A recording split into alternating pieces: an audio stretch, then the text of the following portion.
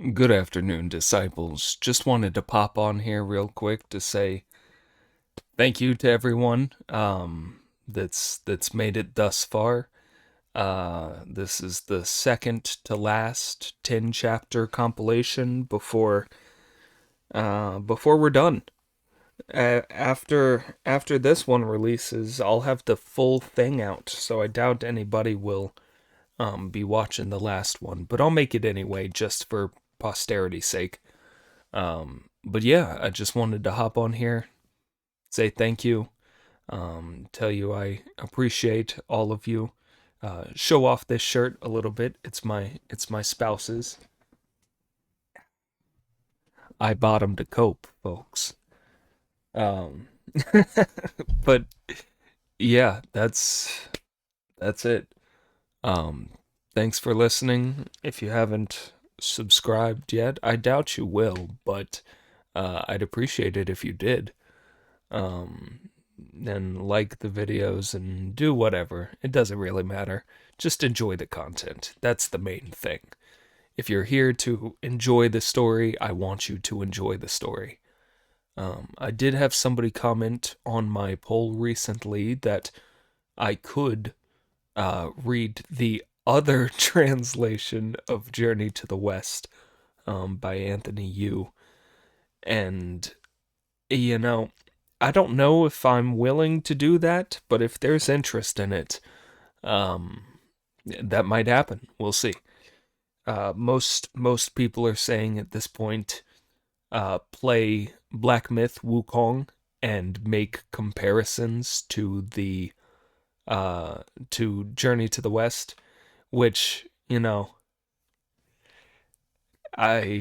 not super familiar with how to produce a Let's Play, much less edit it and make it watchable. But I'll give it a shot. We'll see. We'll see. I'm planning on picking it up as soon as it drops, at least. So yeah, we'll see how that goes. As per usual, I'll leave a timestamp of all the chapters below. That's gonna be a fucking nightmare for the 1 to 100. That's gonna be just ridiculous. It won't be hard per se. It's gonna be tedious. Um, but yeah, that's it. Thank you everyone for listening and enjoy the rest of your day. Uh, as I stumble over my words a bit. Okay, bye. Or the or the recording won't stop. Okay, now bye. Yep. Okay, I guess my keyboard has has died, so I'll have to click it on the mouse. Okay, finally. Chapter 81. The Mind Ape recognizes a monster in the monastery. The three search for their master in Black Pine Forest. The story tells how Sun Zong and his disciples came to Meditation Monastery, where they met the lamas and were given a vegetarian meal. When the four of them had eaten, the girl was also fed. By now, night was gradually falling, and the lamp was lit in the abbot's lodgings. The lamas, who wanted to ask the Tang priest about why he was going to fetch the scriptures, and were also eager for a look at the girl, stood packed together in rows under the lamp. "Abbot," said Sanzang to the lama he had first met, "when we leave your monastery tomorrow, what will the road west be like?" Before answering, the lama fell to his knees. Sanzang quickly helped him up and said, "Stand up, please. Why do you greet me in this way when I ask about the road?" "When you travel west tomorrow, reverend sir, you will find that the road is level. the Lama replied. There is no need to worry. There is just one thing at present that is rather awkward. I wanted to tell you about it as soon as you came in, but I was afraid that it would offend your most distinguished self. I only venture to tell you now that the meal is over. You will be most welcome to spend the night in the young Lama's room after your long, hard journey from the east. But it would not be right for the Lady Bodhisattva to do so. I don't know where I should invite her to sleep. Your suspicions are not called for, Abbot, Sanzang replied. And you should not suppose that my disciples and I have wicked ideas. When we were coming through Black Pine Forest this morning, we found this girl tied to a tree. My disciple, Sun Wukong, refused to save her, but out of my enlightened heart, I rescued her and have brought her here for you to put up, Abbot. As you have been so generous, Reverend Father, the abbot replied, we can set out a straw mattress behind the Devarajas in the Devaraja Hall for her to sleep on. That's splendid, Sanzang said. Splendid. After this, the young lamas took the girl to sleep in the back of the hall, while in the abbot's lodgings, Sanzang urged the officials of the monastery to put themselves at their ease, whereupon they all dispersed. We have had a hard day, Sanzang said to Brother Monkey. We must go to bed early and be up early in the morning. They all slept in the same room, guarding the master and not daring to leave him. Later that night, the moon rose high and all was peaceful. The street of heaven was quiet and nobody moved.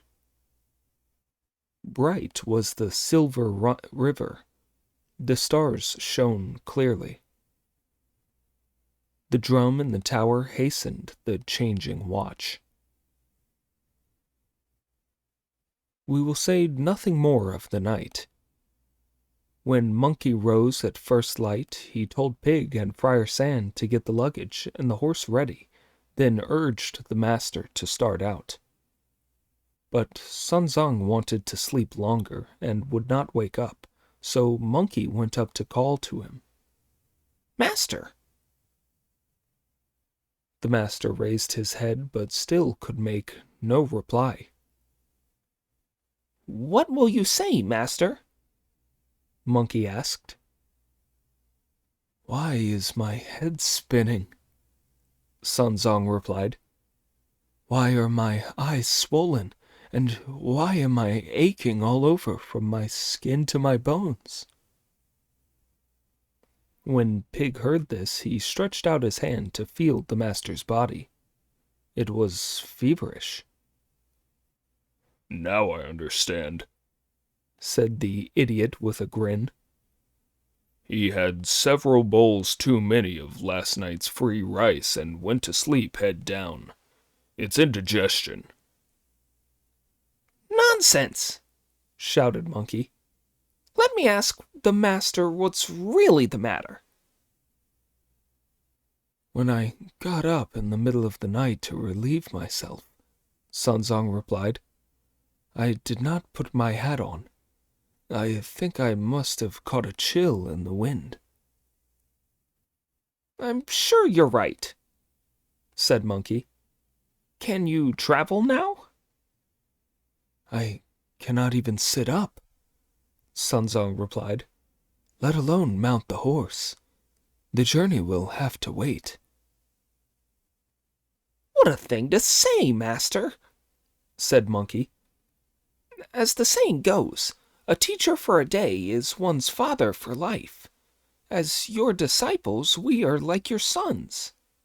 There's another saying that A son does not have to shit silver or gold.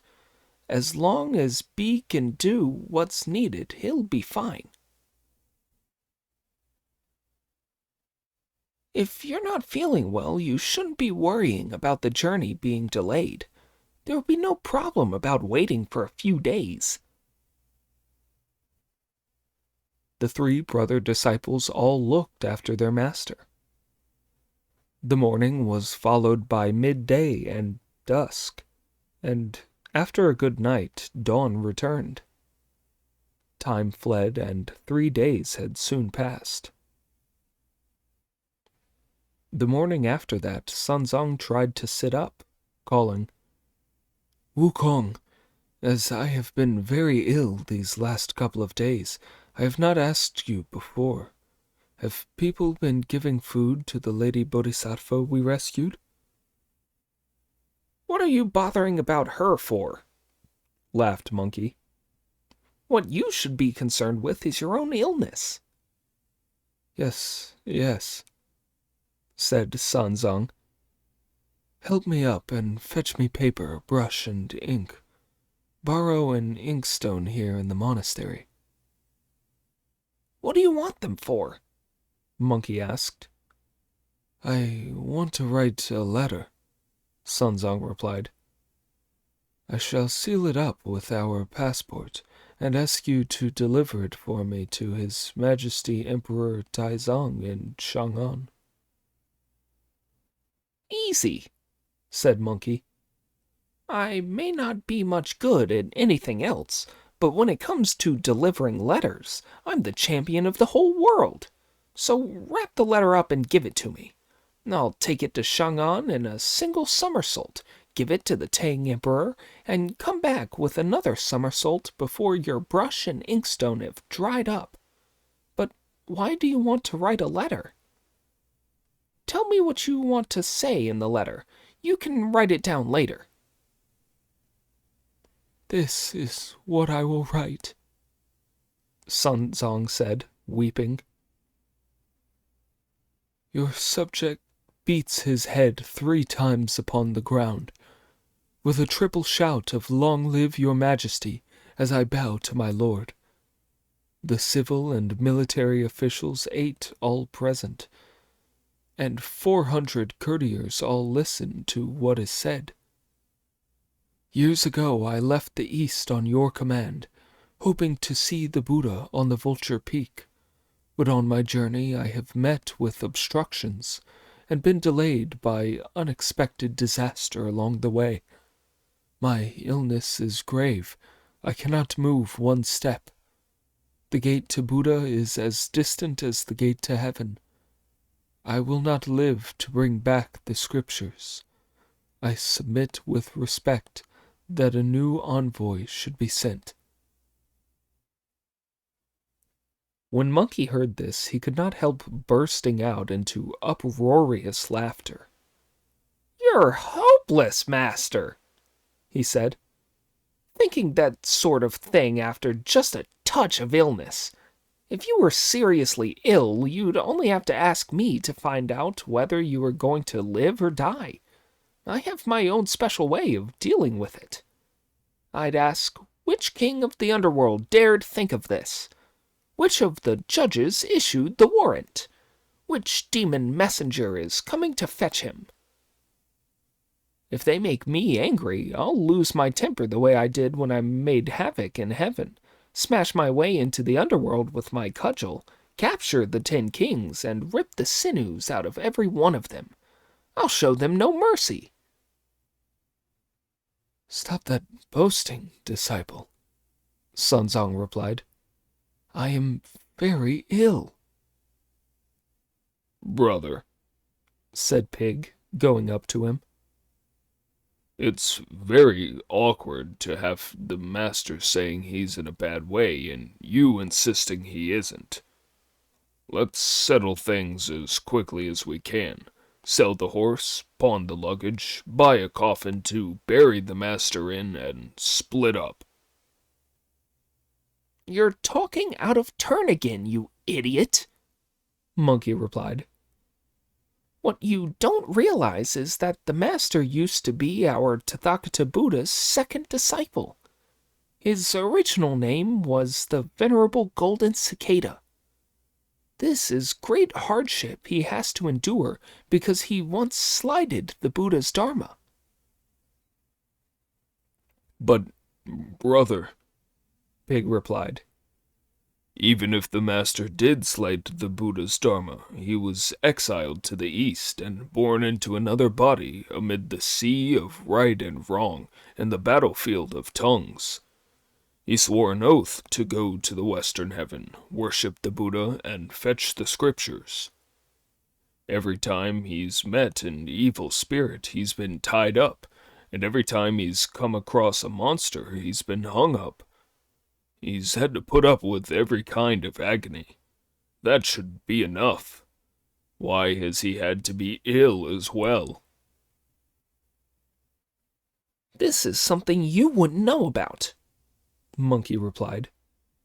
The Master once dropped off to sleep instead of listening to the Buddha teaching the Dharma, and as he drowsed, he trod on a grain of rice with his left foot. That is why he has to be ill for 3 days in the lower world. So goodness only knows how many years someone who eats as messily as I do will have to be ill, replied a shocked pig. Brother, Monkey replied, the Buddha will spare ordinary creatures such as you. There's something else you don't know. As the poet said, hoeing millet in the noonday sun, sweat drops on the ground beneath the millet. Who understands that of the food that's in the bowl, every single grain was won through bitter toil? The Master will only be ill today. Tomorrow, he'll be better. I am feeling different today from how I did yesterday, said Sanzang. My throat is absolutely parched. Go and find some cold water somewhere for me to drink. Fine, Monkey replied. If water's what you want, Master, that means you're better. I'll go and fetch some. Monkey at once took the begging bowl and went to the kitchen at the back of the monastery, where he came across all the monks red-eyed and sobbing with grief. The only thing was that they dared not cry out loud. Don't be so petty, little monks, said Brother Monkey. Before we leave, we'll thank you for the days we've spent here, and we'll pay for our cooking fuel and lighting by the day. You really shouldn't be such pustules. We wouldn't dare accept it, the llamas said at once, falling to their knees. We wouldn't dare. What do you mean you wouldn't dare? Said Monkey. It must be that long-snouted monk of ours who has an enormous appetite. He'd eat you out of house and home. My lord, the llamas replied, there are over 100 senior and junior llamas in this monastery. If each of us kept you for a single day, we could afford to support you for over 100 days. We're not the sort of skinflints who'd calculate what you will cost us in food. If you're not working out the cost, then why are you sobbing? Monkey asked. Lord, the llamas replied, there's an evil monster in the monastery. We don't know which mountain it's from. Last night we sent 2 junior llamas to strike the bell and beat the drum. We heard the sound of the bell and the drum, but the llamas never came back. When we looked for them the next day, we found their monks' hats and shoes lying in the courtyard at the back and their skeletons. They had been eaten. In the 3 days you have been here, 6 llamas have disappeared from the monastery. That's why we can't help being frightened and grieved. When we realized that your venerable master was ill, we couldn't stop these tears stealing out, even though we kept the news to ourselves." "Say no more," said Brother Monkey, who was both shocked and delighted by what he heard.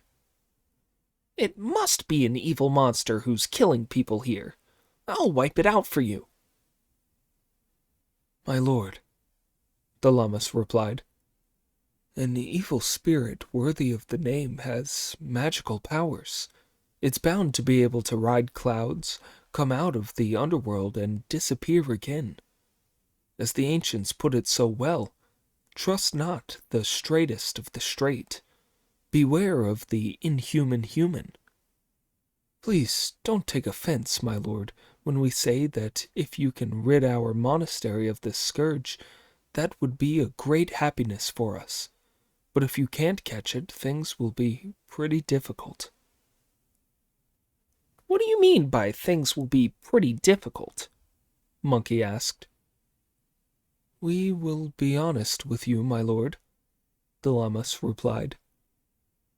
"Although there are only 100 or so of us Lammas in this monastery, we all became monks as children. When our hair grows, we have it shaved off. Our clothes are patched with rags. We rise in the morning to wash our faces, then bow with hands together,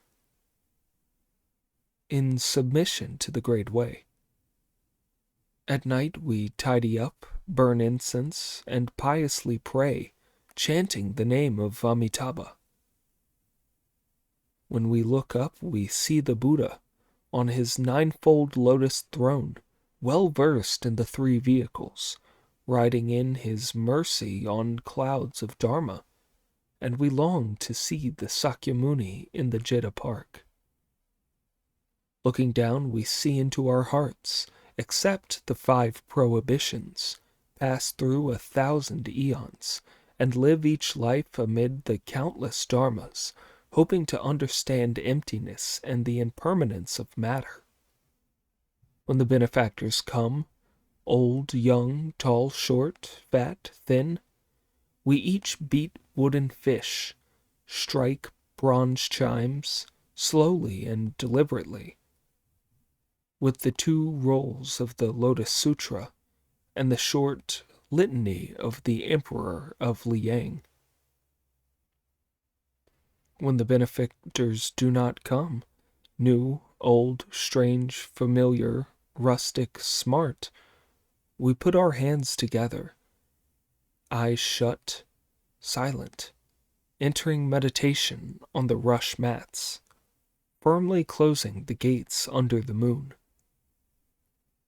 Let the orioles sing and other birds chirp in idle strife. They cannot mount our expeditions and compassionate chariot of Dharma. This is why we cannot subdue tigers and dragons, or recognize monsters and spirits. If, my lord, you provoked the evil monster, to which we 100 and more Lammas would be but a single meal, all of us living creatures would fall to the wheel of rebirth. This ancient monastery of meditation would be destroyed, and finally there would be no light at the Tathagata's assembly. This would cause great troubles." When Brother Monkey heard the Lama say this, his anger surged up from his heart, and hatred from his gall. "What a stupid lot you Lamas are!" he shouted at the top of his voice. "Are you only aware of those evil spirits? Do you know nothing of what I've done?" "We really don't," the Lammas replied in very quiet voices. "Then I'll tell you about it," Monkey said. "I used to subdue tigers and dragons on the mountain of flowers and fruit. I once went up to heaven and made a great havoc in its palace. When I was hungry, I nibbled just 2 or 3 of Lord Lao Tse's elixir tablets. When I was thirsty, I sipped 6 or 7 cups of the Jade Emperor's own wine. When I glare with my golden eyes that are neither black nor white, the sky turns deathly pale, while the moon is hidden in cloud. When I wield my gold-banded cudgel that's the right length, it strikes unseen and leaves no trace behind. What do I care about big or little monsters, however rough or vicious they may be? Once I go for them, they may run away, nimble about, hide, or panic. Whenever I grab one, they'll be filed down, cooked, ground to bits, or pulverized in a mortar. I'm like one of the 8 immortals crossing the sea, each of whom gives a unique display of his magical powers. Llamas, I'll catch that evil spirit and show it to you. Then you'll know what sort of person this monkey is." When the llamas heard this, they nodded and said quietly, "From the way this damned Baldy is shooting his mouth off and talking big, there must be something behind it all." They all made polite noises of respectful assent, except for the older llama, who said, "Wait, your master is ill, and catching the evil spirit is not as important as that. As the saying goes, when a young gentleman goes to a feast, he either gets drunk or eats till he's filled. When a strong warrior goes into battle, he either is wounded or gets himself killed. If you two fight it out here, you may well get your master into trouble too. It's not a sound idea." "You're right," said Monkey. "You're right. I'll take my master a drink of cold water and be right back." Picking up the begging bowl, he filled it with cold water, went out of the monastery kitchen and back to the abbot's lodgings, and called, "Master, cold water for you." Sanzang, who was just then suffering torments of thirst, raised his head, held the bowl with both hands, and took only one sip of the water. It really was a case of a drop when you're thirsty is just like sweet dew. Get the right medicine, and you'll feel good as new. Seeing the venerable elder gradually recovering his spirits and looking less worried, Monkey asked, "Could you manage some soup and other food, master?" "That cold water was a magical cure," Sanzong replied. "I have already half recovered from my illness. I would like some food if there is any." "The master's better!" Monkey shouted repeatedly at the top of his voice. "He wants some soup and other food." He told the llamas to arrange some at once. They washed and boiled rice, made noodles, cooked pancakes, steamed bread rolls, and prepared vermicelli soup. 4 or 5 tables of food were carried in, but the tank priest ate only half a bowl of rice gruel, while Monkey and Friar Sand managed only a tableful between them. Pig gobbled up the rest. The dishes were then taken out, the lamp was lit, and the llamas dispersed. "How long have we been here now?" Sanzong asked. 3 whole days," Monkey replied. "By tomorrow evening it'll be 4 days." "We could have covered a lot of distance in 3 days," Sanzong replied. "Never mind about the distance, master," said Monkey. "We'll be on our way tomorrow." "Yes," said Sanzong. "Even if I am still a little poorly, there is nothing that can be done." "If we're setting out tomorrow, let me catch the evil spirit tonight." said Monkey. What evil spirit? Sanzong asked in astonishment. There's an evil spirit in this monastery that I'm going to catch for them, Monkey replied. But how can you be having ideas like that before I have even recovered from my illness? Sanzong asked. If that monster has magical powers and you fail to catch it, then it will kill me, won't it? You're always running people down, Monkey replied. Wherever we go, I subdue evil creatures. Have you ever seen me come off second best? That could only happen if I did nothing. If I act, I'm bound to win. Disciple, said Sanzong, clutching him. The saying is quite right that goes, do people a good turn whenever you can. If it is possible, treat them with mercy. Worrying cannot compare with true kindness. Better be patient than strive for supremacy. In the face of his master's impassioned pleas and refusal to allow him to subdue the monster, Monkey could only speak frankly. I'll be honest with you, Master, he said. The evil spirit has been eating people here. Who has it eaten? Sanzong asked with shock.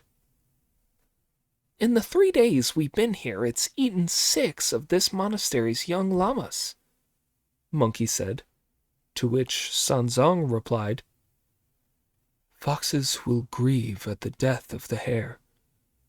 Creatures will all for their own kind show care. As it has eaten monks from this monastery, and I am a monk too, I will let you go, but do be careful. No need to tell me, said Monkey. I'll wipe it out the moment I get my hands on it. Watch him as he tells Pig and Friar Sand in the lamplight to guard the master. When he leapt happily out of the abbot's lodgings and went back to the Buddha hall, he saw that through there were stars in the sky. The moon had not yet risen, and it was dark inside the hall.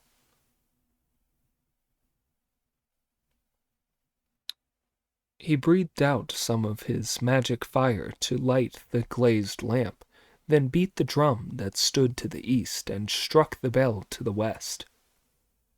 That done, he shook himself and turned himself into a young lama of only 11 or 12, who was wearing a yellow silk shirt and a white cotton tunic, striking a wooden fish with his hand as he recited a sutra.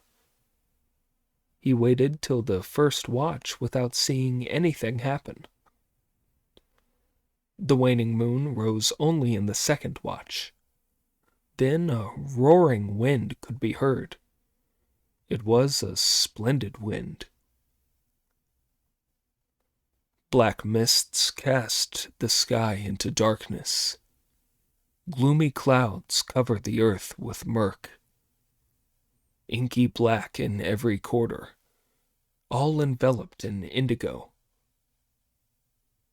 At first the wind raises dust and dirt, then it blows down trees and ravages woods.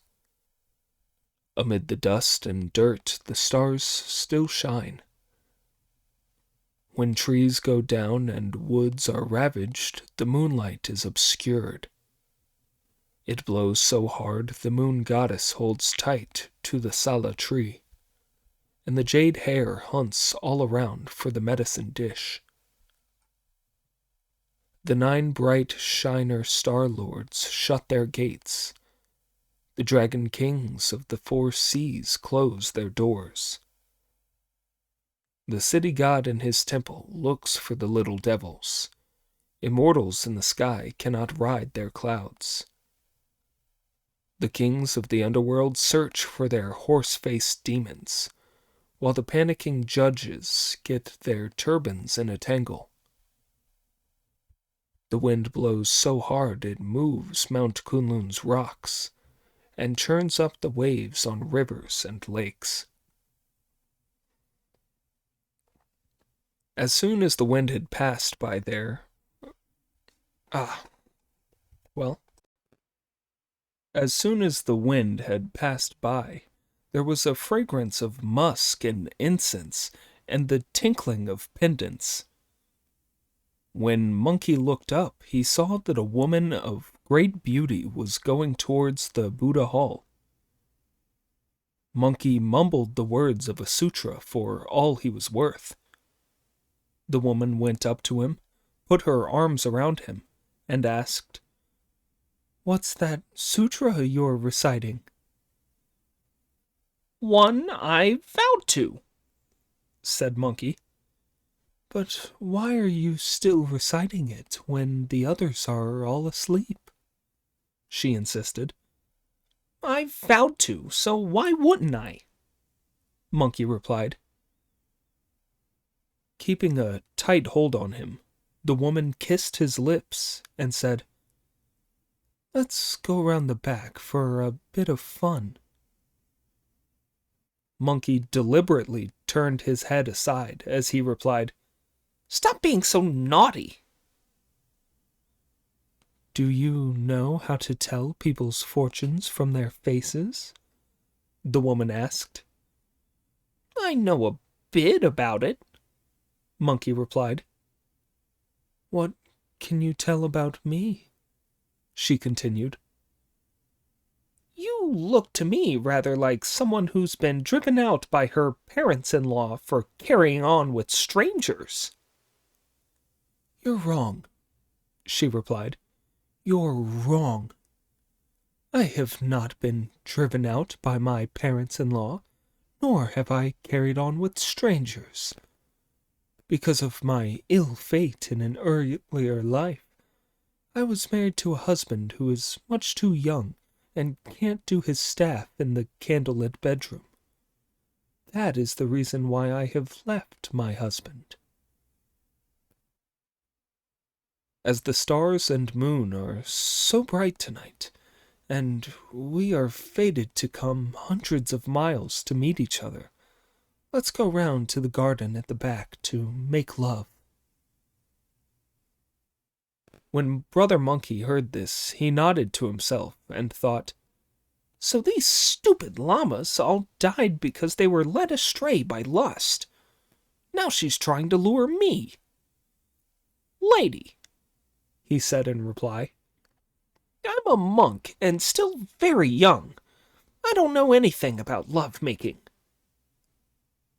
"Come with me and I'll teach you," the woman replied.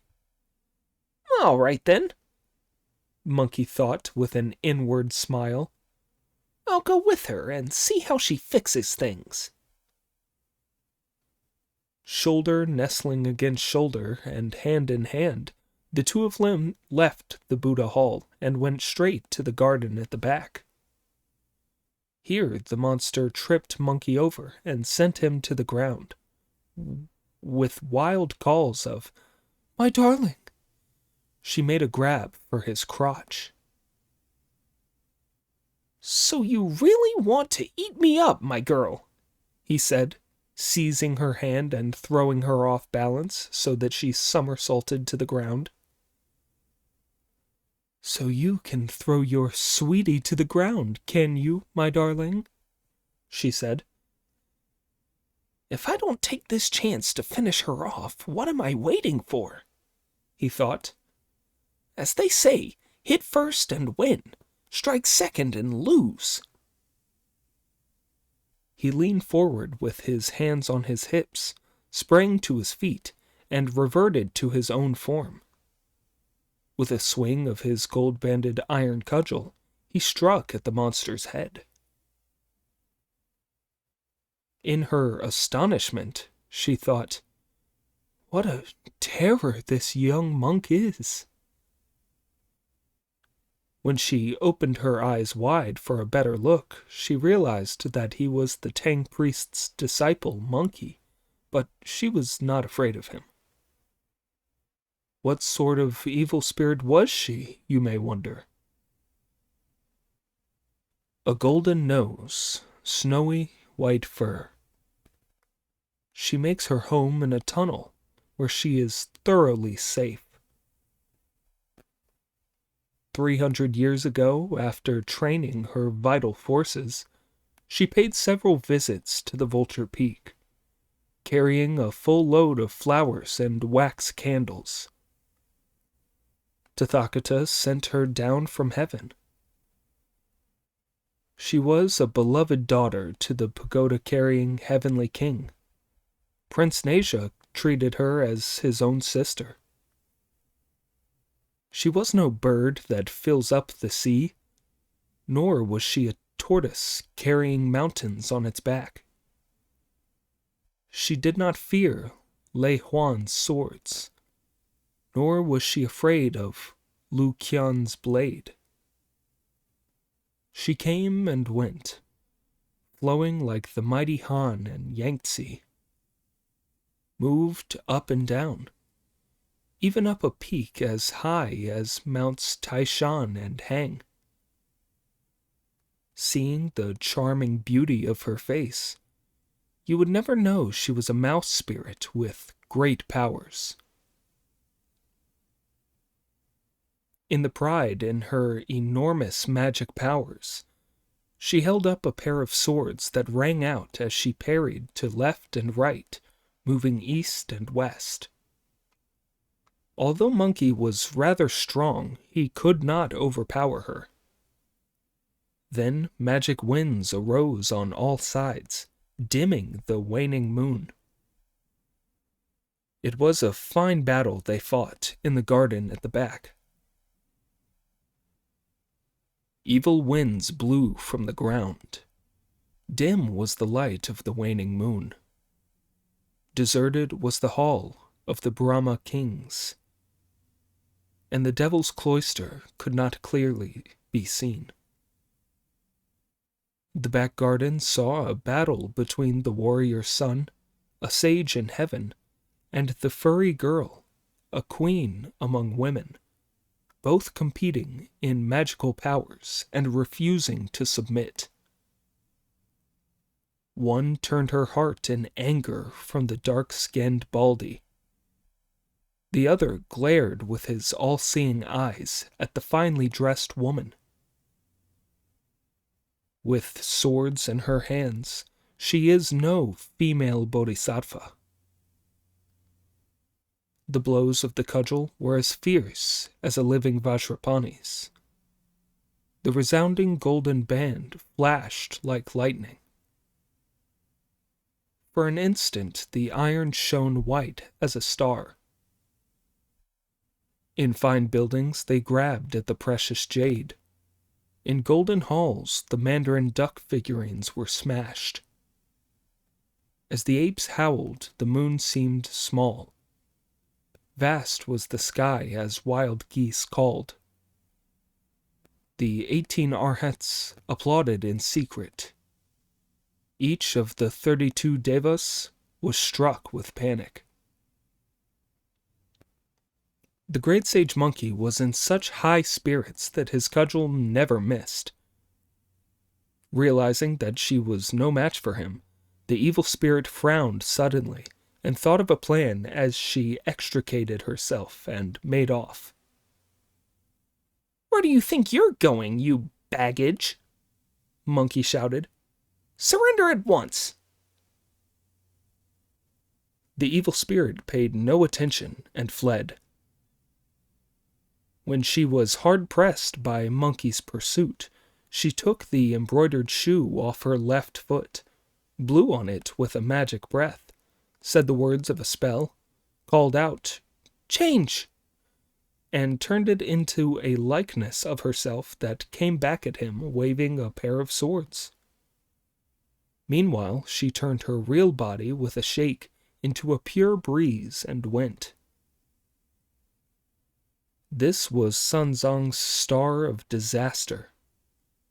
She headed straight for the abbot's quarters, lifted Sun Zong up into a cloud, and, on the instant, before anyone could see anything, she was back at Mount Pitfall and inside the bottomless cave, where she told her underlings to prepare a vegetarian marriage feast.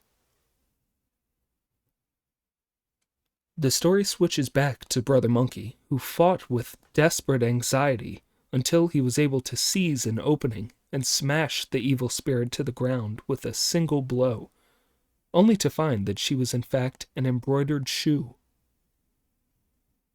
Realizing that he had fallen for a trick, he went straight back to see his master. But was the master there? There were only the idiot and Friar Sand muttering together.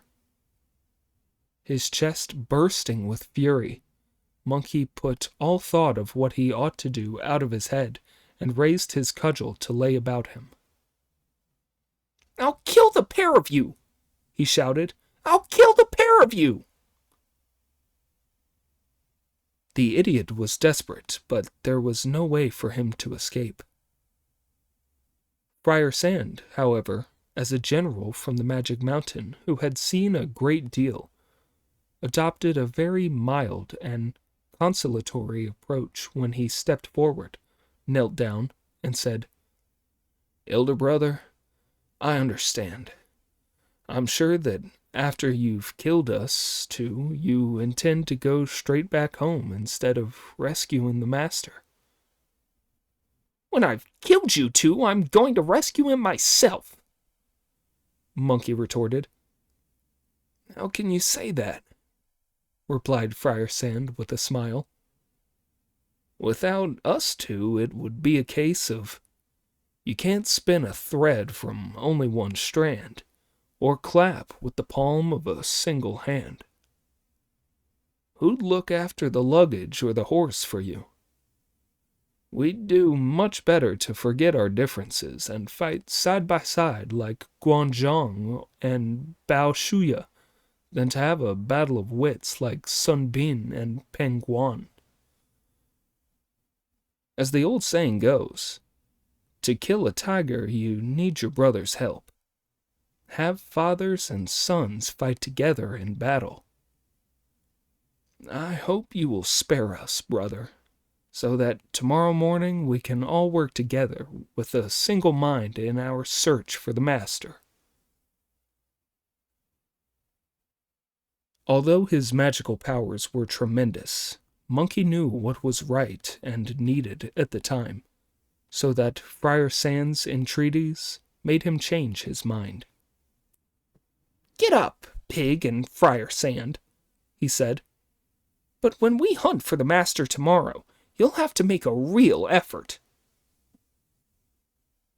The idiot was so grateful at being let off that he would gladly have promised Monkey half the sky.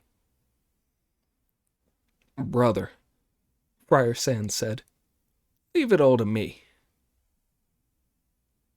The three brother disciples were so anxious that none of them could sleep. They wished they could make the sun rise in the east with a nod of the head and blow all the stars out of the sky with a single breath.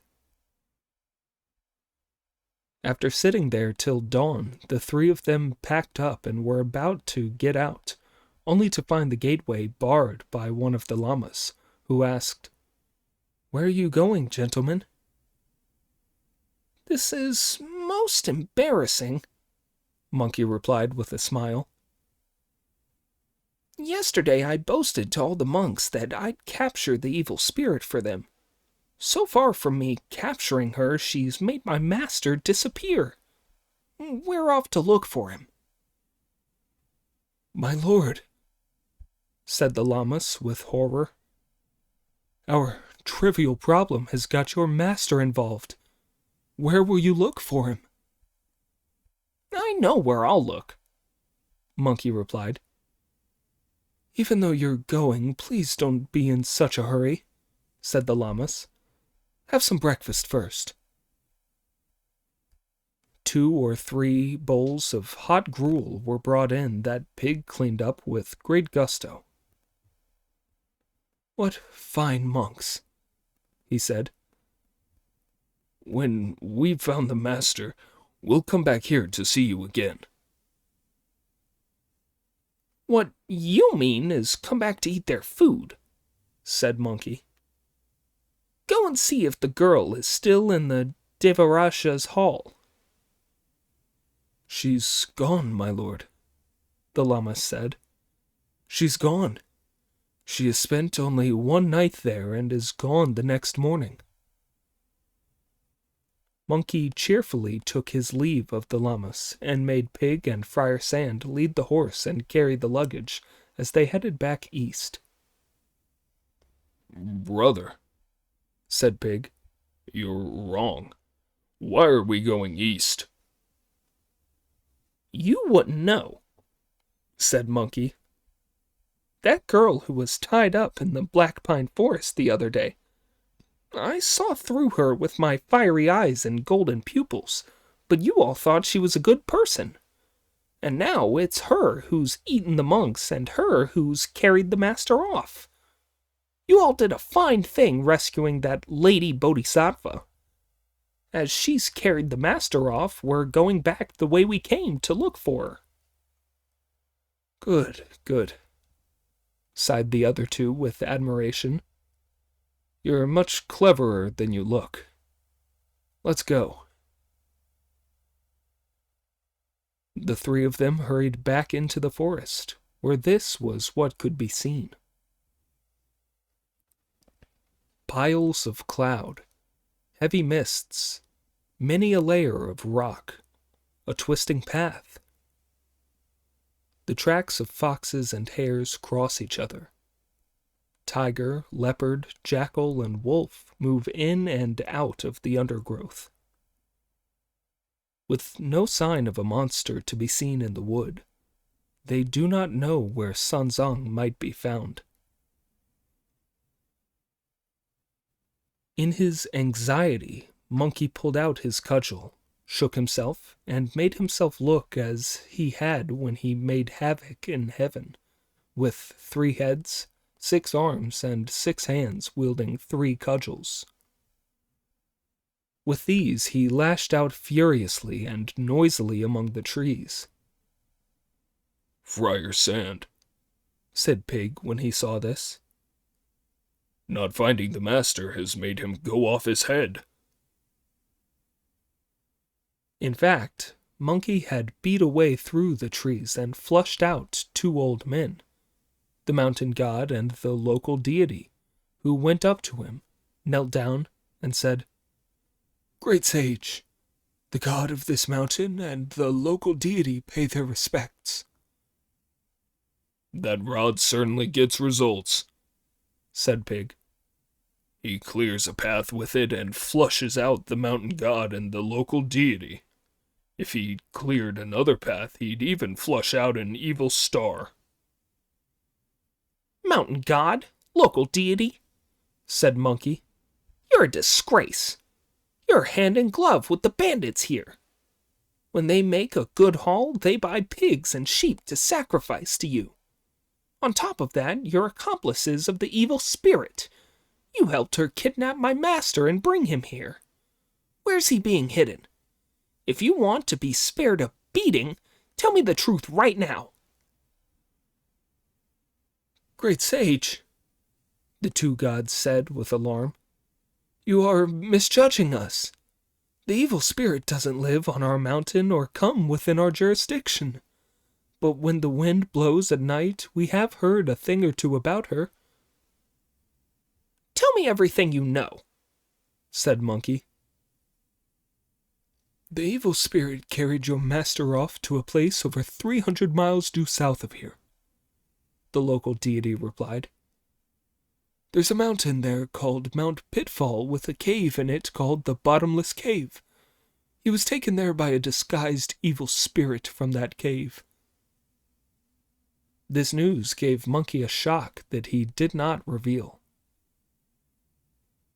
Shouting at the mountain god and the local deity to dismiss them, he put his magical appearance away, turned back into himself, and said to Pig and Friar Sand, The master's a long way from here. If it's a long way, let's go there by cloud, Pig replied. The splendid idiot went ahead on a wild wind, followed by Friar Sand on a cloud. As the white horse had originally been a dragon's son, he too came by wind and mist as he carried the luggage on his back. The great sage set off by somersault as he headed due south, and before long a high mountain came into view that was blocking the way for the clouds. The three of them took hold of the horse and stopped their clouds. This is what the mountain looked like. The summit touched the azure sky. Its peaks joined with the blue of the heavens. Trees by the million grew on every side, while flying birds sung noisily all around. Tigers and leopards moved in packs. Water deer and roebuck walked through the bushes.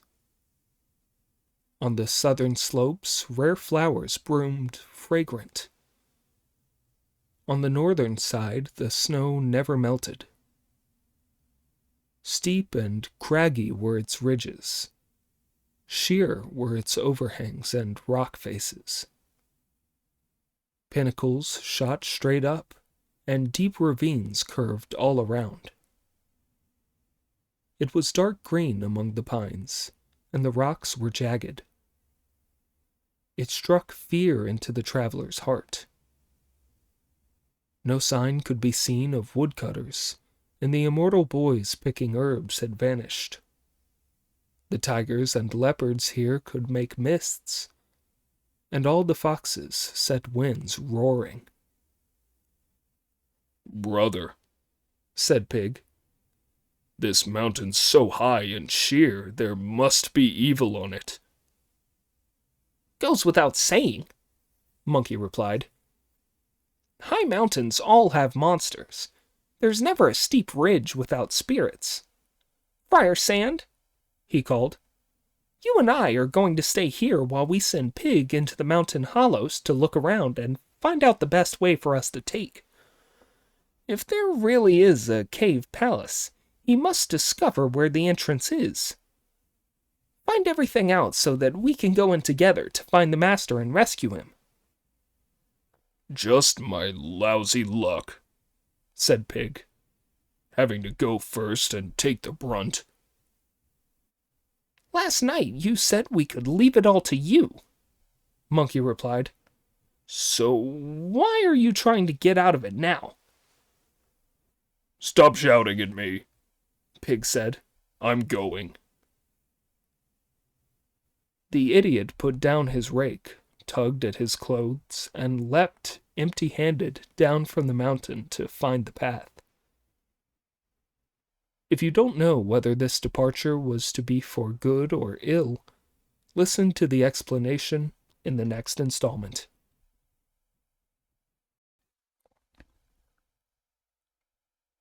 Chapter 82.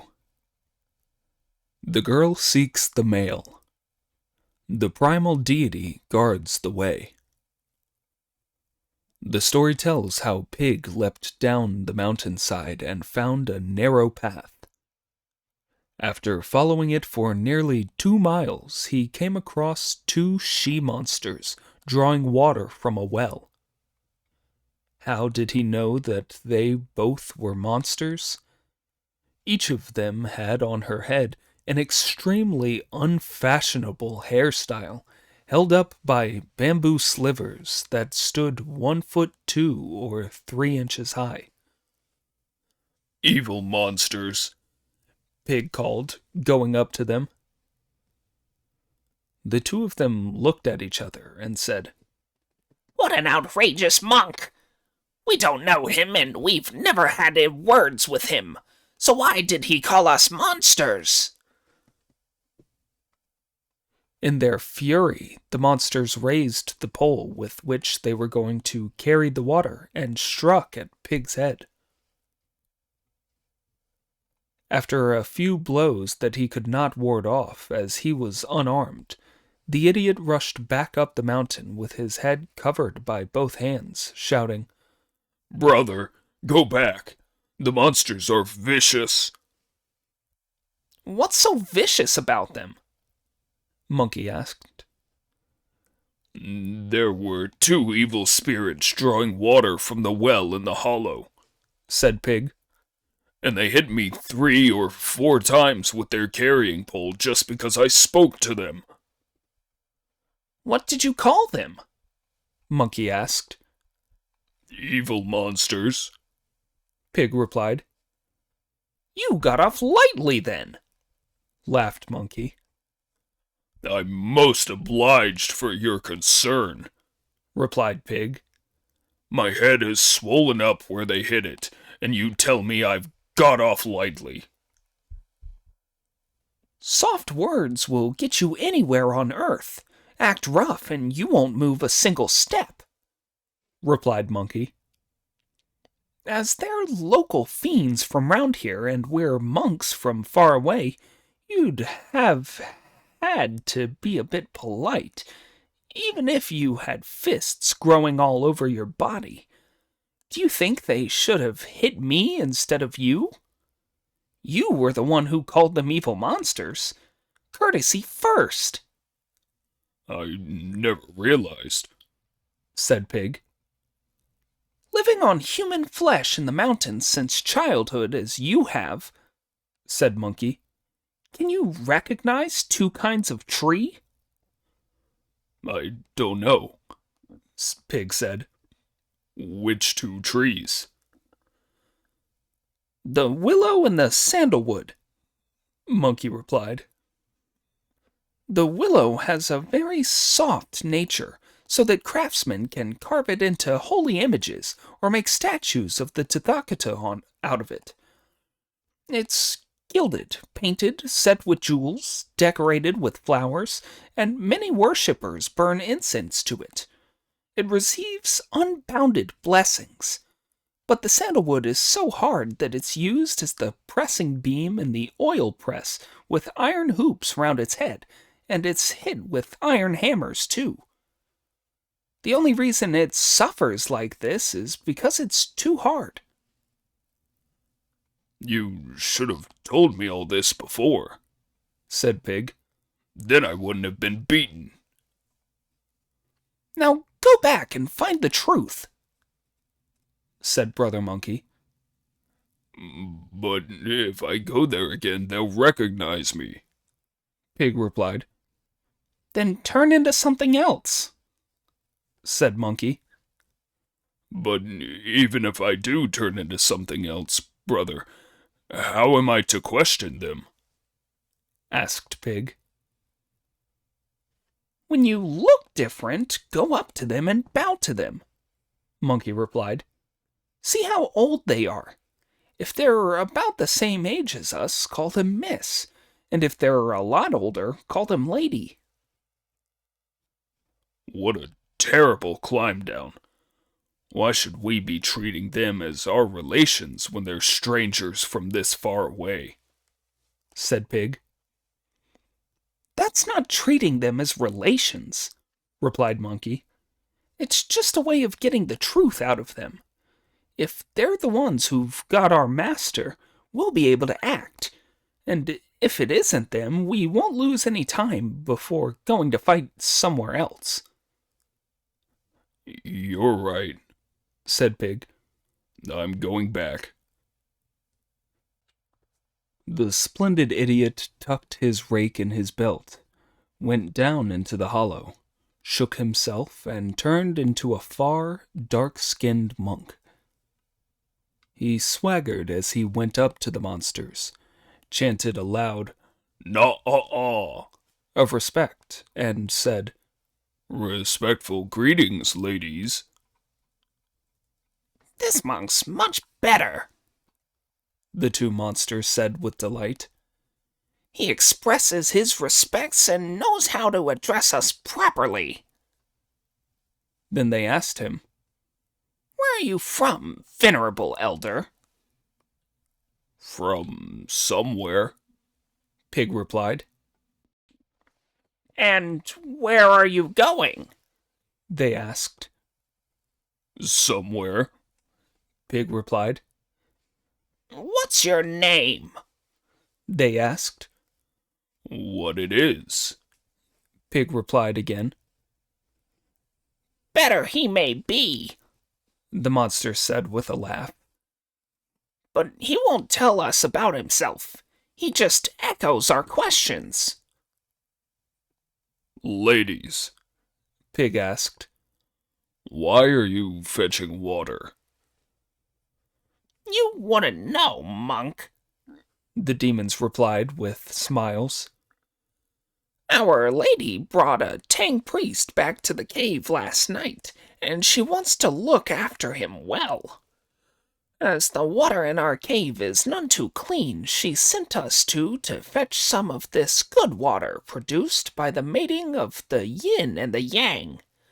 She's laid on a vegetarian banquet as well for the Tang priest. She's going to marry him this evening. As soon as he heard this, the idiot rushed straight back up the mountain, shouting. Friar Sand, bring the luggage here at once. We're dividing it up. Why, brother? Friar Sand asked. When we've divided it up, you can go back to man-eating in the flowing sands river. Pig replied. I'll return to Gao village to see my wife. Big Brother can play the sage on the mountain of flowers and fruit, and the white dragon can be a dragon in the ocean again.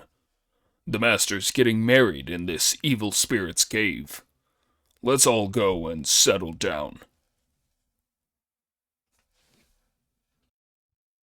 You're talking nonsense again, you idiot, replied Brother Monkey. I am bloody well not, Pig retorted. Those two evil spirits who were carrying water said a moment ago that a vegetarian wedding feast is being laid on for the master. How can you say things like that when the evil spirits are holding the master prisoner in the cave, and he's longing for us to go in and rescue him? Said Monkey. How can we rescue him? Pig asked. You two bring the horse and the luggage, while we go with the two she-monsters as our guides, Monkey replied. When we reach the entrance, we can act together. The idiot could only go with Monkey as he followed the two monsters for 5 or 6 miles deep into the mountains before suddenly disappearing. So the master was captured by a devil in broad daylight, Pig exclaimed with surprise. You've got good eyesight, Said Monkey. How can you possibly tell what they really were? Those two monsters were carrying the water along when suddenly they disappeared. They must be daytime devils. I think they went into a cave, said Monkey. Wait while I go to have a look. The splendid great sage opened his fiery eyes with their golden pupils and scanned the whole mountain. He saw no movement, but did spot a ceremonial archway most intricately made with many flowers and colors, triple eaves, and fourfold decorations in front of the cliff. Going closer with Pig and Friar Sand, he saw 4 large words written on it. Pitfall Mountain, Bottomless Cave. Brothers, said Monkey, here's the evil spirit's archway, but I still don't know where the entrance is. Can't be far, said Friar Sand. Can't be far. Let's have a good look for it. When they turned round to look, they saw a great rock over 3 miles around at the foot of the mountain beneath the archway. In the middle of it was a hole the size of a water vat, which had become very slippery by repeated climbing. "Brother," said Pig. "that's where the evil spirits go in and out of their cave." That's very strange, said Monkey. To be frank with the two of you, I've captured quite a few evil spirits since I started escorting the Tang priest, but I've never been to a cave palace like this one before. Pig, you go down first and find out how deep it is. Then I'll be able to go in and rescue the master. "It'll be hard," said Pig with a shake of his head. "very hard. I'm very clumsy. If I tripped and fell in, it might take me 2 or 3 years to reach the bottom." How deep is it then? Monkey asked. "Look," Pig replied, and as the great sage leant over the edge of the hole to take a careful look, he saw to his astonishment that it was very deep indeed, and must have measured over 100 miles around. It's very, very deep, brother, he turned round to say. "Go back then," Pig replied. "The master's beyond saving." What a thing to say, Monkey retorted. Have no thoughts of being lazy. Put idleness out of your mind. Put the luggage down and tether the horse to one of the legs of the archway. You and Friar Sand must block the entrance with your rake and staff while I go inside to explore. If the master really is inside, I'll drive the evil spirits out with my iron cudgel, and when they reach the entrance you mustn't let them out. We'll only be able to kill the evil spirits and rescue the master if we work together. The other two accepted their orders. Monkey sprang into the hole, and under his feet 10,000 colored clouds appeared, while 1,000 layers of auspicious mist shielded him. He was soon at the bottom, which was a very long way down. Inside all was bright. There was the same sunshine, winds, flowers, fruit, and trees as in the world above. What a splendid place, Monkey thought. It reminds me of the water curtain cave that Heaven gave me in the place where I was born. This is another cave paradise. As he looked around, he saw a gate tower with double eaves, around which grew many clumps of pine and bamboo. Inside were many buildings. This must be where the evil spirit lives, he thought. I'll go in and find out what's up. No, wait. If I go in like this, she'll recognize me. I'd better transform myself. With a shake and a handspell, he turned himself into a fly and flew lightly up to land on the gate tower and listen in. From here he saw the monster sitting at her ease in a thatched pavilion. She was dressed far more beautifully than she had been when they rescued her in the pine forest, or when she had tried to catch Monkey in the monastery. Her hair was piled in a crow-black coiffure. She wore a green velvet waistcoat. Her feet were a pair of curving golden lotuses. Her fingers were as delicate as bamboo shoots in spring. Her powdered face was like a silver dish, and her red lips were as glossy as a cherry. She was a regular beauty, even more lovely than the lady on the moon. After capturing the pilgrim monk that morning, she was going to know the pleasure of sharing his bed.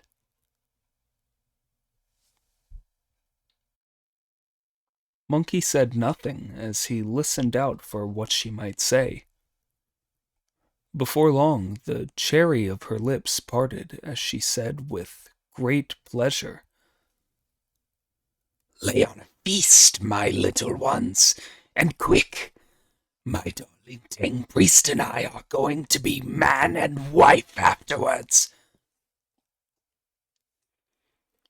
"So it's true," thought Brother Monkey, grinning to himself. "I thought Pig was just joking. I'd better fly in and find the master. I wonder what state of mind he's in. If he's been led astray, I'm leaving here." When he spread his wings and flew inside to look, he saw the Tang priest sitting in a corridor behind a trellis, covered with opaque red paper below and left clear above.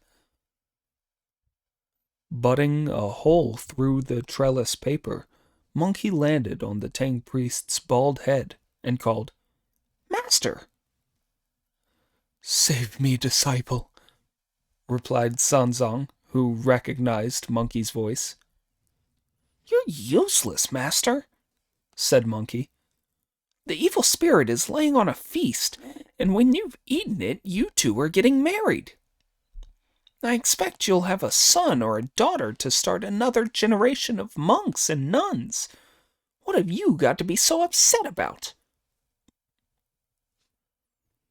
When the venerable elder heard this, he gnashed his teeth and said, "Disciple, in all the time since I left Chang'an, accepted you as my follower at the Double Boundary Mountain, and started my journey west, when have I ever eaten meat or had any wicked ideas?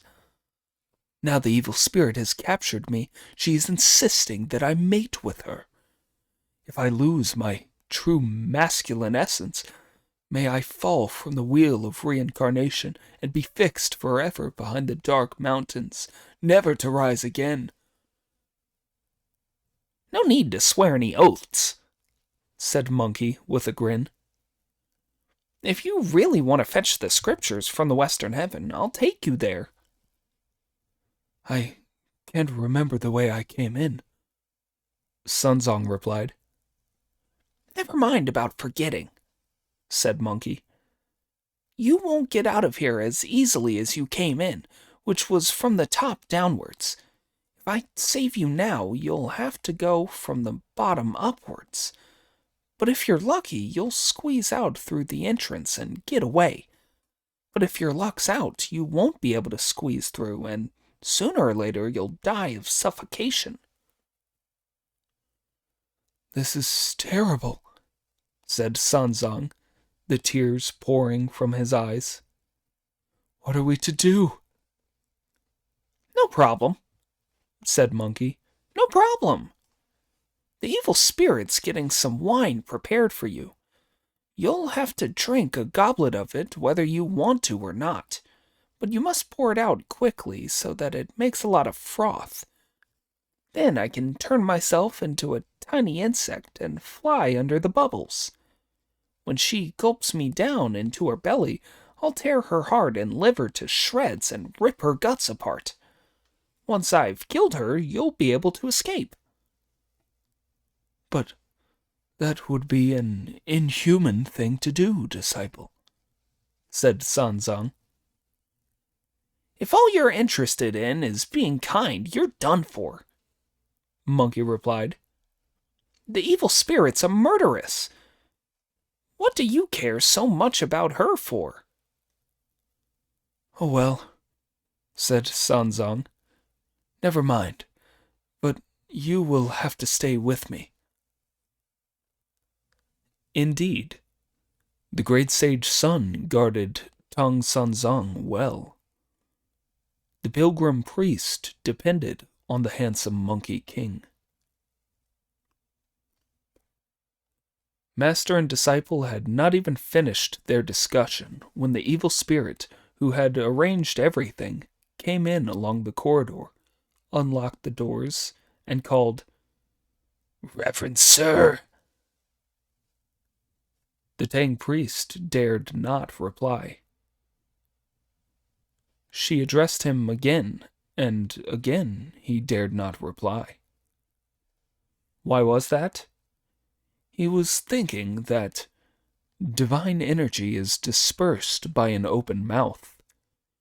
Trouble starts when the tongue begins to move. He was thinking with all his heart that if he obstinately refused to open his mouth, she might turn vicious and murder him in an instant. Just when he was feeling confused, wondering which difficult alternative to choose and asking himself what to do, the evil spirit addressed him as Reverend Sir. for the third time. The Tang priest had no choice but to answer. Here I am, madam. For him to give this reply was to make all the flesh fall off him. Now everybody says that the Tang priest is a sincere monk, so how could he reply to the she-devil when he was on his way to worship the Buddha and fetch the scriptures from the western heaven? What you would not realize is that this was a crisis in which his very survival was at stake, that he had absolutely no alternative, and although he went through the form of replying, he was free of desire inside. But when the evil spirit heard his reply, she pushed the door open, helped the Tang priest to his feet, held his hand, stood with her side pressed against his, and whispered in his ear. Just look at her as she lays on the charm and makes herself alluring in every possible way. She did not realize that Sanzang was full of revulsion. From the way she's making herself so seductive, Monkey thought with a wry grin to himself, I'm worried that she might get the master interested. Indeed, the monk in demon trouble met a pretty girl. The she-devil's beauty was truly superb. Her slender jade eyebrows were like 2 willow leaves. Her round face was set off with peach blossom. Embroidered shoes gave a sight of a pair of phoenixes. Her crow-black hair was piled high at the temples. As smiling, she led the master by his hand. His cassock was tinged with orchid and musk. Her arms around him, the she-devil took the master to a thatched pavilion and said, Reverend Sir, I've had a drink brought here to have with you. Lady, said the Tang priest, as a monk I can take no impure food. I know, the evil spirit replied. As the water in the cave isn't clean, I've sent for some of the pure water from the mating of the yin and the yang up on the mountain, and had a banquet of fruit and vegetables prepared. After that, you and I are going to have some fun. When the Tang priest went into the pavilion with her, this is what could be seen. All within the gates was decked in silks and embroideries. Throughout the hall, incense rose from golden lion censers. Black painted inlaid tables were set in rows, on which stood dark lacquered bamboo dishes. On the inlaid tables were all kinds of delicacies. In the bamboo dishes were vegetarian delights. Crab apples, olives, lotus seeds, grapes, torreya nuts, hazelnuts, pine nuts, lychees, longans, chestnuts, water caltrops, jujubes, persimmons, walnuts, ginkgo nuts, kumquats, and oranges. There was the fruit that grows on every hill, the fresh vegetables of each season, bean curd, wheat gluten, tree ear fungus, fresh bamboo shoots, button mushrooms, gill fungus, yams, sealwort, agar, daylily fried in vegetable oil, hyacinth beans, cowpeas prepared with mature sauces, cucumbers, gourds, ginkgo, turnip greens, peeled aubergines were cooked like quails, sealed wax gourds, taro stewed tender and sprinkled with sugar, turnips boiled in vinegar, pungent chili and ginger made it all delicious. All the dishes were a balance of bland and salty. Revealing the tips of her jade fingers, she raised a dazzling golden goblet that she filled with a fine wine. Dearest reverend gentleman, She said, handing it to him. my darling, have a drink to celebrate our happy union. Sanzang was covered with embarrassment as he took the wine. He poured a libation into the air as he prayed silently. Devas who guard the Dharma, guardians of the four quarters and the center, four duty gods, your disciple, Qin Xuanzang, has benefited from the secret protection of all you deities sent by the Bodhisattva Guan Yin on my journey to pay respects at the Thunder Monastery, see the Buddha, and seek the scriptures. I have now been captured by an evil spirit on my way. She is forcing me to marry her and has now handed me this cup of wine to drink. If this really is pure wine, I can force myself to drink it and still be able to succeed and see the Buddha. But if it is impure wine, I will be breaking my vows and fall forever into the bitterness of the wheel of rebirth. The great sage Sun made himself tiny and was like a secret informant behind his master's ear. When he spoke, Sanzang was the only one who could hear him. Knowing that his master was normally fond of the pure wine of grapes, he told him to drain the goblet. Sanzang had no choice but to do so, quickly refill the goblet, and hand it back to the evil spirit. As he filled it, bubbles of happiness formed on the surface of the wine. Brother Monkey turned himself into the tiniest of insects and flew lightly under the bubbles. But when the spirit took the goblet, she put it down instead of drinking from it, bowed twice to the Tang priest, and spoke loving words to him with charming bashfulness. By the time she lifted the cup, the bubbles had burst, and the insect was revealed. Not realizing that it was monkey transformed, the evil spirit took it for a real insect, lifted it out with her little finger, and flicked it away. Seeing that as things were not going as he intended, he would be unable to get into her belly, Monkey turned himself into a hungry eagle. Indeed, jade claws, gold eyes, and iron wings. In terrible might he rose above the clouds. Cunning hares and foxes felt faint at just the sight, and hid among mountains and rivers for hundreds of miles around. When hungry, it chased small birds into the wind, and rose to the gate of heaven when replete. Murderous were its talons of steel. In times of triumph, it stayed aloof in the clouds.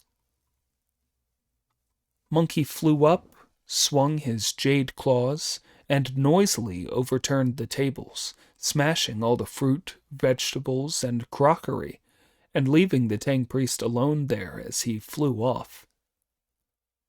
This was so terrifying that the she-devil's heart and gall were split open, and the Tang priest's flesh and bones were turned crisp. Shivering and shaking, The evil spirit threw her arms round the Tang priest and said, Dearest reverend gentleman, wherever did that come from? I don't know, Sunzong replied. I went to a great deal of trouble to arrange this vegetarian feast for you, the she-devil said. Goodness only knows where that feathered brute flew in from and smashed our crockery. Smashing the crockery doesn't really matter, the junior demon said. But all the food has been spilt on the floor. It's too dirty to eat now. Sunzong by now realized that this was all the result of Monkey's magic, but he dared not say so. Little ones, said the she-devil, I realize it now. It must be heaven and earth that sent that thing down here because they can't tolerate my holding the Tang priest prisoner. Clear all the broken dishes up and lay on another banquet. Never mind whether it's vegetarian or not. Heaven can be our matchmaker and the earth our guarantor. After that, the Tang priest and I will become man and wife. We will say no more of her as she took the Tang priest to sit in the east corridor. Instead, the story tells of how Monkey flew out, turned back into himself, reached the entrance to the cave, and shouted, "Open up!" Friar Sand, Pig shouted. our big brother's here. As the two of them drew their weapons away, Monkey sprang out. Is there an evil spirit in there? Pig asked, grabbing hold of him. Is the master in there? Yes, yes, said Monkey. The master must be having a hard time in there, said Pig. Are his arms tied behind his back? Or is he all roped up? Is she going to steam him or boil him? None of them, Monkey replied. She'd just had a vegetarian feast served and was going to do it with him. So you've been lucky then, said Pig. You must have drunk a wedding toast. Idiot, retorted Monkey. Never mind about having a wedding drink. I can hardly keep him alive. Then why are you here? Pig asked. Monkey told how he had seen the master and done his transformations, ending, Don't let your fears run away with you, brothers. The master's here, and when I go back in this time, I'll definitely rescue him. Going back inside, Monkey turned into a fly and landed on the gate tower to listen. He could hear the she-devil snorting with fury as she gave instructions within the pavilion. Little ones, bring whatever there is, vegetarian or not, and burn paper as offerings to the deities. I'll ask heaven and earth to be the matchmakers. I'm definitely going to marry him. When Monkey heard this, he smiled to himself and thought, That she-devil's completely shameless. She's locked up a monk up in her home, and now she's going to mess around with him in broad daylight. But don't be in too much of a hurry. Give me time to go in and have a look round. With a buzz, he flew along the corridor to see the master sitting inside, tears streaming down his face. Monkey squeezed in, landed on Sunzong's head, and called, Master! Recognizing the voice, Sunzong sprang to his feet and said with tooth-gnashing fury, Macaque! Other people get their courage from a big gall, but they have to wrap their bodies around it. Your gall is so big that you wrap it round your body. You used your magical powers of transformation to smash the crockery, but what use is that? By fighting that she-devil, you've only made her more sex-crazed than ever. She is arranging a banquet with vegetarian and impure food all mixed up and is determined to mate with me. Where will this all end? Smiling to himself again, Monkey replied, Don't be angry with me, Master. I've got a way to save you. How will you save me? The Tang priest asked. When I flew up just now, said Monkey, I saw that she has a garden behind here. You must lure her into the garden to fool around, and I'll rescue you from there. How will you rescue me from the garden? The Tang priest asked. Go to the peach trees in the garden with her and stay there. Wait till I've flown to a branch of the peach tree and turned into a red peach. When you want to eat a peach, pick the red one first. That will be me. She'll be bound to pick one too. You must insist on giving her the red one. Once she's swallowed it, I'll be in her stomach. When I tear her stomach to pieces and rip her guts to shreds, she'll be dead and you'll be freed. With your powers, you ought to fight her, said Sanzong. Why do you want to get into her stomach? You don't understand, Master, Monkey replied. If it were easy to get in and out of this cave of hers, I would be able to fight her. But this place is very hard to get into or out of. The way out is complicated and difficult. If I started a fight with her, all the fiends in her den, young and old, would overpower me. Then how would it end? We must act carefully if we're all to make a clean getaway. Sanzong nodded, believing all that Monkey said, adding only, You must stay with me. I know, said Monkey. I know. I'll be on your head. When Master and Disciple had settled their plan, Sanzong leaned forward, took hold of the bars in the corridor's gates, and called out, Lady! Lady! As soon as she heard this, the evil spirit came rushing over, a simpering smile on her face, to ask, What do you have to say to me, my wonderful darling? Lady, replied Sanzong, ever since leaving Chang'an and starting on my journey to the west, I have had to cross mountains and rivers every single day. When I was staying in the Jinhai monastery last night, I caught a bad chill, and I have been in a sweat today. I was just beginning to feel a little better today, when in your kindness, good lady, you brought me into your immortal's palace. As I have been sitting here all day, I am now feeling in rather low spirits again. Could you take me somewhere to cheer myself up and have a little fun? The evil spirit was utterly delighted. So you're feeling a bit interested, are you, my wonderful darling? She said. You and I will go into the garden for some fun. Little ones, she called. Fetch the key, open the garden gates, and sweep the paths in the garden. The demons all hurried off to open the gates and tidy the place up.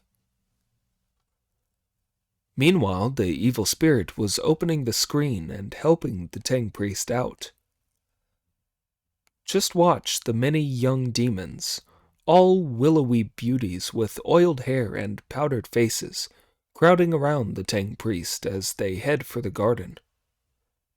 What a splendid monk he was, walking amid these beauties in their gauze and brocade, for no other purpose than to be deaf and dumb. If, instead of having an iron heart set on the Buddha, he had been any ordinary man susceptible to wine and women, he would never have succeeded in fetching the scriptures. When they reached the entrance to the garden, the evil spirit whispered seductively, My wonderful darling, let's have some fun here. It'll cheer you up. They went into the garden hand in hand, and when he looked up, he saw that it was indeed a splendid place. This is what could be seen. All over the winding paths, bluish lichens grow. Secluded gauze windows kept dark by embroidered curtains. When the breeze arises, silks and brocades float in the air. When the gentle rain stops falling, the smooth white skin and jade-like flesh are revealed. The sun-scorched apricot is red as an immortal's rainbow, clothes spread out to dry. The plantain in the moonlight is bluer than Lady Taijin waving her feather fan. Whitewashed walls enclose the golden orioles that sing in 10,000 willows. Within the empty halls, butterflies flit among begonias in the courtyard. Look at the hall of crystallized perfumes, the green moth hall, the hall to recover from drunkenness, the hall of longing, rolling up the brilliants, one behind the other. On the red curtains, hooks hold tassels like prawn whiskers. Now look at the pavilion to ease pain, the pavilion of simplicity, the pavilion of thrushes, the Four Rains pavilion, all towering and lofty, and bearing on decorated tablets their names in archaic script. Look too at the pool where cranes bathe, the goblet washing pool, the pool of delight in the moon, the pool for cleansing tassels, where amid duckweed and algae the gold scales shine. Then there is the kiosk of ink flowers, the kiosk of strange boxes, the interesting kiosk, the kiosk for admiring the clouds, where bubbles like green ants float on the wine in jade ladles and goblets. Around the pools and pavilions stand rocks from Lake Taihu, rocks of purple crystal, Yingluo rocks, Jin River rocks, greenish and overgrown with tiger whisker rushes. East and west of the kiosks and balls are found a wooden mountain, a turquoise green mountain, a howling wind mountain, a jade mushroom mountain, all covered in phoenix tail bamboo. Trellises of briar roses and garden roses growing by a swing as a curtain of silk and brocade. A pine pavilion, a magnolia pavilion, opposite a sausuria pavilion, forming a wall of jade with embroidered hangings. Herbaceous and tree peonies are rivals in luxuriance. The night-closing magnolias and the jasmine are charming every year. Moist with dewdrops are the purple buds. They ought to be painted or drawn. The red hibiscus fills the sky with flaming splendor, a marvelous subject for poetry. When it comes to fine scenery, this makes Lang Garden or Penglai not worth a mention, and as for the flowers, The finest peonies of Luo Yang count for nothing beside them. In the battle of the blossoms late in the spring, the garden lacks only the flowers of jade. The venerable elder led the she-devil by the hand as they strolled in the garden, admiring the endless displays of rare and exotic blooms.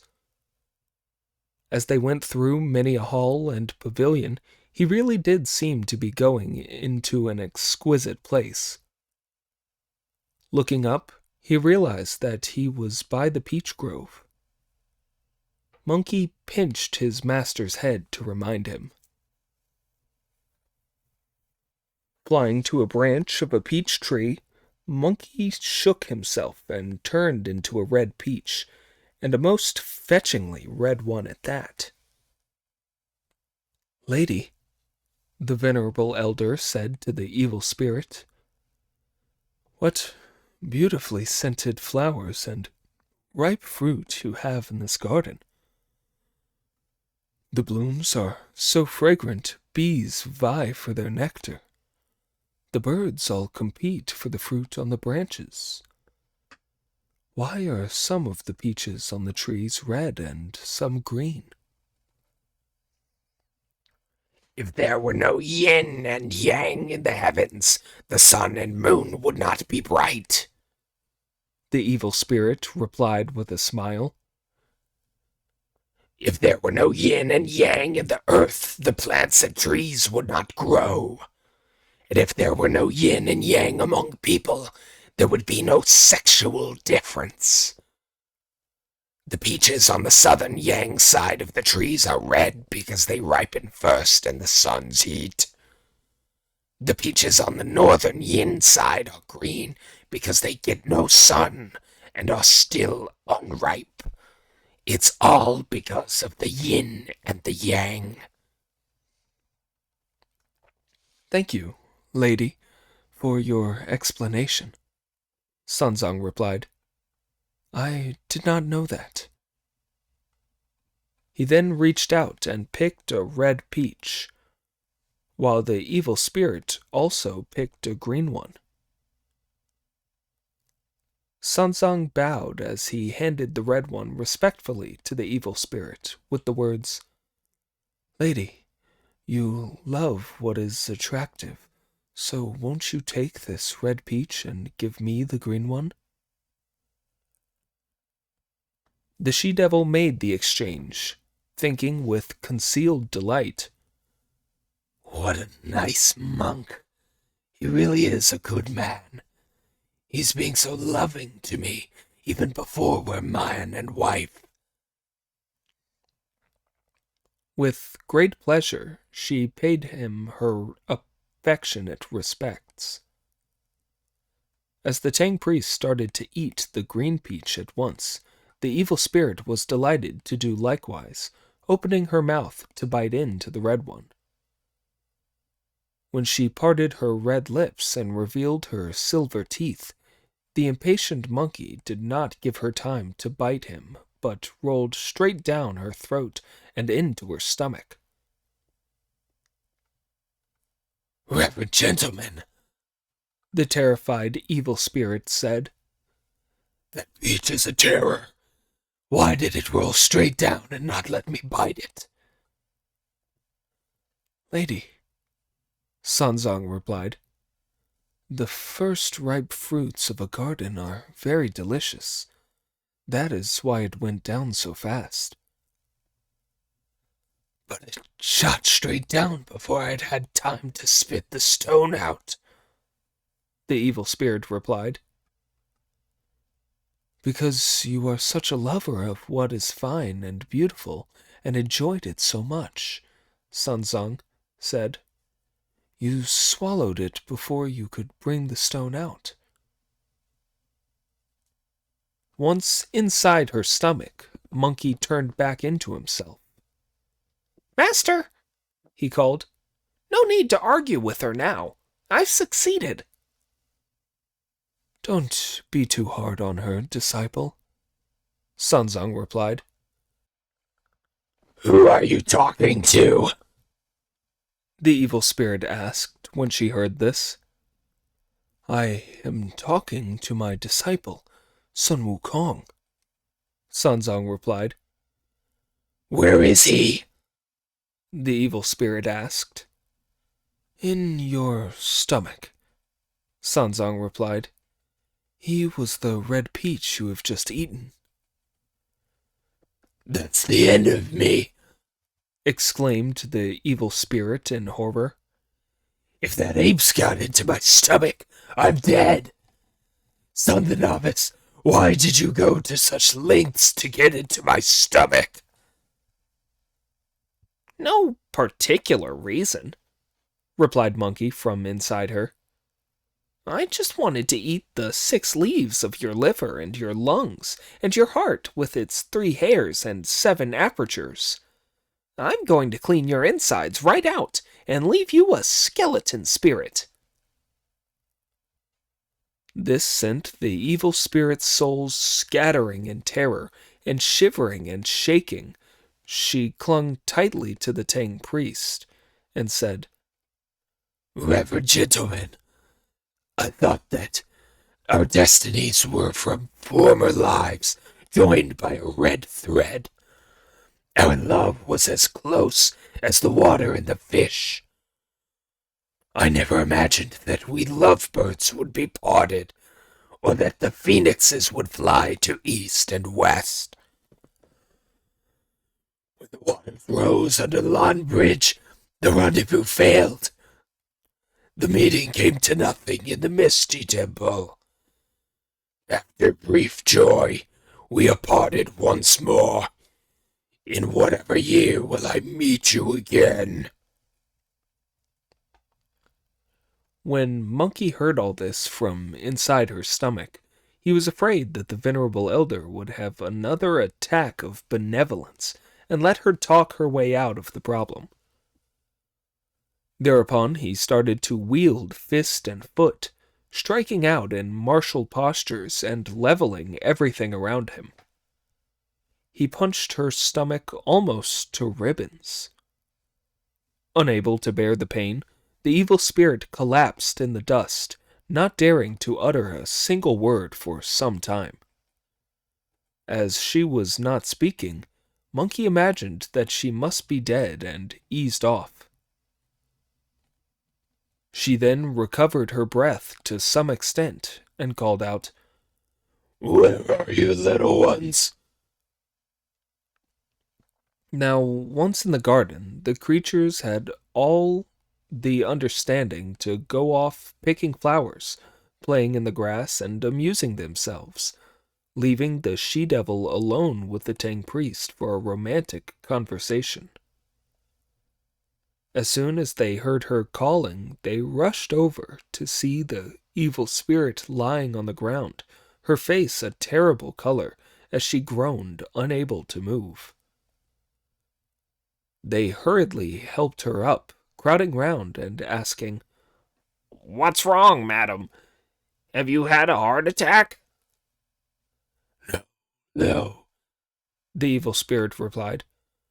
don't ask any questions. I've got someone inside me. Take the monk outside if you want to save my life. The junior devils did actually start to carry the Tang priest, at which Monkey yelled from inside her belly, "Don't any of you dare carry him! You must take my master out yourself. I'll only spare your life when you've carried him outside." This left the evil spirit with no choice, as all she cared about was saving her skin. At once she struggled to her feet, lifted the Tang priest on her back, and headed outside, followed by the junior devils asking, "Where are you going, madam?" To this the evil spirit replied, As long as the lakes and the bright moon remain, I'll surely find somewhere to put my golden hook. Once I've taken this wretch outside, I'll find myself another man. The splendid evil spirit went straight by Cloud to the mouth of the cave, where the clang of weapons and wild shouts could be heard. Disciple, said Sanzang, why can I hear weapons outside? It's Pig rubbing his rake, replied Monkey. Give him a shout. Beiji, Sanzang shouted. Friar Sand, said Pig when he heard this. The master's out. The two of them drew back their rake and staff, letting the evil spirit carry the Tang priest out. Indeed, the mind ape had subdued a monster from the inside. The earth and wood door guards welcomed the holy monk. If you don't know whether the evil spirit's life was spared, listen to the explanation in the next installment. Chapter 83. The mind ape recognizes the refiner of cinnabar. The girl reverts to her true nature. The story tells how after Sanzang had been carried out of the cave by the evil spirit, Friar Sand went up to him and asked, "Where's my oldest brother now that you've come out, master?" He must know what he's doing, said Pig. I expect he's exchanged himself for the master to get him out. Your brother is in her stomach, Sanzang replied, pointing at the evil spirit. It is terribly filthy, Pig said. Whatever are you doing in there? Come out. Open your mouth, said Monkey from inside. I'm coming out. The she-devil did indeed open her mouth wide. Monkey made himself very small, sprang up into her throat, and was just about to emerge when he became worried that she might cheat and bite him. He then pulled out his iron cudgel, blew on it with magic breath, called "Change!"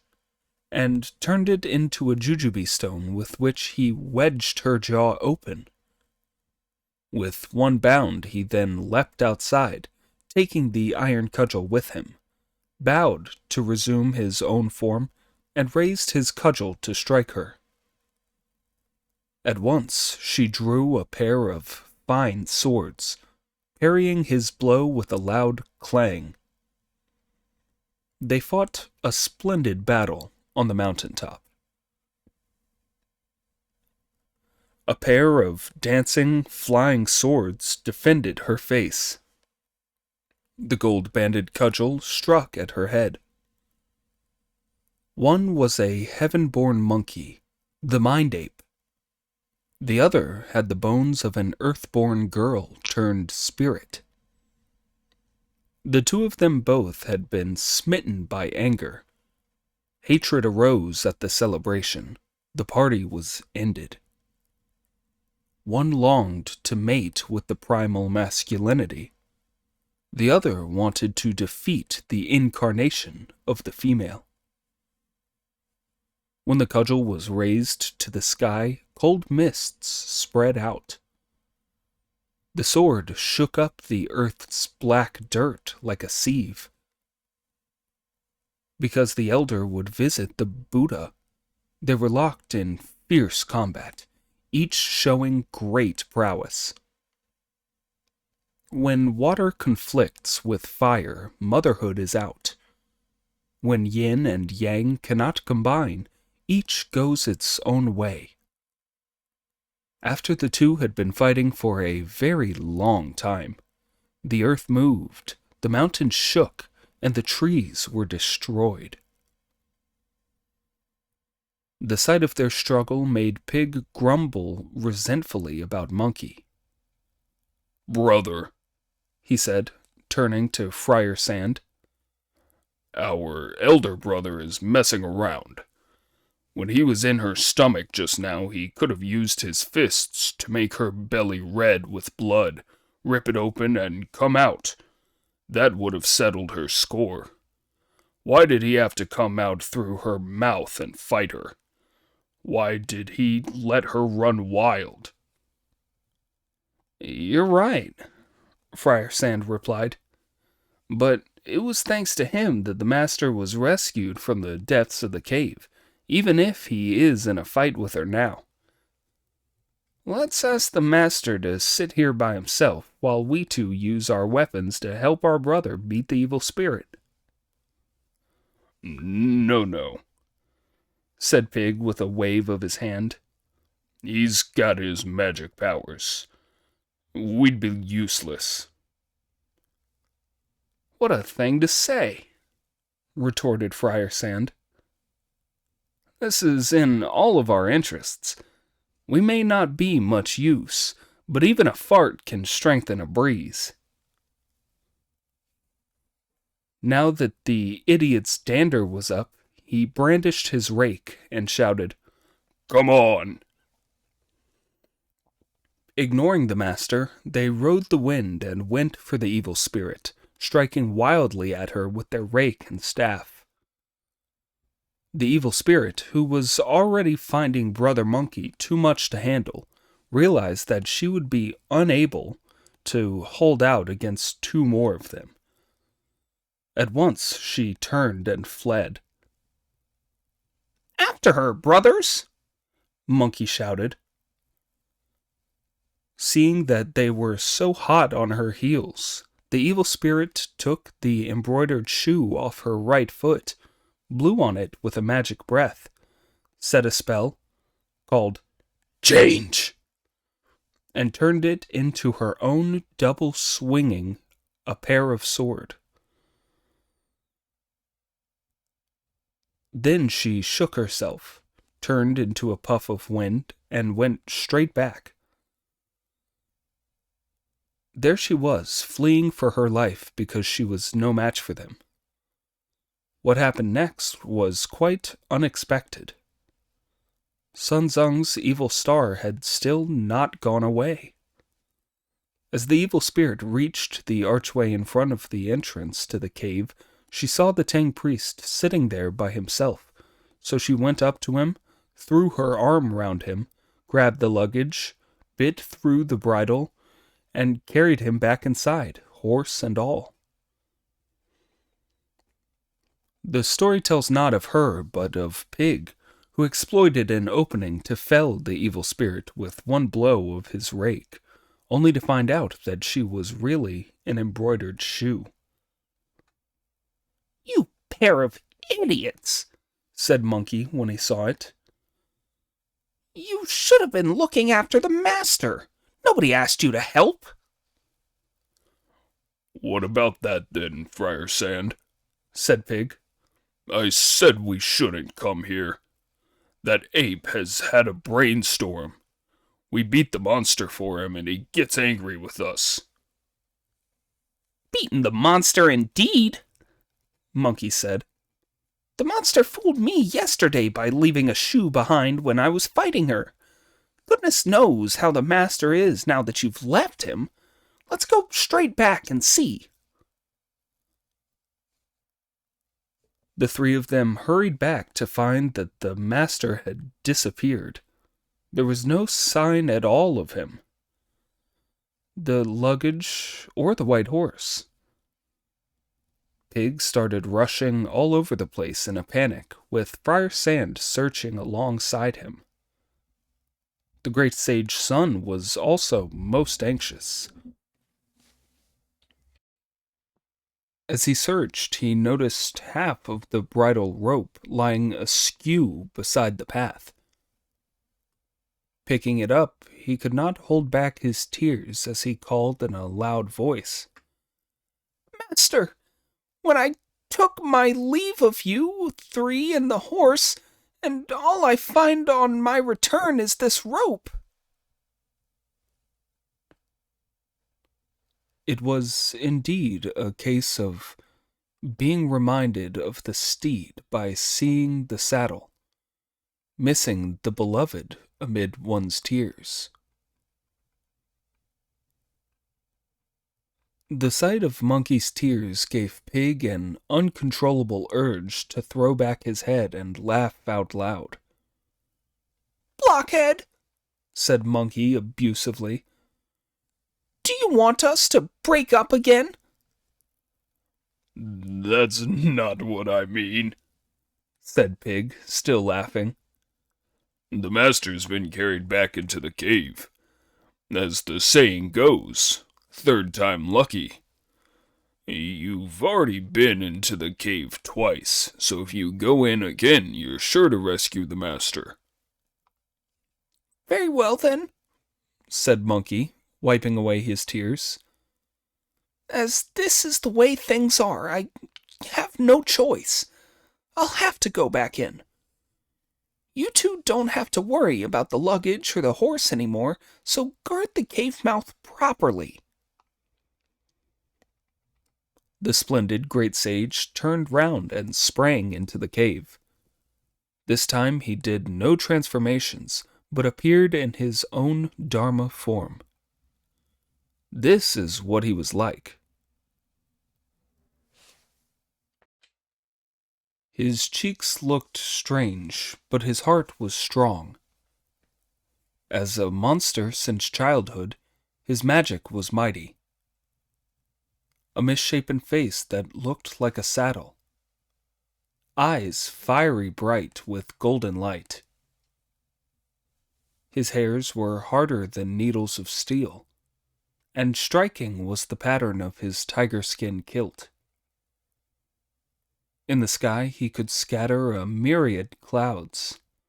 In the sea he could stir up thousandfold waves. Once with his strength he fought heavenly kings, putting 108,000 warriors to flight.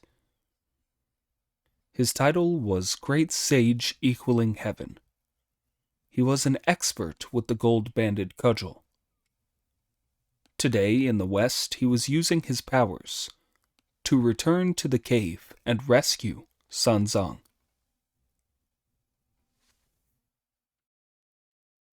Watch Monkey as he stops his cloud and heads straight for the evil spirit's residence, where he found the gates under the gate towers shut.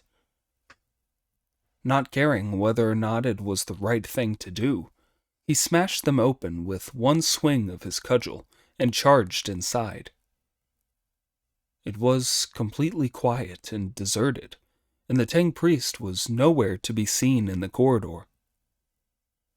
The tables and chairs in the pavilion and all the utensils had completely disappeared.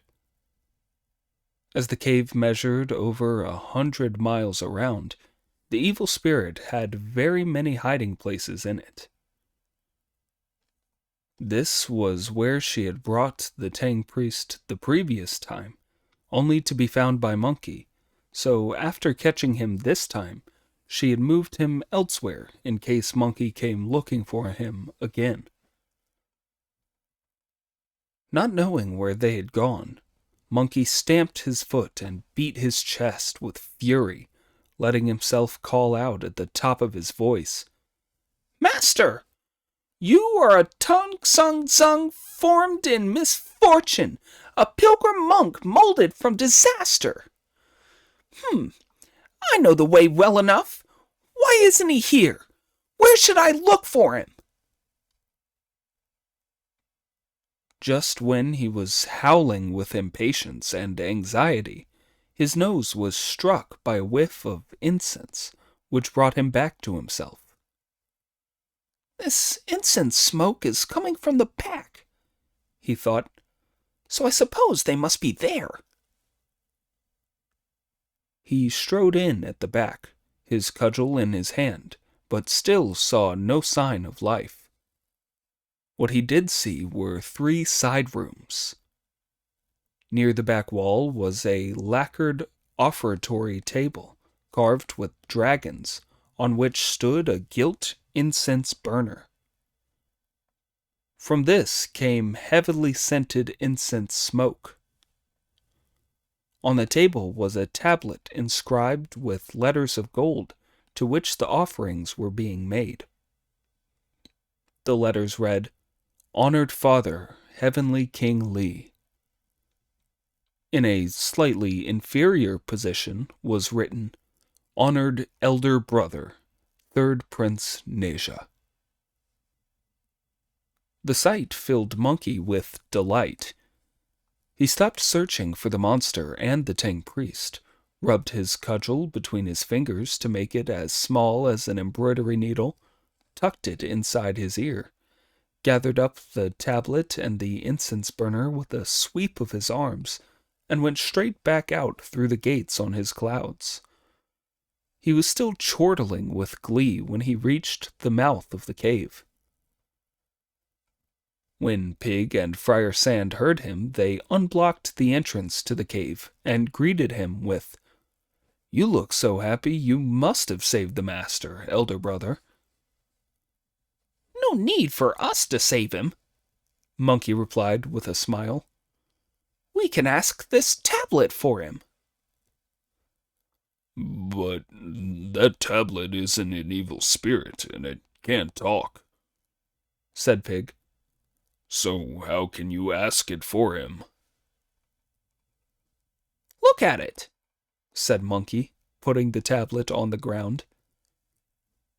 When Friar Sand went up to look, he saw Honored Father, Heavenly King Li, and Honored Elder Brother, Third Prince Neja, written on it. What does this mean? Friar Sand asked. The evil spirit makes offerings to it, Monkey replied. When I charged into her place, there was nobody about, only this tablet. I think she must be a daughter of Heavenly King Li and the younger sister of Prince Neja, who so longed for the lower world that she pretended to be an evil spirit and carried our master off. So who better to demand the master from? You two keep guard here while I take this tablet up to heaven to lodge a complaint with the Jade Emperor and force those heavenly kings to give our master back. Brother, said Pig, there's a saying that goes, Bring a capital charge and pay for it with your own head. You can only do a thing like that if you're in the right. Besides, a case in the Celestial Court isn't something to be started lightly. You'd better tell me what sort of case you're going to bring. I know what I'm going to do, Monkey replied. I'm going to produce this tablet and incense burner as evidence and submit a written disposition too. What will you write in your disposition? Pig asked him. Will you tell me? To this, Brother Monkey replied, The complainant Sun Wukong, whose age is stated in this document, is the disciple of the monk Tung Sun Sung, who is going from the Tang court in the east to fetch the scriptures from the western heaven. He submits a complaint that an imitation evil spirit has committed a kidnap. Li Jing, the pagoda-carrying heavenly king, and his son, Prince Neja, have been slack in controlling their women's quarters. He has allowed his daughter to run away and turn into an evil spirit in the bottomless cave in Mount Pitfall, where she has lured countless deluded people to their deaths. She has now carried my master into a remote corner where he cannot be found. If I had not submitted this complaint, I would have been deeply worried that the Heavenly King and his son, in their wickedness, had deliberately incited his daughter to become a spirit and cause general disaster. I beg your majesty in your mercy to summon the Heavenly King to attend a hearing, bring the demon under control, and deliver my master. I would be deeply grateful if your majesty would determine the correct penalty for this offense. This is my respectful submission. When Pig and Friar Sand heard this, they said with delight, "Brother, you're bound to win if you submit so reasonable a complaint. Be as quick as you can. If you lose any time, you may be too late to stop the evil spirit killing our master." "I'll hurry," said Brother Monkey. "I'll hurry. I'll be back in the time it takes to cook rice at the longest, or to make a cup of tea if I'm quick."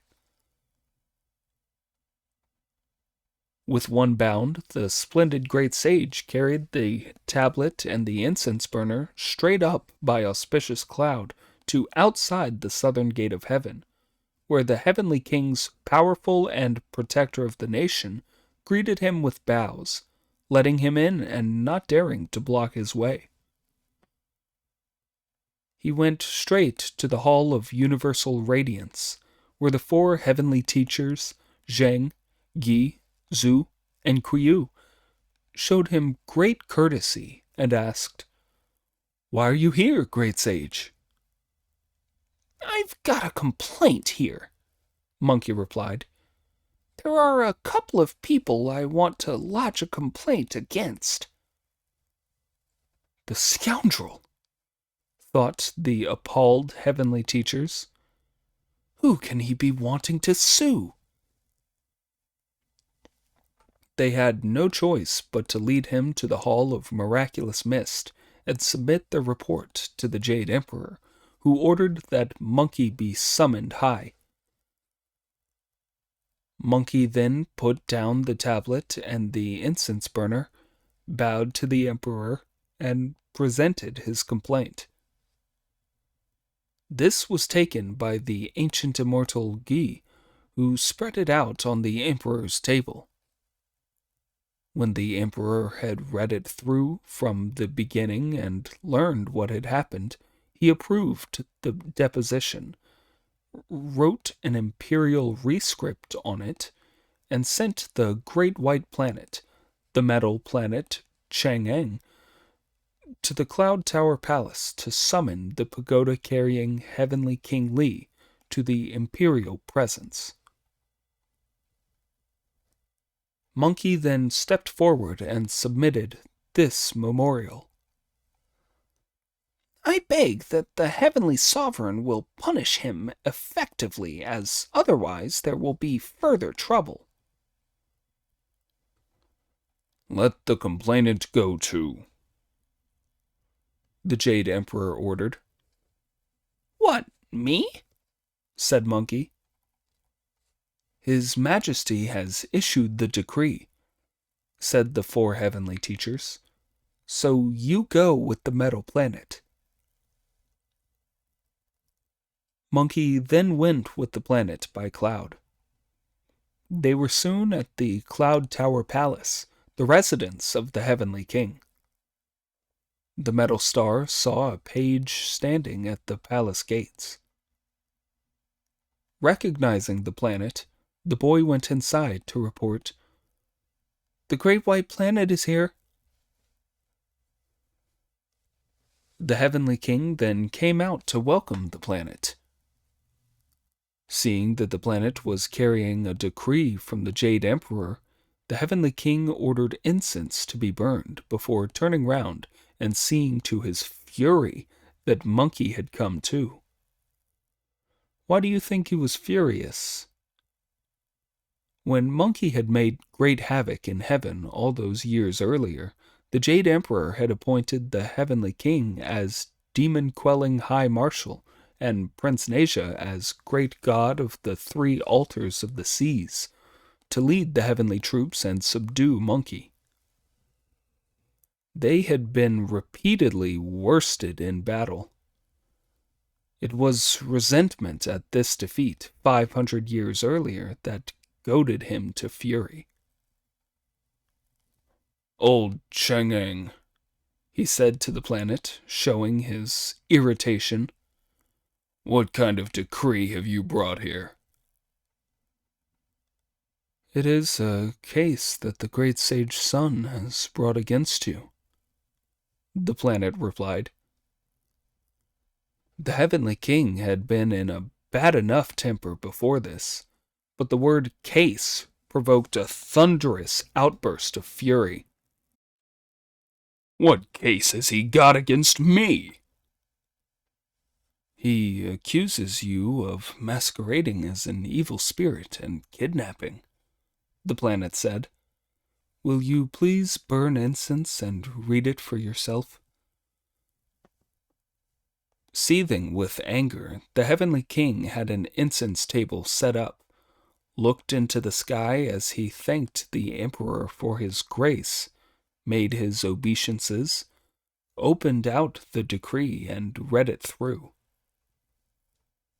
When he saw what it contained, he thumped the incense table and exclaimed, "That ape has trumped up a pack of lies."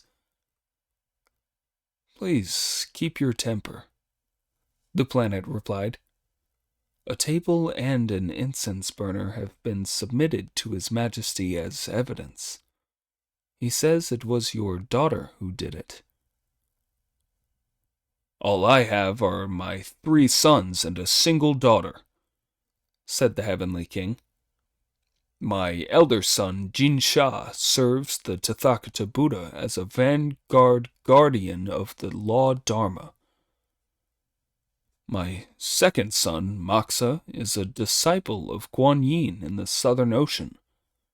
My third son, Neja, stays with me as my escort at all times. My daughter, Xin Ying, is only 6 and an innocent child. She could not possibly have become an evil spirit. If you don't believe me, I'll carry her out to show you. This ape is really a disgrace. Never mind that I'm one of the most distinguished elder statesmen in heaven and been given the authority to cut heads off before reporting to the throne. Not even an ordinary commoner in the lower world should be falsely accused. As the legal code says, the penalty for false accusation is 3 grades higher than the crime alleged. He then ordered his underlings to fetch demon-binding rope and tie Monkey up. The mighty miracle god, General Fishbelly, and General Yaksha, who were drawn up outside the court, rushed on Monkey and tied him up.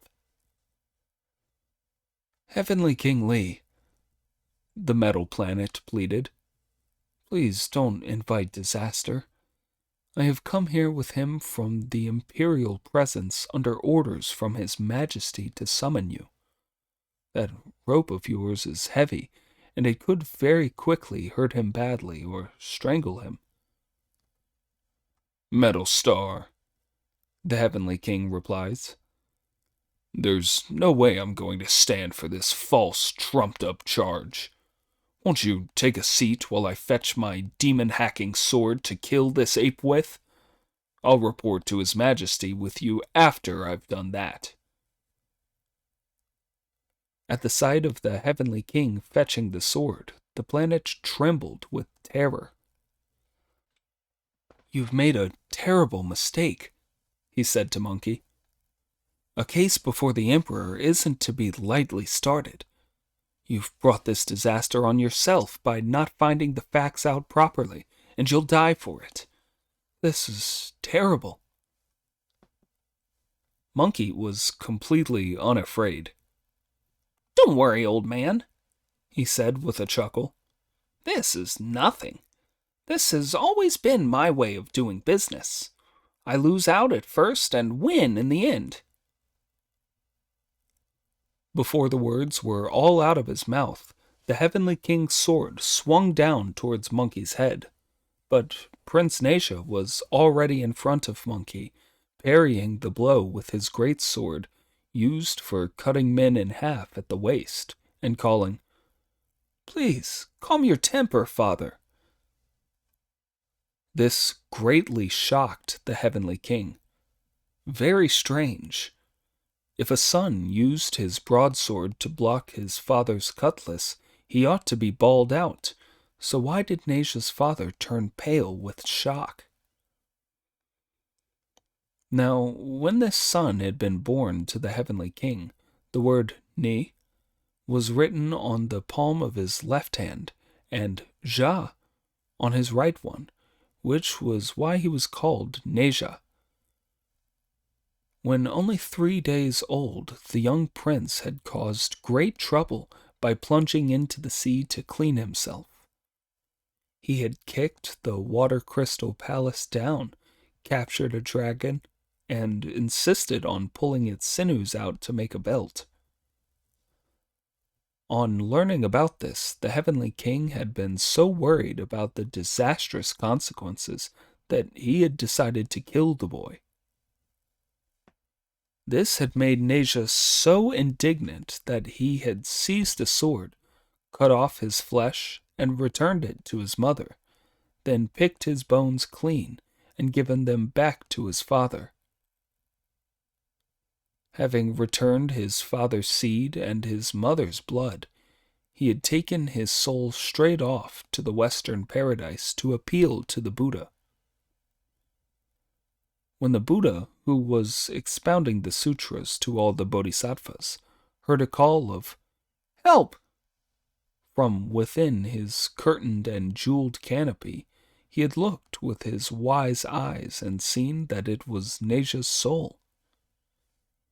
He had made Neja bones out of green lotus root and clothes from lotus leaves, then recited the spell to revive the dead.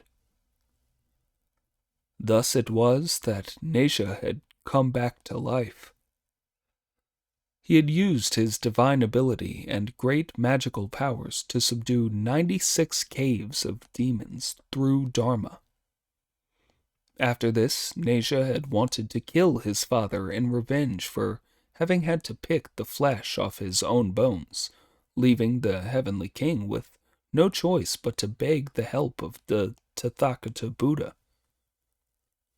For the sake of harmony, the Buddha had given the heavenly king an intricately made golden as-you-will reliquary pagoda, in each story of which were Buddhas radiant with splendor. The Buddha called on Neja to regard these Buddhas as his father, thereby ending the hatred between them. This is why Heavenly King Li is called the pagoda bearer. As the Heavenly King was at home off duty that day and not carrying the pagoda, he was afraid that Neja was set on revenge. This was why he turned pale with terror.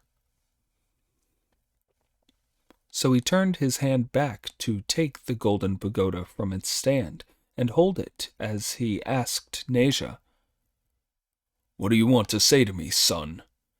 Why have you parried my sword with your broadsword?" Throwing his broadsword down, Neja kowtowed to his father as he replied, "Father, your majesty, there is a daughter of our family in the lower world." "My boy," the heavenly king replied, "I have only had you 4 children. Where could I have got another daughter from?" "You have forgotten, your majesty," Neja replied. "The girl was once an evil spirit. 300 years ago she became a monster. She stole and ate some of the Tathagata's incense, flowers, and candles on Vulture Peak, and the Tathagata sent us to capture her with heavenly soldiers. When she was caught, she should have been beaten to death, but the Tathagata said, 'Raise fish in deep water, but never catch them. Feed deer in the depths of the mountains in the hope of eternal life.' So we spared her. In her gratitude, she bowed to you as her adoptive father, your majesty, and to me as her elder brother. She set up a tablet to us in the lower world to burn incense. I never imagined she'd become an evil spirit again and try to ruin the Tang priest. Now Sun the novice has trailed her to her den and brought the tablet up here to use in a case against us before the Jade Emperor. She is your adopted daughter, not my real sister. This came as a terrible shock to the Heavenly King. Son, he said, I really had forgotten. What's she called? She has 3 names, the prince replied. Where she originally came from, she was called Gold-Nosed, White-Haired Mouse Spirit. Then she was called Half Bodhisattva Guanyin because she had stolen the incense, flowers, and candles. When she was forgiven and sent down to the lower world, she changed her name again and became Lady Earth Gusher. Only then did the Heavenly King come to his senses. He put his pagoda down and started to untie Monkey himself. At this, Monkey started playing it up. "Don't you dare try to untie me," he said. "If you want to do something, you can carry me roped up as I am to see the Emperor. Then I'll win my case." The Heavenly King felt weak from terror, and the prince could say nothing. Everybody fell back. The great sage, meanwhile, was rolling about and playing it up, insisting that the Heavenly King take him to the Emperor. The Heavenly King could do nothing except beg the metal planet to put in a good word for him. "There is an old saying," the planet replied, "that one should always be lenient. You went too far. You tied him up and were going to kill him. The monkey is a notorious troublemaker. How do you expect me to deal with him? From what your worthy son has said, she is your daughter, even though adopted rather than on your own, and a child by adoption is especially dear. However one argues it, you are guilty." Surely you can find some way of putting in a good word for me and helping me off the hook, venerable planet, said the Heavenly King. "I would like to end the quarrel between you," the planet replied, "but I have never done him a good turn that I can remind him of." Tell him how it was you who proposed that he should be amnestied and given an official post, said the Heavenly King. The metal planet did then step forward, stroke Brother Monkey, and say, "Great Sage, won't you let us take the rope off before going to see the Emperor, just for my sake?" "No need to bother, old man," Monkey replied. "I'm a good roller, and I can roll all the way there."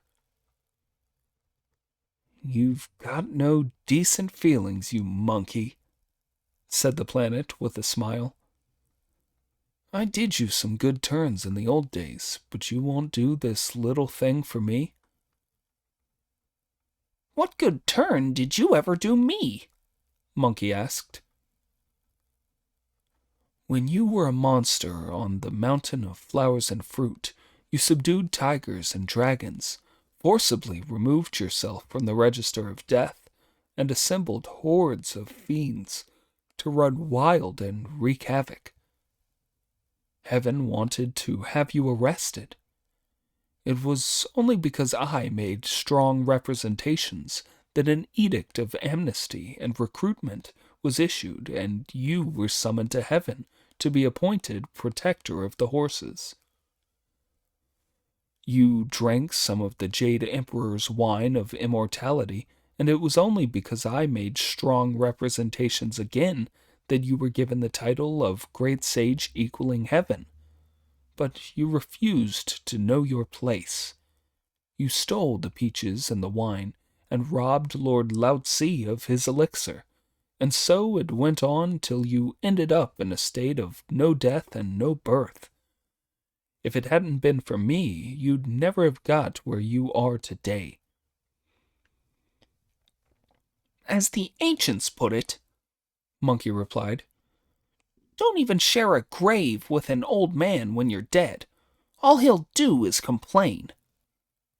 I was just a protector of the horses who made havoc in the heavenly palace.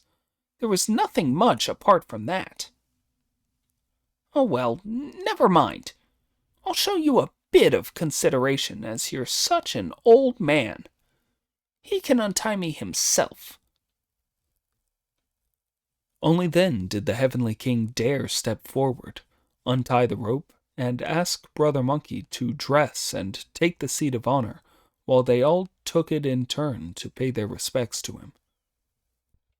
Old man, Monkey said to the metal planet, what about it then? I told you I lose first and win later. That's my way of doing business. Make him hurry and see the Emperor. Delay could be disastrous for my master. Don't be impatient, the metal planet said. After everything that's happened, we should take a cup of tea. If you drink his tea, accept favors from him, take a bribe to let a criminal escape, and treat imperial edicts with disrespect, I wonder what you'll be charged with, Monkey replied. I won't stop for tea, the metal planet replied.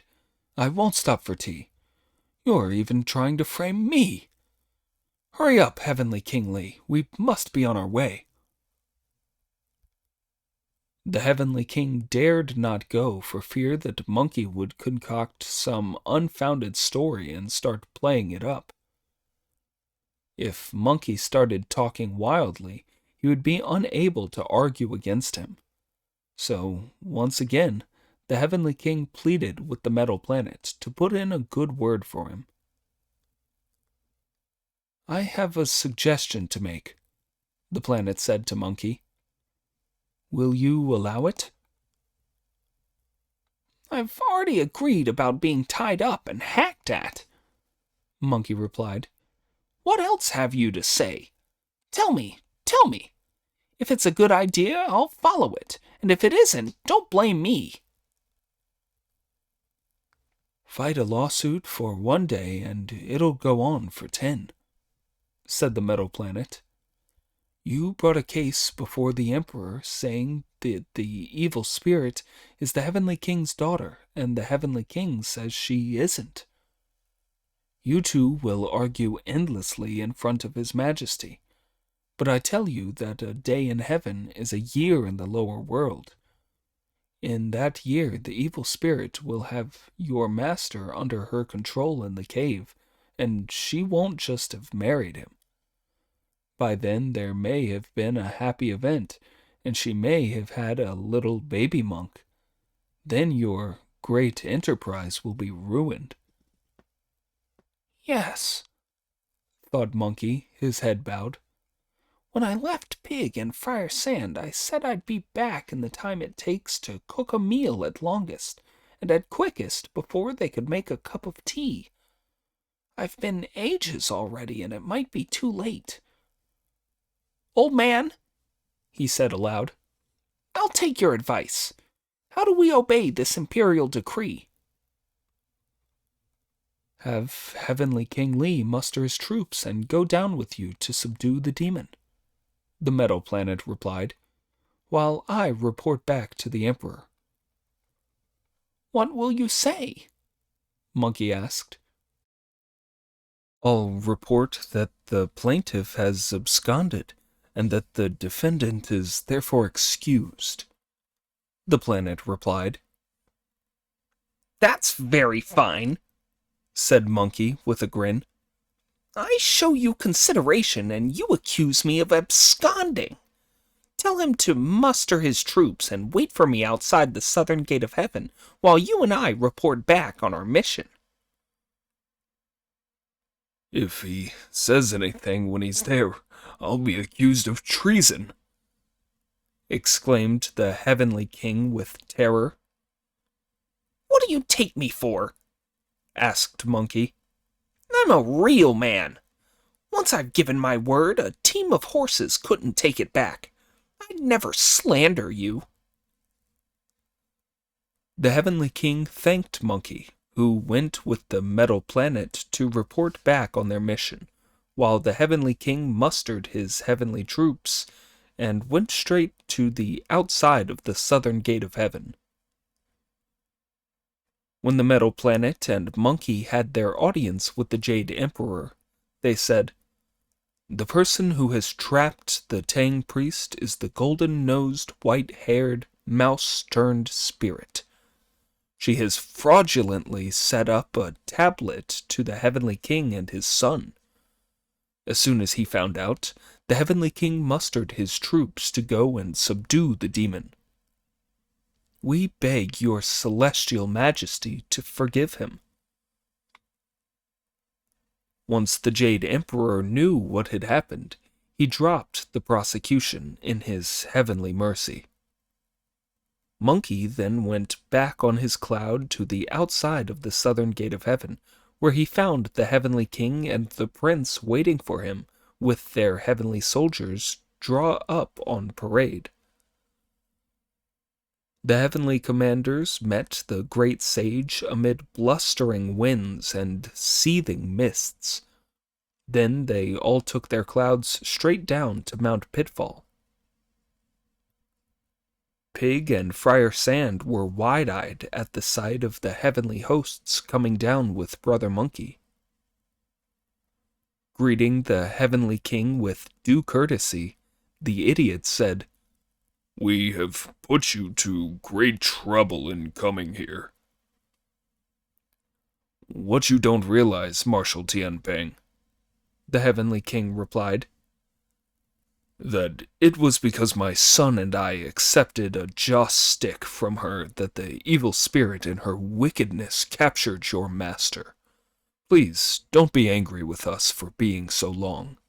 Is this Mount Pitfall? Where is the entrance to the cave?" "I know the way very well by now," said Monkey. "This cave is called the Bottomless Cave, and it measures over 100 miles around. The evil spirit has a great many holes in it. Last time my master was held in the gate tower with double eaves, but it's deadly quiet now. There's not even the shadow of a demon. I don't know where she's taken him to now." To this, the Heavenly King replied, "No matter how many the tricks she may try, she'll never escape from the nets of the sky. We'll think of something else when we get to the cave entrance." They all then started out, and after they had gone 3 or 4 miles, they reached the great rock. "This is it," Monkey said, pointing at the entrance that was no larger than the mouth of a large jar. "You'll never capture the tiger's cub unless you go into the tiger's lair," observed the Heavenly King. "Who dares go in first?" "I'll go," said Monkey. "No, I'll go first," objected Prince Nasia. "I was the one the Emperor ordered to capture the demon." The idiot then started acting tough, shouting, "It ought to be me first." "Stop that din," said the Heavenly King. "I'll decide. The great sage Sun and the prince will go down with the soldiers while we 3 hold the entrance. Then we'll have a coordinated action inside and outside, which will make it impossible for her to find her way up to heaven or go further underground. That will show her a bit of our powers." "Yes, sir," they all said in assent. Watch as Monkey and Prince Nasia slip into the cave at the head of their troops. As they rode their clouds, they looked around and saw that it really was a fine cave. The pair of sun and moon as before. A vista of rivers and hills like the other world. Warm mists spread over pools and wells of pearl. Much more there is to admire down here. Crimson houses, painted halls, red cliffs, green fields, willows in the spring and lotos in the autumn. A rare and splendid cave heaven. An instant later, they brought their clouds to a halt and went straight to the mansion where the evil spirit had lived before. They went from gateway to gateway in their search, yelling and shouting as they went deeper and deeper inside, trying one place after the next.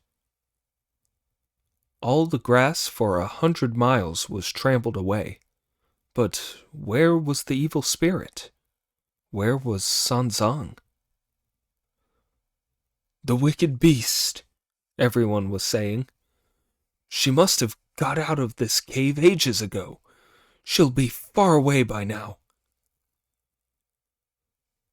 What they did not know was that down underneath a dark corner in the southeast of the cave, there was another, smaller cave, where behind a pair of tiny gates, there was a tiny cottage with flowers growing in pots and a few canes of bamboo beside the eaves. The atmosphere was dark and heavy with fragrance.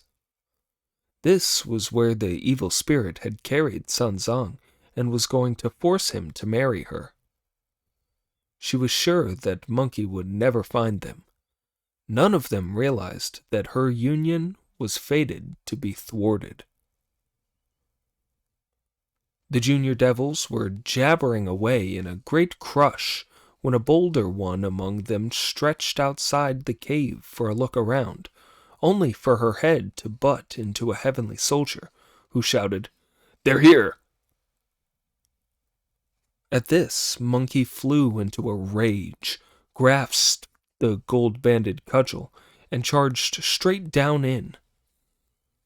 The cave was tiny, and all the demons from the big cave were in there, so that when Prince Nasia sent his heavenly soldiers crowding into the attack, not a single one of the demons could hide. Monkey found the Tang priest, the dragon horse, and the baggage. The senior demon was at her wit's end. All she could do was to kowtow to Prince Nasia, begging him to spare her life. "We are here to arrest you at the Jade Emperor's command," Prince Nasia replied, "which is not something to be treated lightly. My father and I were nearly in terrible trouble because of you." He then shouted at the top of his voice, "Heavenly soldiers, fetch demon-binding rope. Tie all those evil spirits up." The senior demon, too, had to suffer for a while. They all went back out of the cave together by cloud. Monkey was chuckling with delight when the Heavenly King withdrew his guard from the mouth of the cave and greeted Monkey with the words, "Now I can meet your master." "Many thanks," said Monkey. "Many thanks." And he led Sanzang to bow in gratitude to the Heavenly King and the Prince. Friar Sand and Pig were all for chopping the senior devil to tiny pieces, but the Heavenly King said, "She was arrested at the Jade Emperor's command and must not be mistreated. We must go to report back on our mission." The Heavenly King and Prince Nasia, at the head of their heavenly troops and divine officers, escorted the evil spirit as a prisoner to report to the heavenly court and receive the Emperor's verdict on her.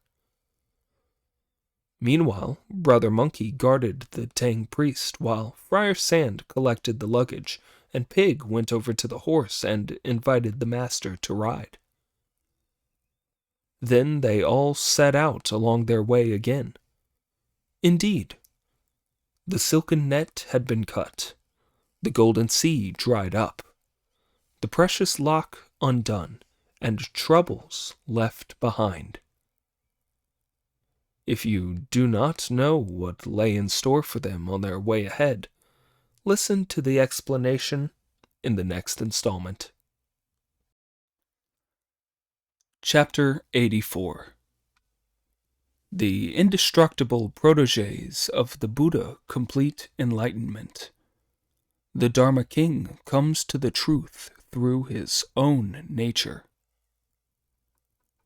The story tells how Tun Sung Zong kept his masculine essence intact and escaped from the terrible snare of mist and flowers.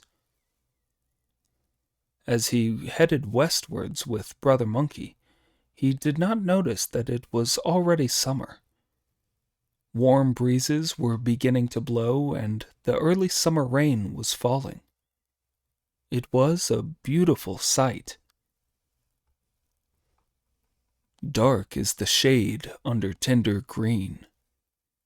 In the gentle breeze the swallows lead their young. New lotus leaves are opening on the ponds. Elegant bamboo is gradually reviving. The fragrant plants join their blue to the sky. Mountain flowers carpet all the ground. Beside the stream, the rushes are like swords. The fiery pomegranate blossom makes the picture even more magnificent. As the master and his 3 disciples traveled along, enduring the heat, they suddenly noticed 2 rows of tall willows, from under the shade of which an old woman emerged, leaning on a small boy. "Don't go any further, monk," she called out. "Stop your horse and go back east as soon as you can. The road west leads nowhere." This gave Sun Zong so bad a fright that he sprang off the horse, made a gesture of greeting, and said, "Venerable Bodhisattva, in the words of the ancients, the sea's breath allows the fish to leap. The sky's emptiness lets birds fly. How could there possibly be no way to the west?" To this, the old woman replied, pointing westwards, "If you go that way, you will come to the capital of Dharma Destructia in a couple of miles. The king formed a hatred of Buddhism in an earlier existence, and in his present life he is punishing it without just cause. 2 years ago he made a monstrous vow to kill 10,000 Buddhist monks. In that time he's killed 9,996 unknown monks in succession. He's just waiting for 4 famous monks to make up his 10,000 so that he will fulfill the vow. If you go into the city, you will be throwing away your lives for nothing." At the sound of this, Sun Zong was so terrified that he shivered and shook as he replied, "Venerable Bodhisattva, I am deeply moved by your great kindness and infinitely grateful too. But tell me, is there a suitable way I could take that does not go into the city?" "There's no way round," the old woman replied with a laugh. "No way round. The only way you'll get past it is if you can fly." At this, Pig started shooting his mouth off from where he stood beside them. Don't try to put us off. We can all fly. Monkey's fiery eyes with their golden pupils really could distinguish good from evil, and he saw that the old woman and the little boy on whom she was leaning were in fact the Bodhisattva Guan Yin and the page Sudana. He hastily flung himself to the ground and began to kowtow, calling out, "Bodhisattva, your disciple failed to welcome you. I'm sorry." The Bodhisattva then rose slowly on her multicolored cloud, so startling the venerable elder that his legs gave way under him, and he kowtowed as he knelt there for all he was worth. Pig and Friar Sand also fell to their knees in alarm and kowtowed to heaven. A moment later, she was heading straight back to the southern sea amid auspicious clouds. Monkey then got up and supported his master as he said, "Get up, please.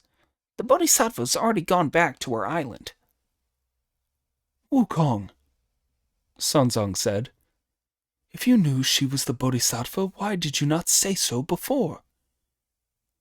"You ask too many questions," Monkey replied with a grin. "When I started kowtowing, wasn't that early enough?" And it was lucky the Bodhisattva told us that Dharma Destructia, where they kill monks, is ahead of us," Pig and Friar Sand said to Monkey. "Whatever are we to do?"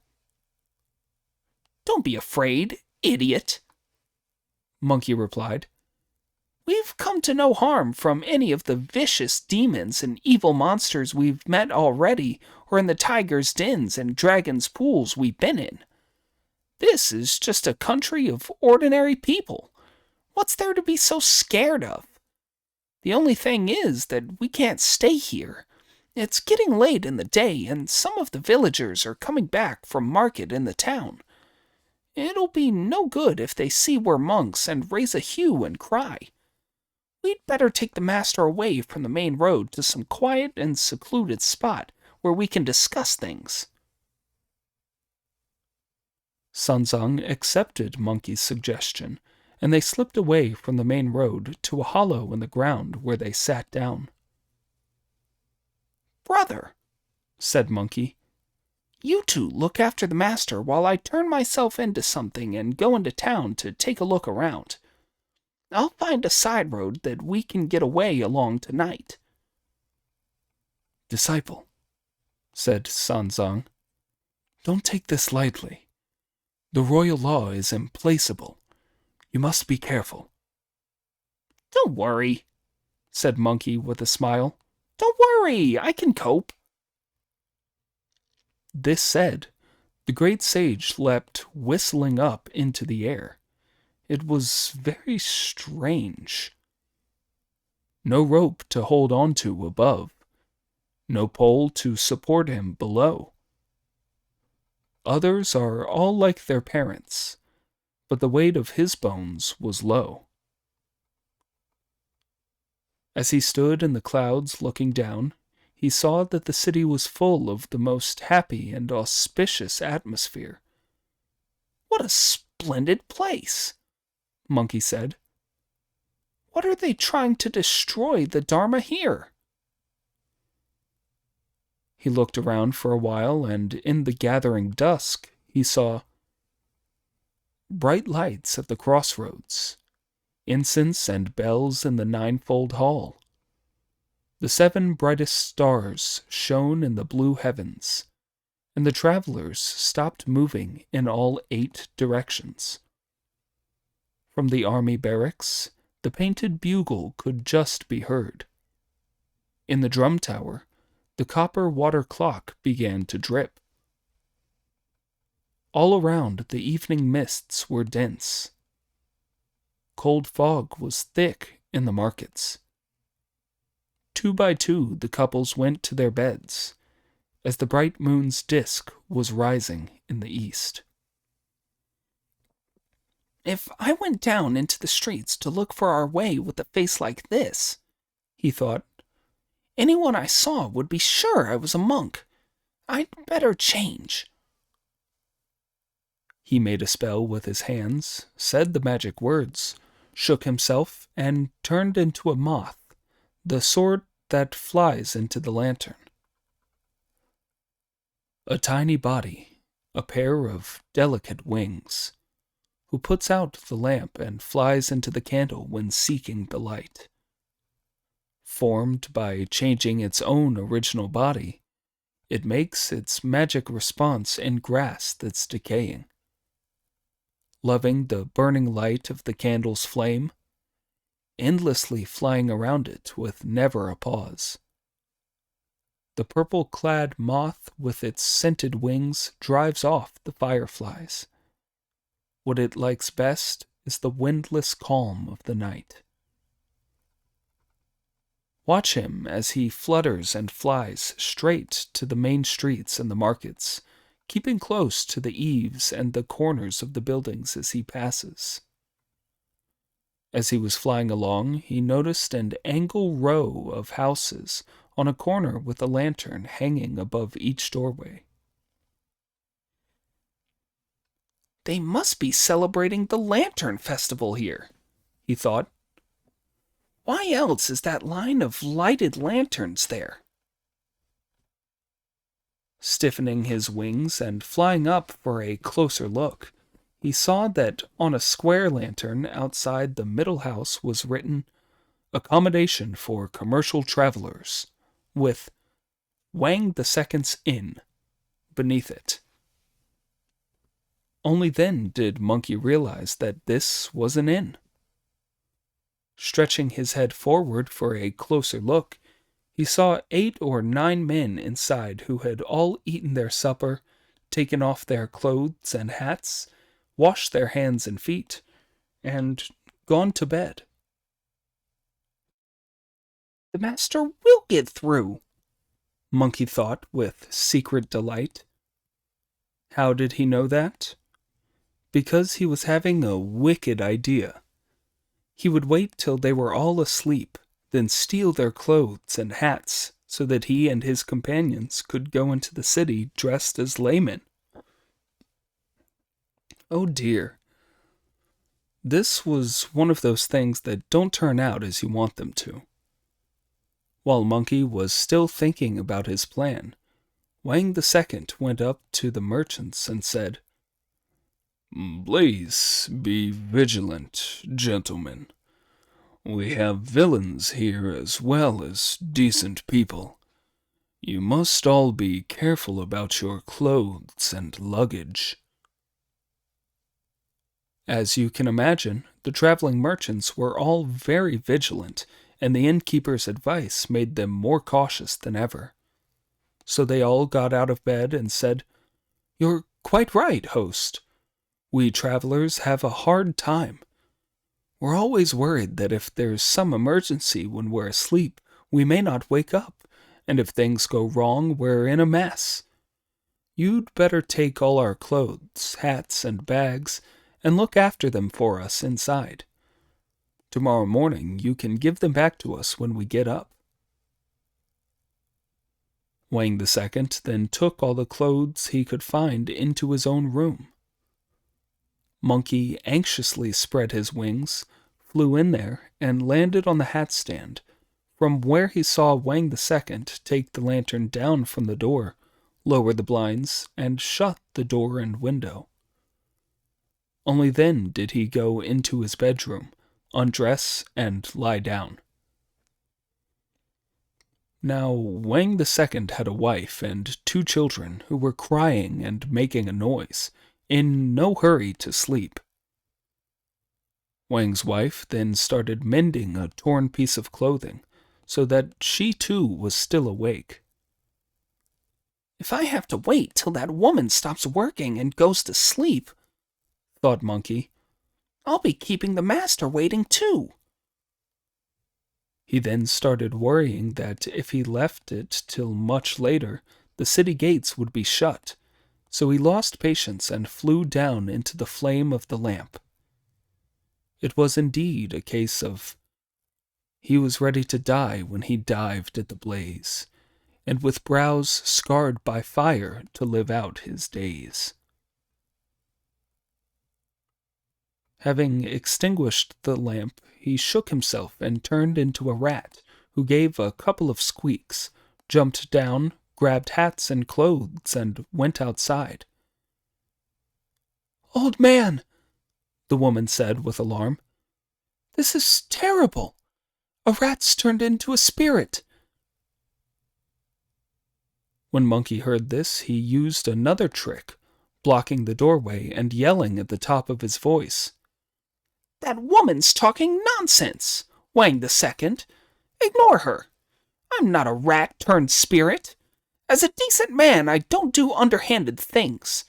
I'm the great sage equaling heaven, come down to earth to protect the Tang priest while he goes to fetch the scriptures from the western heaven.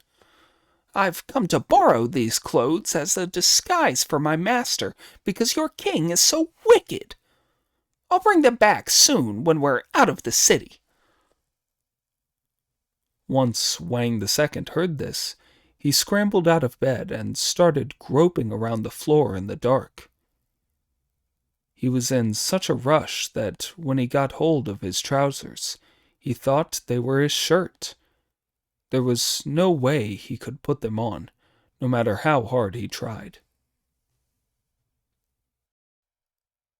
By now, the great sage had used lifting magic to escape on his cloud, which he turned round to go straight back to the hollow by the road. Sanzang was looking out for him fixedly by the bright light of the moon and the stars, and as soon as he saw Monkey approaching, he called out, "Can we get through the capital of Dharma Destructia, disciple?" Coming up and laying the clothes down in front of him, Monkey replied, Master, you won't get through Dharma Destructia as a monk. Brother, said Pig, who do you think you're making things hard for? It's easy to stop being a monk. All you have to do is stop shaving your head for 6 months and let your hair grow. We can't wait 6 months, Monkey replied. We're going to turn into laymen right now. But that's a completely ridiculous thing to say, said a shocked Pig. We're all monks now, and if we turned into laymen straight away, we wouldn't be able to wear hats. Even if we could pull them tight enough at the edges, we've got no hair to tie the string at the top to. Stop fooling about, Sanzang shouted, and be serious. What do you really have in mind? I've had a good look at this city, master, Monkey replied. And although the king is a wicked one who kills monks, he is a true son of heaven. There is an auspicious glow and a happy atmosphere above the city. I know my way round the streets now, and I can understand and talk the local language. I've just borrowed these hats and clothes from an inn for us to dress ourselves up as laymen in. We'll go into the city, put up for the night, get up at the 4th watch, and ask the innkeeper to fix us some vegetarian food. At the 5th watch, we'll go out through the gate and head west along the main road.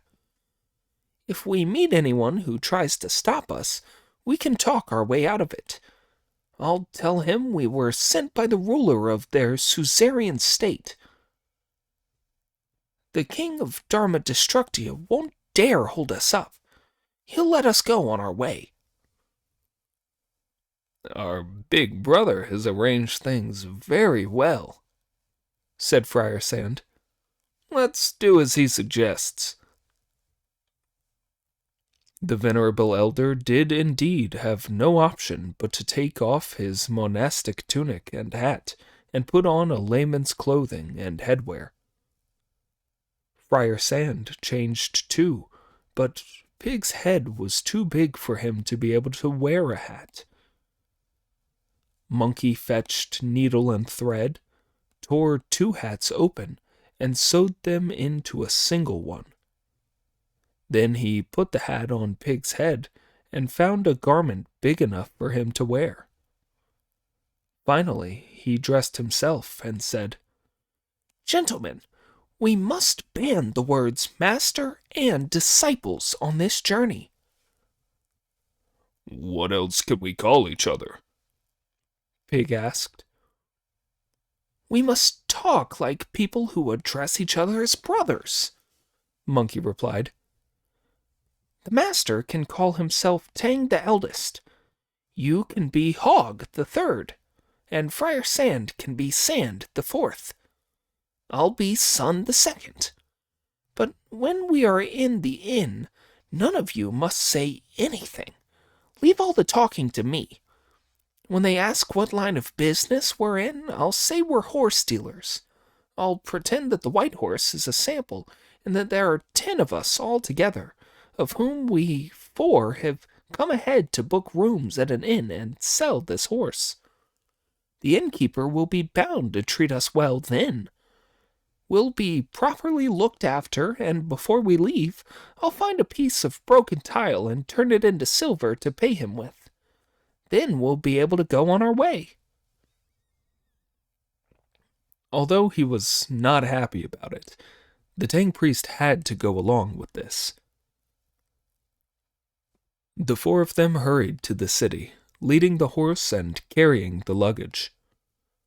As this was a very peaceful place, the city gates were still open, although it was already night. They went straight into the city, and as they passed the gateway of Wang II's inn, they could hear shouting inside. People were yelling, "My hat's disappeared," and "My clothes have gone." Pretending he did not know what this was all about, Monkey took them to an inn further along the other side of the road. This inn was still showing its lantern, so Monkey went up to the gateway and called, "Do you have a vacant room for us, innkeeper?" "Yes, yes," a woman answered from inside. "Please come upstairs, gentlemen."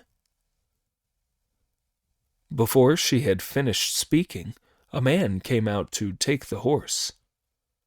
Monkey handed him the horse to take inside. He then led the master into the building in the shadow of the lamp. Upstairs there were tables and chairs conveniently arranged, and when the window was opened, they all sat down in the clear moonlight. When someone came with a lighted lamp, Monkey blocked the doorway, blew it out, and said, "No need for a lamp on a bright night like this." No sooner had the man with the lamp gone down than a maid came up with 4 bowls of tea. Monkey took the bowls from her, only for her to be followed by a woman who looked to be about 56 or 57, coming up the stairs. Standing beside Monkey, she asked, "Where are you gentlemen from? What fine goods do you have?" "We're from the north," Monkey replied, "and we've got a few poor horses to sell." "You're very young to be a horse dealer," the woman said. "This gentleman is Tang the eldest," Monkey explained. "This is Hog the third, and this is Sand the fourth. I'm Sun the second, an apprentice." "But your surnames are all different," said the woman with a smile. "Yes," Monkey replied. "Our surnames are different, but we all live together. There are 10 of us brothers all together, and we 4 have come ahead to fix our board and lodging. The other 6 have found a place outside the city to stay tonight. It would have been awkward for them to come into the city, as they've got a herd of horses. They'll come in tomorrow morning when we fix some accommodation. We won't go home till we've sold the horses." "How many horses are there in your herd?" the woman asked. "Over 100 of all ages," Monkey replied. "They're all like that one of ours, except that they come in different colors." "Mr. Sun," said the woman with a laugh, "you really know how to travel. You should have come straight here. No other inn would be able to put you up. We have a big courtyard well supplied with troughs and tethering posts, and plenty of fodder, too. We could feed several hundred horses here. There's just one thing I should mention. I've been keeping this inn for many years, and it's quite well known. My late husband was called Zhao, but I'm afraid he died long ago. So now this is called Widow Zhao's Inn. We have 3 classes of entertainment for our guests. Let's get sordid money matters out of the way. Then we can be more civilized later. The first thing is to discuss the tariffs and agree on one, so that we know where we stand when it's time to settle the accounts. Quite right, Monkey replied. What are your 3 classes of entertainment? As the saying goes, your tariffs may be low, your tariffs may be dear, but treat us all the same, who come from far or near. What do your tariffs involve? Could you explain them to me? We have first, second, and third class tariffs, the old woman replied. The first class is a banquet with 5 kinds of fruit and 5 different dishes. The tables are set with confectionery lions and immortals fighting. 2 gentlemen share a table, and there are young ladies to sing to them and sleep with them. It costs half an ounce of silver per head, the price of the room included. I'd agree to that, Monkey replied. Where we come from, half an ounce wouldn't even pay for a girl. For the second class tariff, the woman continued, you all eat from the same dishes of food, and we provide fruit and warm wine that you help yourselves to in your drinking games. No young ladies are provided, and it costs 1/5 of an ounce of silver each. I'd agree to that too, Monkey replied. What about the third class? I wouldn't like to discuss it with such distinguished gentlemen as yourselves, she replied. No harm in telling us about it, Monkey replied, so that we can choose what suits us best. Nobody waits on you in the third class, she said, and we provide a big pot of rice for you to eat from as you will. When you're full, there's straw for you to spread out on the ground and sleep on where it suits you. At dawn, you give us a few coppers for the rice, and I can assure you we won't argue about how much. We're in luck, said Pig. We're in luck. That's the sort of deal I like. I'll eat my fill from the cauldron, then have a bloody good sleep in front of the stove. What nonsense, brother, said Monkey. We've earned an ounce or 2 of silver on our travels. Give us the first-class treatment. Make some good tea, the woman said with delight, and tell the kitchen to get the food ready quickly. She then went downstairs, calling out, kill chickens and geese and boil up some pickled meat for them to have with their rice. Then she shouted, kill a pig and a sheep. What can't be eaten today can be served tomorrow. Get some good wine. Use the best white rice and make some pancakes with white flour. When Sanzang heard all this from upstairs, he said, whatever shall we do, Sun the Second? They're going to slaughter chickens, geese, a pig, and a sheep. If they bring us all these, we won't be able to eat them as we're all vegetarians. I've got an idea, said Monkey, and he stamped in the doorway and called out, Miss Shao, come up here. What instructions do you have for me, sir? She asked. Don't kill any living creatures today. We're eating vegetarian food today, Monkey replied. Are you gentlemen permanent vegetarians, or just vegetarians for this month? Asked the woman in surprise.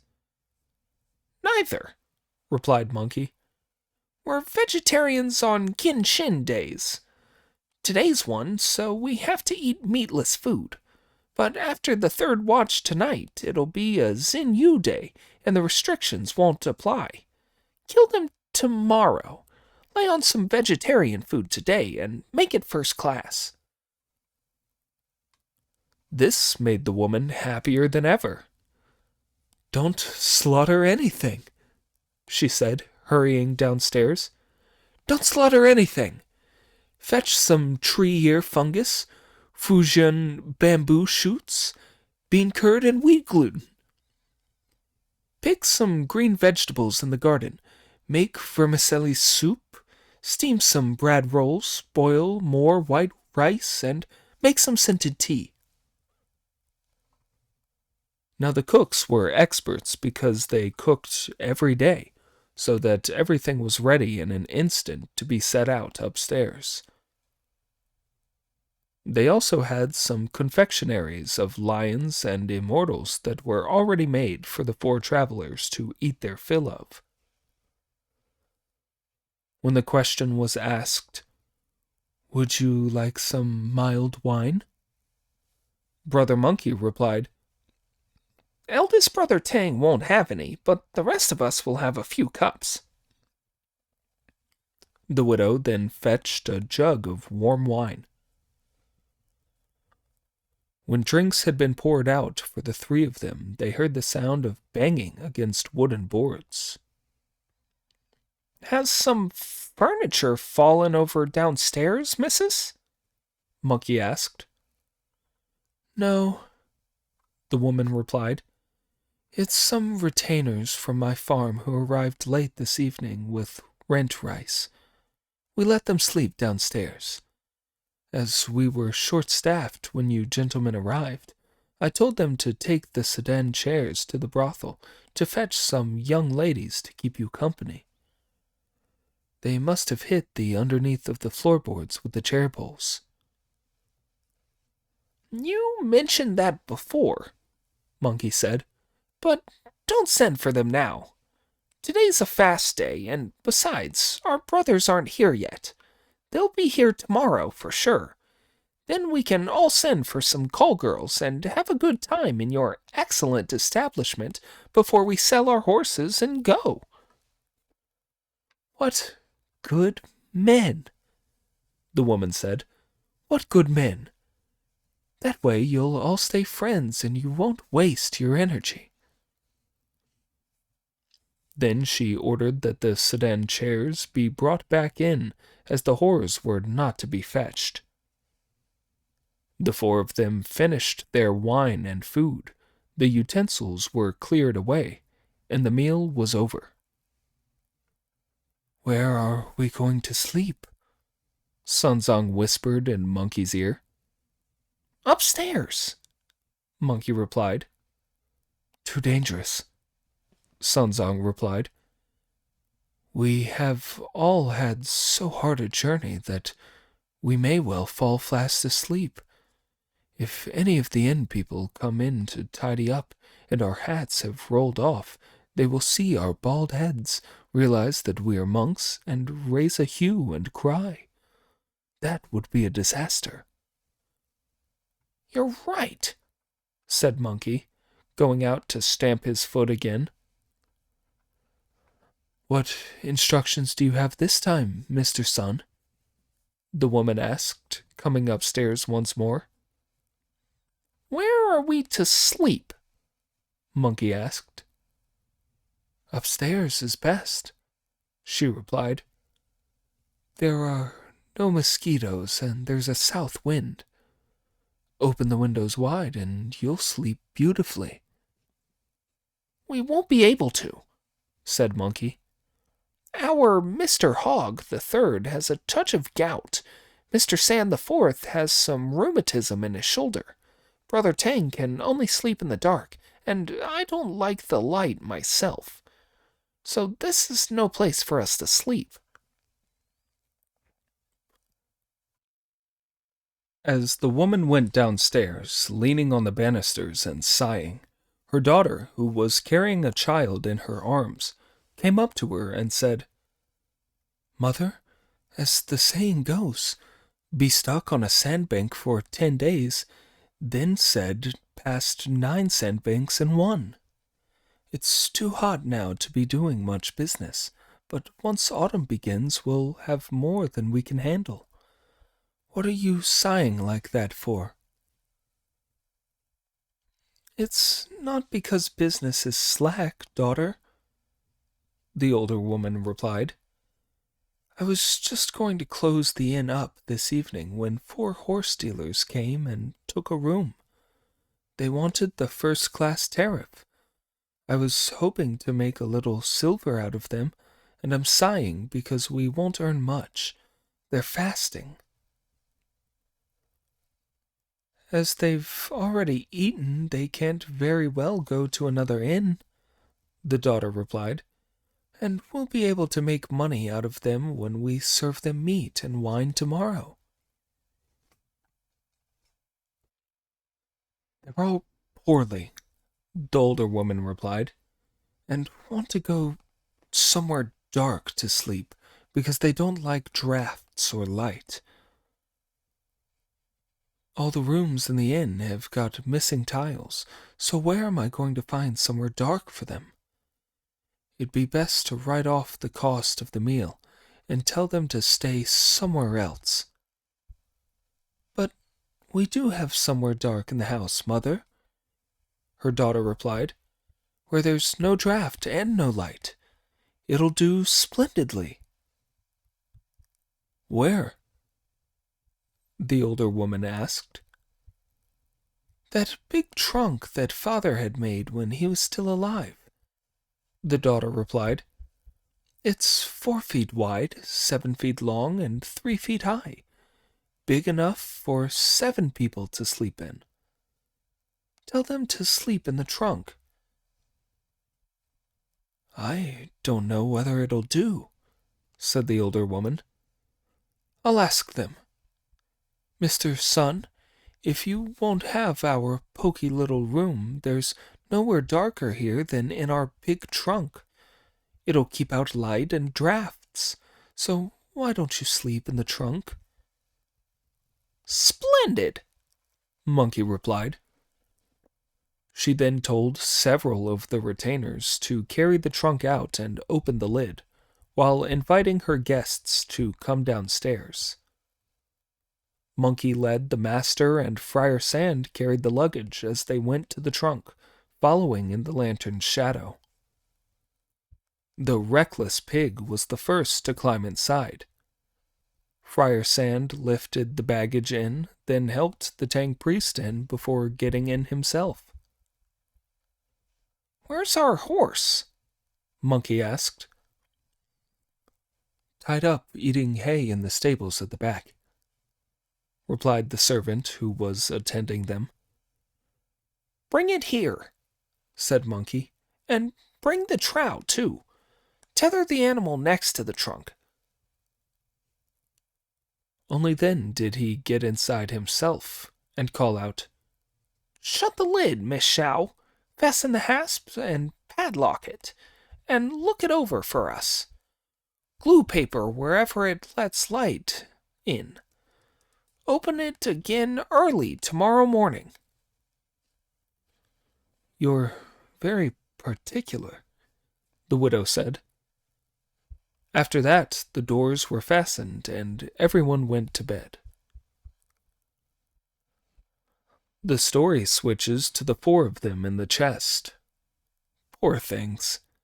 They were wearing hats. The weather was very hot, and it was airless and stuffy. They took off their hats and clothes and fanned themselves with their monastic hats for lack of fans. They were all crowded in next to each other and did not fall asleep till the 2nd watch. Monkey, however, wanted to make trouble, so he stayed awake. He put his hand out and gave Pig a pinch on the leg. The idiot pulled his leg in and mumbled, Go to sleep. We've had a hard day.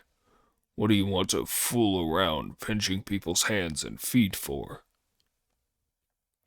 We started by laying out 5,000 ounces of silver, said Monkey aloud, deliberately making mischief.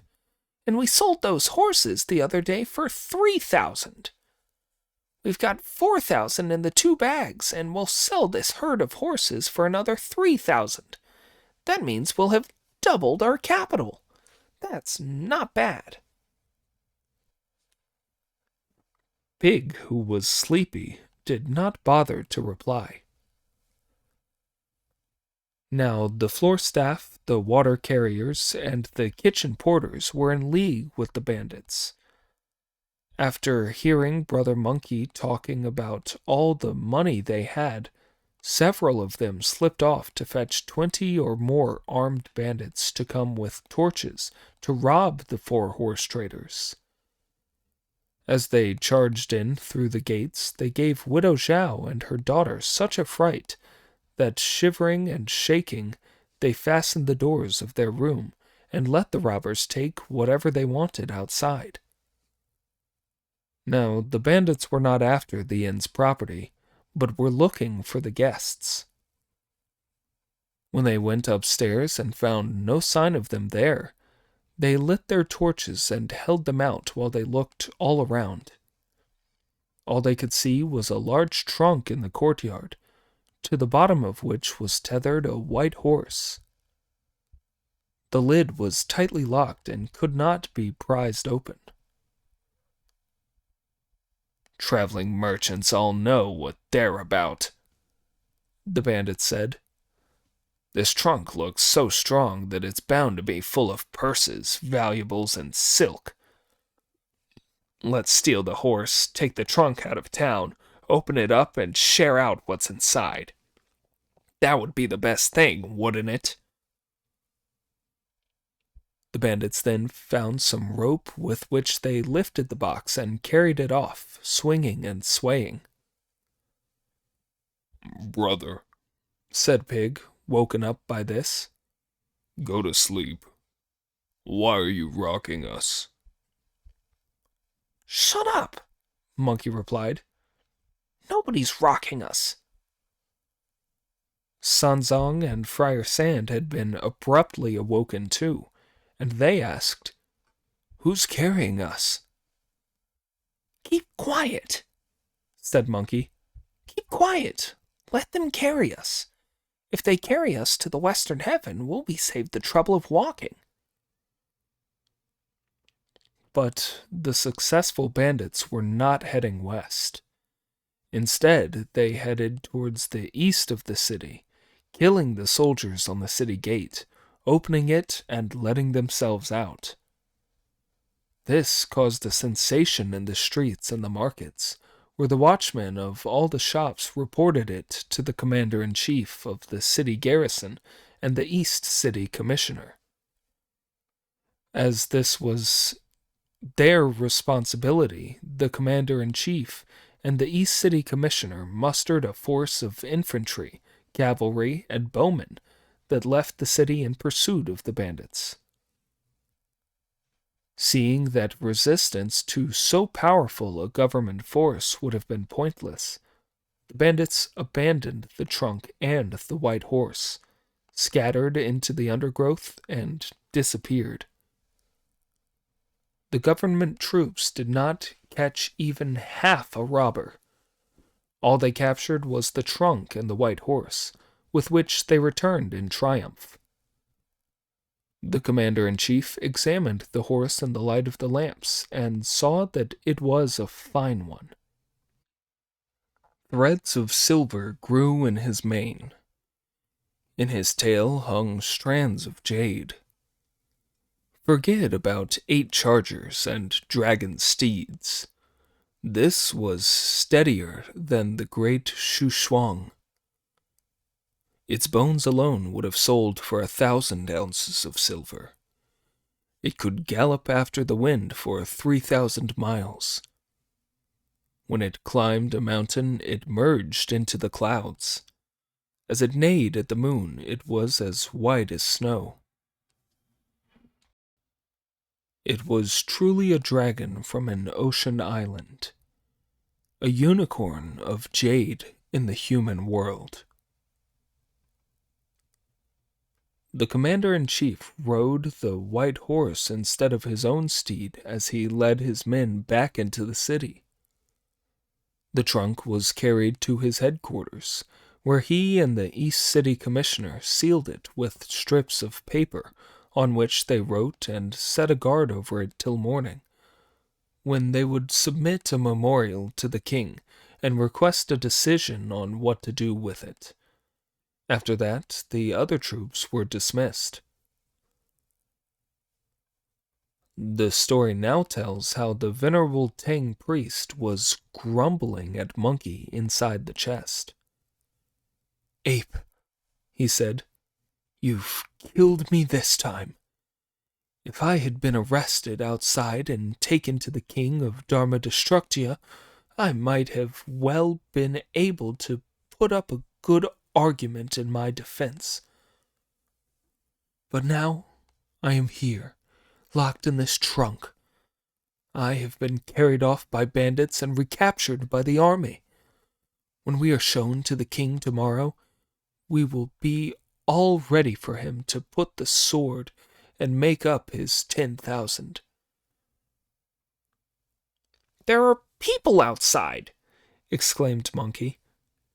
If they open the trunk and take you out, you'll either be tied up or hung up. If you don't want to be tied or strung up, you'd better show a little patience. When we're taken to see this deluded king tomorrow, I'll definitely be able to talk my way out of things. I guarantee that not one hair of yours will be harmed, so stop worrying and go back to sleep."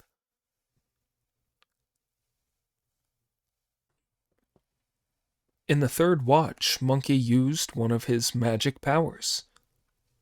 Slipping his cudgel out, he blew on it with a magic breath, called "Change!" and turned it into a triple auger with which he drilled 2 or 3 holes near the bottom of the chest, forming a single larger hole. He put the auger away, shook himself, turned into an ant, and crawled out. Then he turned back into himself and rode his cloud straight to the palace gates. The king was fast asleep at the time, so Monkey used his great, all-powerful body-dividing magic. Plucking all the hairs out of his left arm, he blew on them with a magic breath, called "Change!" and turned them into little monkeys. Then he pulled all the hairs out from his right arm, blew on them with a magic breath, called "Change!" and turned them into sleep insects. Next, he recited the magic word Om and told the local deity of the place to take the little monkeys to distribute them throughout the palace to all the officials in every office and department of government. Each holder of official rank was given a sleep insect to ensure that he or she would sleep soundly and not get up. Monkey then took his gold-banded cudgel in his hands, squeezed it, waved it, called "Change, treasure!" and turned it into over 1,000 razors of the sort used for shaving the head. Taking one himself, he told all the little monkeys to take one each and shave the heads of everyone in the inner quarters of the palace and in all the government departments and offices. This was indeed a case of when the Dharma King would destroy it, the Dharma is infinite. The Dharma runs through heaven and earth, opening the great way. The origins of 10,000 Dharmas all come down to one. The features of the 3 vehicles are basically the same. He bored through the trunk to find out the news, distributed his golden hairs to smash delusion, determined to bring the Dharma King to the true achievement, to the eternal emptiness of what is not born and dies not. That night the head shaving was completed, so Monkey said another spell to dismiss the local deity, shook himself to bring all the hairs back to his arms, then touched all the razors to turn them back into their true form as the gold-banded cudgel, which he made much smaller and hid in his ear again. Finally, he reverted to being an ant, crawled back into the trunk, and went on guarding the Tang priest in his time of danger. When the palace ladies in the inner quarters got up to wash and do their hair before dawn the next morning, they all found that their hair had gone. The same had happened to all the eunuchs, senior and junior, who moved around the palace.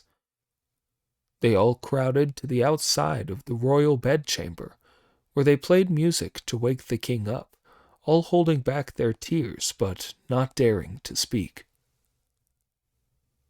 Before long, the queen in the palace woke up to find her hair gone too.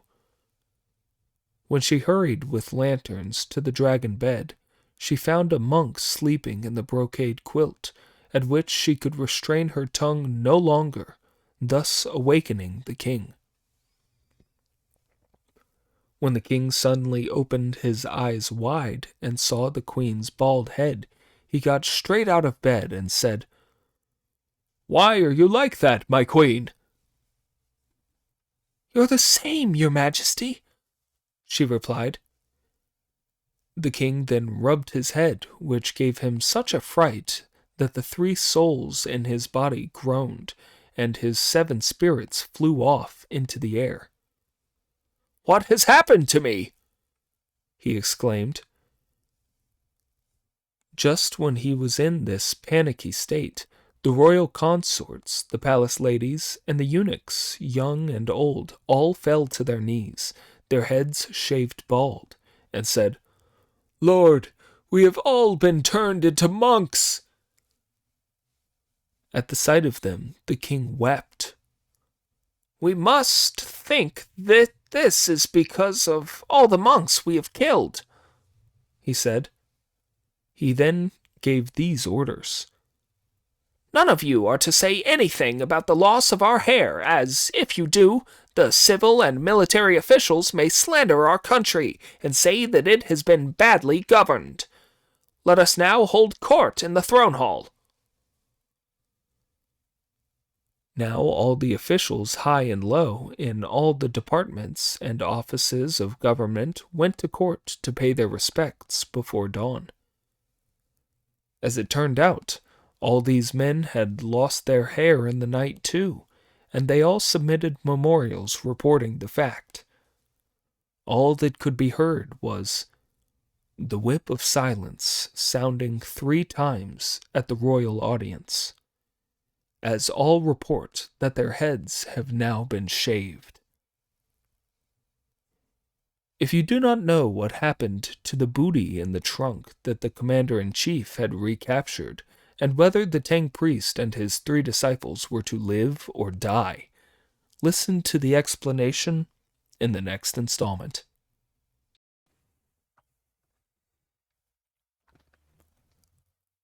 Chapter 85. The Mind Ape is jealous of the Mother of Wood. The demon chief plots to devour the Master of Dhyana. The story tells how when the king held his dawn audience, the civil and military officials all carried memorials. "Sovereign Lord," they reported, "we beg you to forgive your servants for their lack of decorum." "Gentlemen," the king replied, "you're all as courteous as ever. What lack of decorum are you showing?" "Sovereign Lord," they said, "we do not know why, but all of your servants lost their hair last night." Holding in his hand these memorials about the lost hair, the king descended from his dragon throne to say to the officials, "Indeed, we do not know why either. But everyone in the palace, young and old, lost their hair last night. King and ministers alike all wept as they said, "From now on we will not dare kill any more monks." The king then returned to his throne, and the officials took their places in their proper ranks. The king then said, "Let those with business here come forward from their ranks to report. If there is no other business, the curtain may be rolled up, and the audience ended." The commander-in-chief of the capital's garrison then moved forward from the ranks of military officials, and the East City Commissioner moved forward from the ranks of the civil officials to kowtow at the steps of the throne and report. "We were patrolling the city on your majesty's orders last night, when we recaptured a trunk of bandits' booty and a white horse. As we do not dare take unauthorized action over these, we beg your majesty to issue an edict." The king was delighted. "Bring it here, trunk and all," he ordered. The two officials then returned to their own offices, mustered a full complement of soldiers, and had the trunk carried out. Sanzang, who was inside, felt his soul leaving his body. "Disciples," he said, "what shall we say in our defense when we reach the king?" "Shut up," said Monkey with a grin. "I've fixed everything. When the trunk's open, the king will bow to us as his teachers. The only thing is that Pig mustn't quarrel about precedence." If they don't kill me, that'll be heaven," Pig replied. "What would I want to quarrel about?" Before these words were all out of his mouth, they had been carried to the palace entrance and in through the Tower of 5 Phoenixes to be set at the foot of the steps to the throne.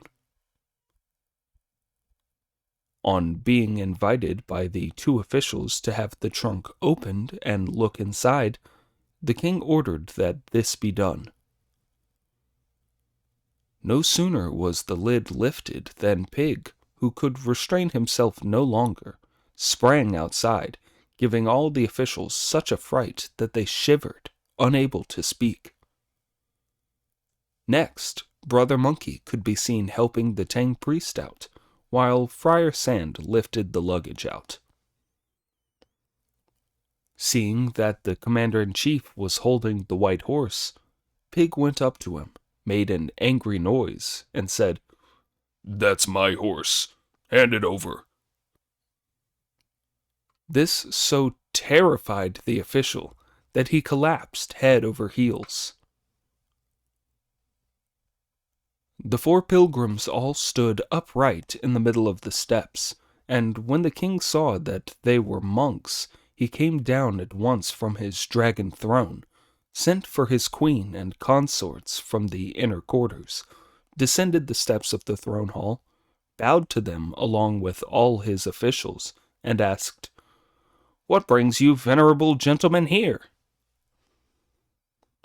"I have been sent by His Majesty the Great Tang Emperor to go to the Great Thunder Monastery in India in the west to worship the living Buddha and fetch the true scriptures," Sanzang replied. "Venerable master," the king said, "you have come from far away, but why did you sleep in this trunk last night?" "I knew that your majesty had sworn a vow to kill Buddhist monks," Sanzang replied, "which is why I did not dare to visit your illustrious country openly, but disguised myself as a layman to arrive late at night to find lodging in one of your inns. We slept in the trunk because we were afraid that our real identity would be discovered. Unfortunately, the trunk was stolen by bandits, then brought back here by the commander-in-chief. Now that I have been able to see your majesty's dragon countenance, The clouds have cleared away and the sun has come out.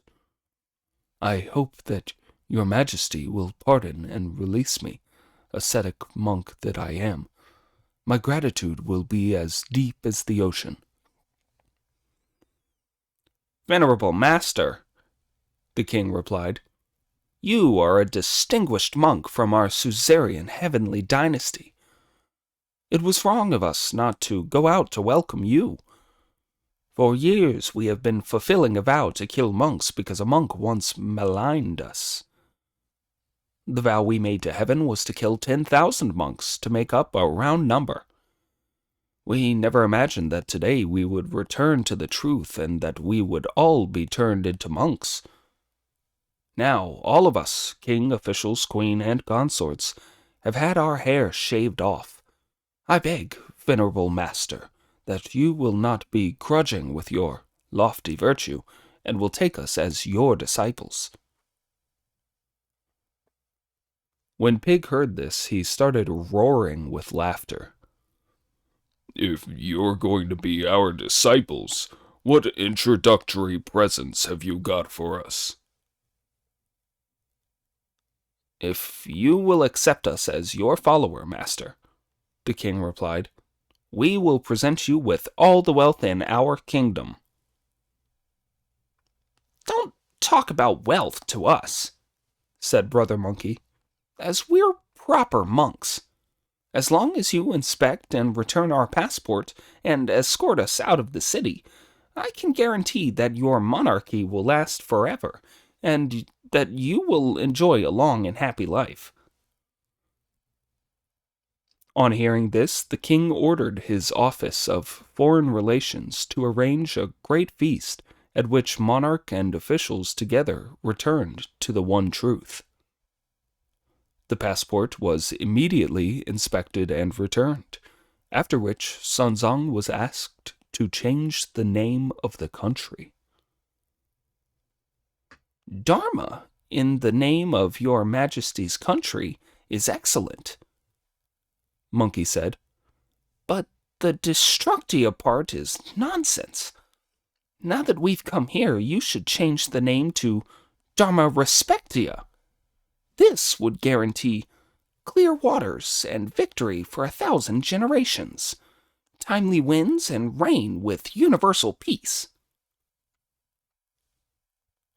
The king thanked them for their gracious kindness, had the royal carriage prepared, and escorted the Tang priest and his 3 disciples westwards out of the city. We will say no more of how monarch and subjects now held to the true faith, but tell how after leaving the king of Dharma Respectia, the venerable elder said happily from on his horse, "What excellent magic you used, Wukong. It worked very well." "Elder brother," said Friar Sand, "where did you find so many barbers to shave all those heads in one night?" Monkey then told them all about how he had used his miraculous powers, at which they all laughed so much they could not stop. Just as they were feeling so cheerful, a great mountain came into view, blocking their way. Reining in the horse, the Tang priest said, "Disciples, see how high that mountain is. You must be very careful." "Don't worry," said Monkey with a grin.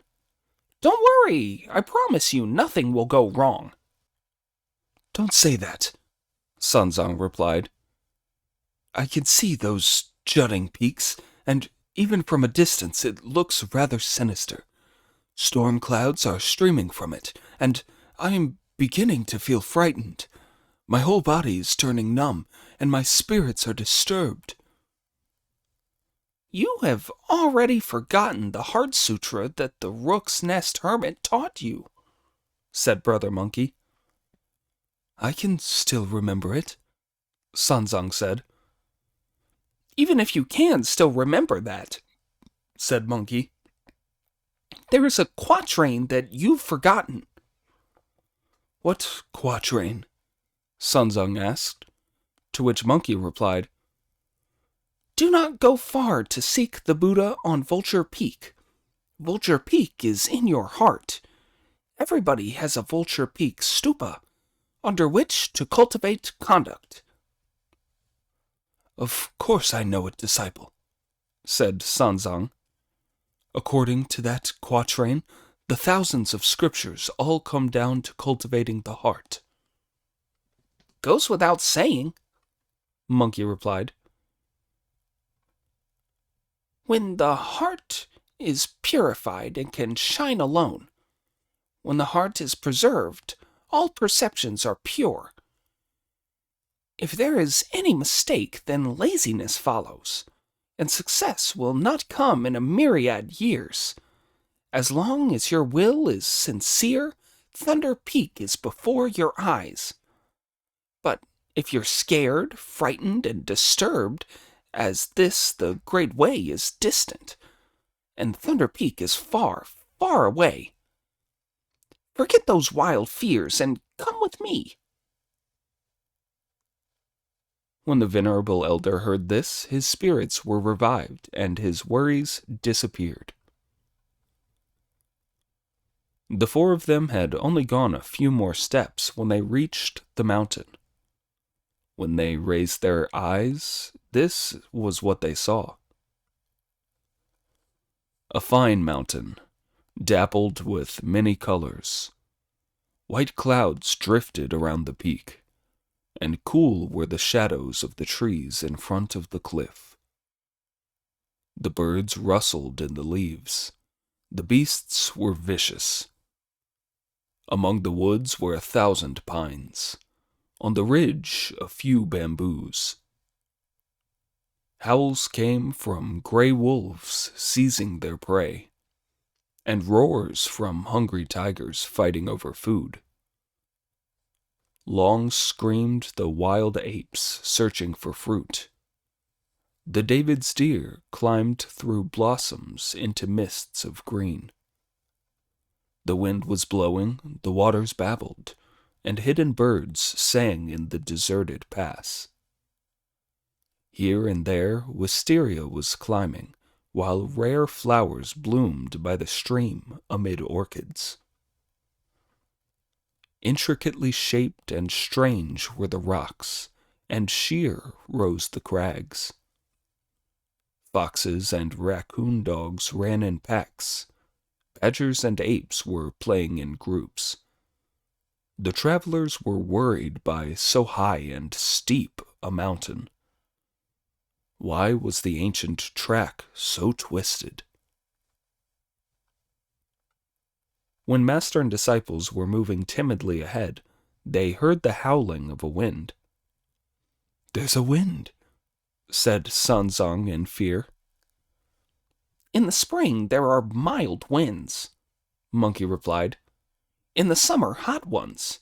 In the autumn, golden ones. And in the winter, north winds. There are winds in all 4 seasons. What's so frightening about a wind?"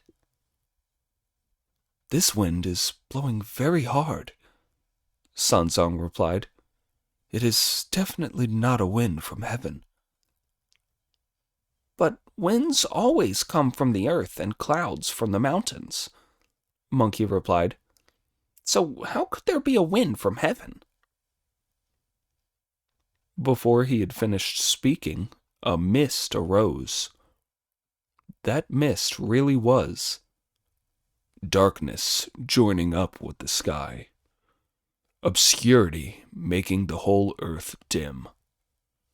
The sun had completely vanished from sight, and no bird sang. All was as indistinct as primal chaos, and the air seemed filled with flying dust. The trees on the mountain could not be seen. Where had the herb gatherers gone? "Wukong," said Sanzang in fright. "Why is there this mist when the wind is still blowing?" "Don't get upset," Monkey replied. "Get off your horse, master. I'll go and see whether or not it's sinister while you two keep guard, brothers. The splendid great sage needed only to bow in order to be in mid-air. Holding his hand to his brow for shade, he opened his fiery eyes wide and looked down to see an evil spirit sitting at the foot of a beetling scar. Just look and see what he was like.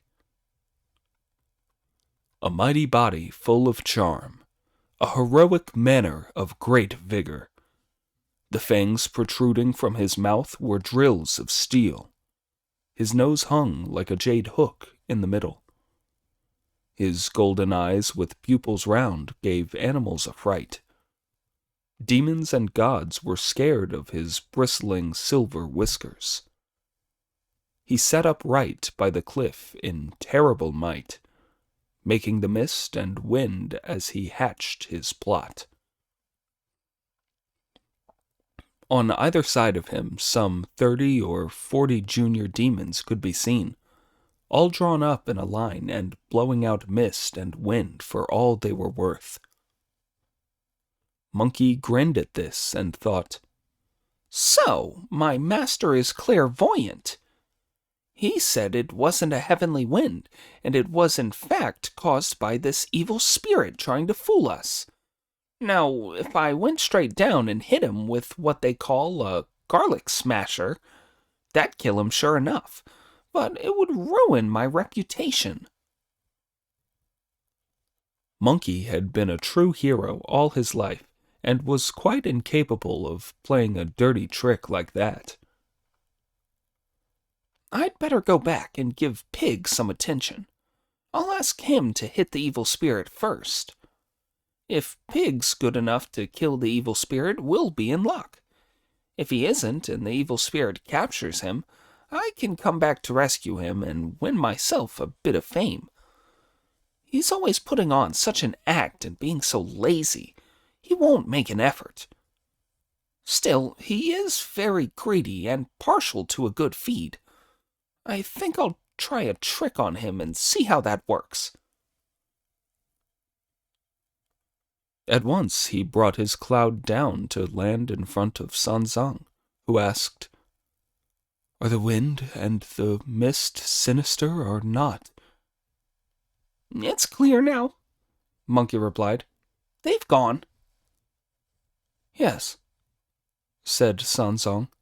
They have eased off a little. Master, said Monkey with a smile. My eyesight is very good usually, but this time I was wrong. I thought there'd probably be a monster behind that wind and mist, but there wasn't. What caused them, then? Sanzang asked. There's a village not far ahead, Monkey replied, where the people are so pious that they're steaming white rice and white bread rolls to feed monks with. I think that the mist must have been steam escaping from their steamers.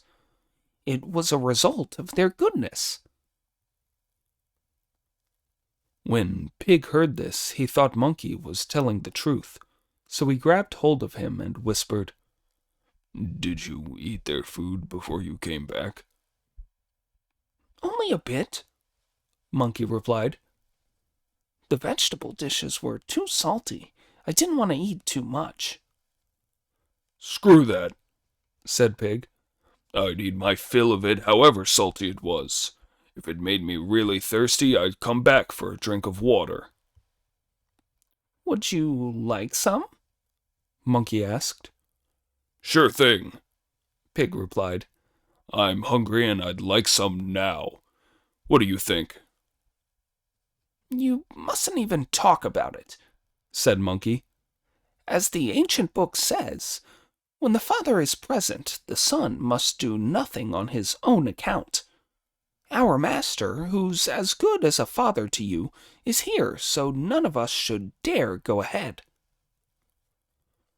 "If you'll say nothing about it, I'm going," replied Pig with a grin. Let's see how you do it, Monkey replied.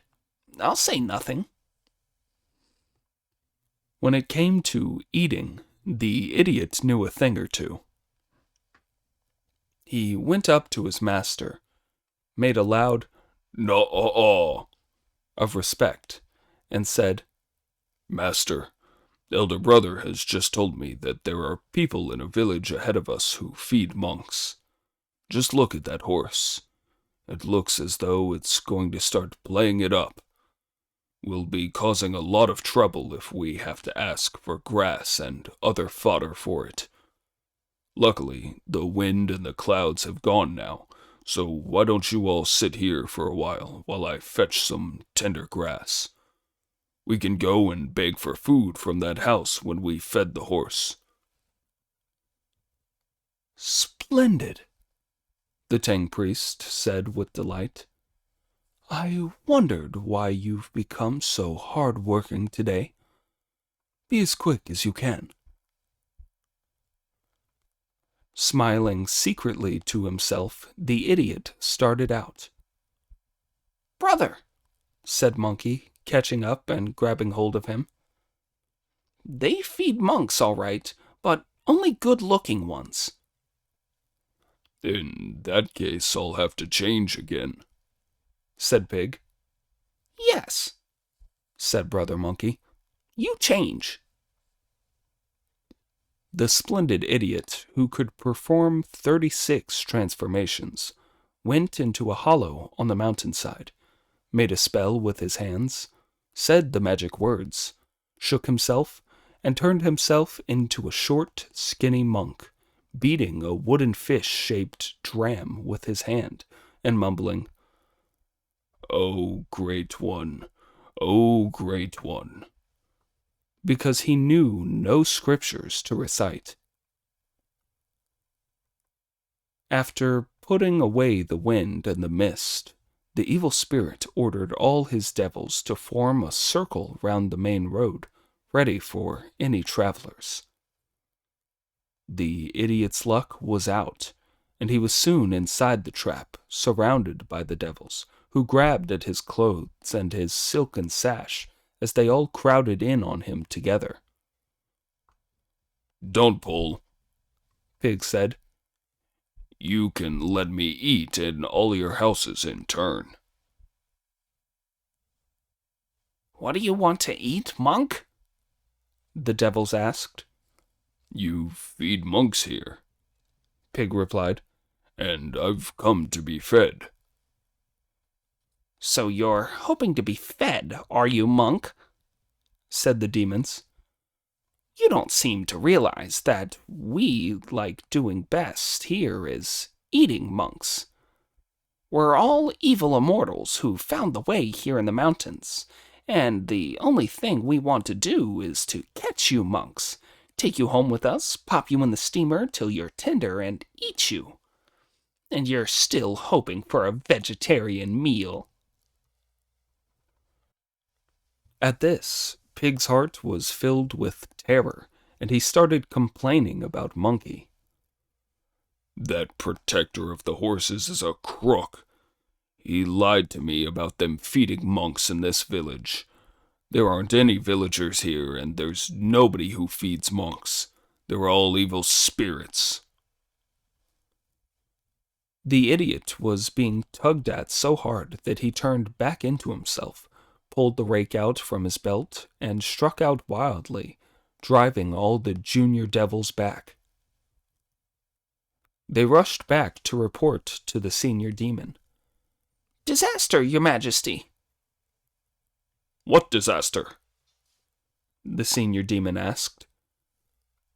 "A neat-looking monk came along in front of a mountain," they replied. "So we decided to catch him and steam him.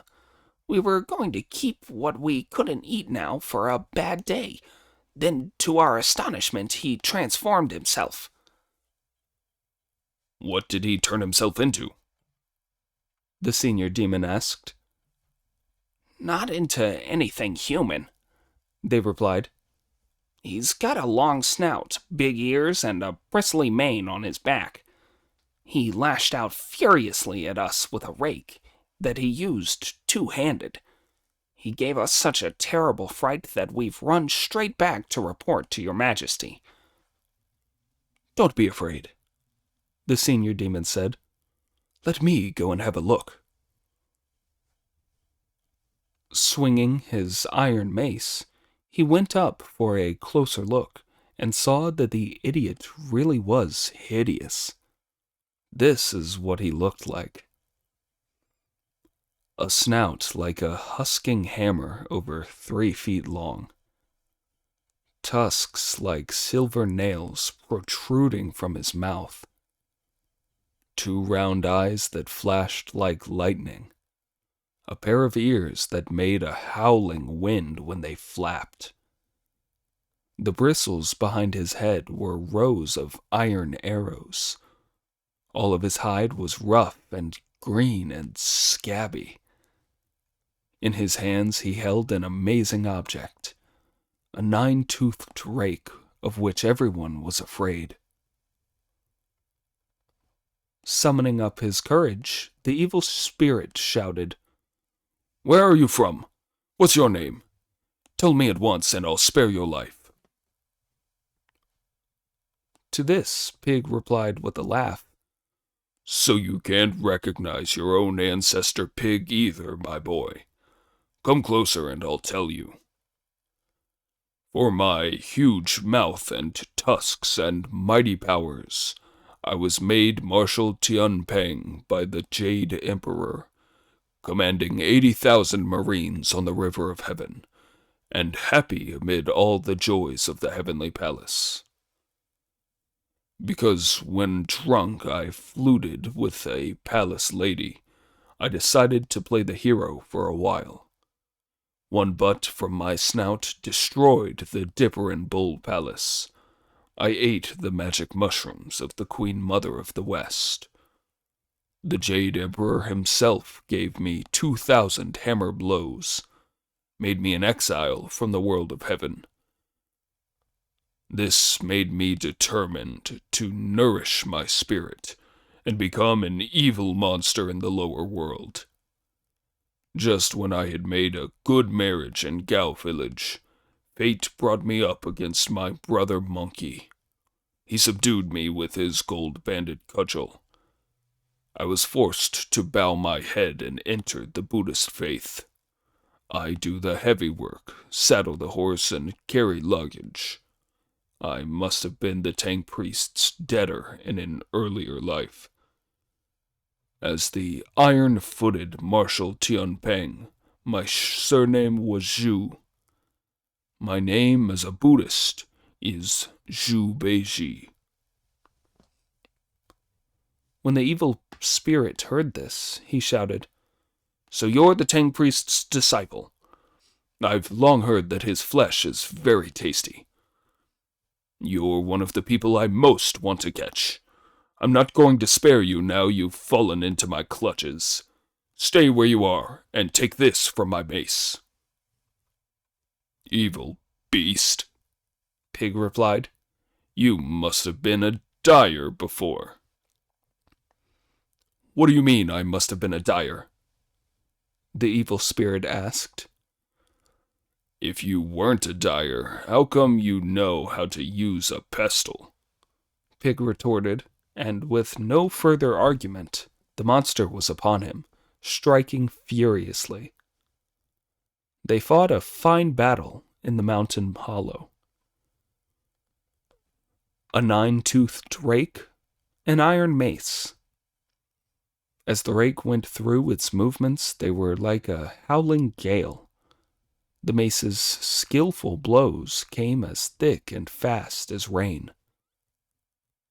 One was an unknown ogre blocking the mountain road. The other was the offending Tianpeng, now guarding his true nature's master.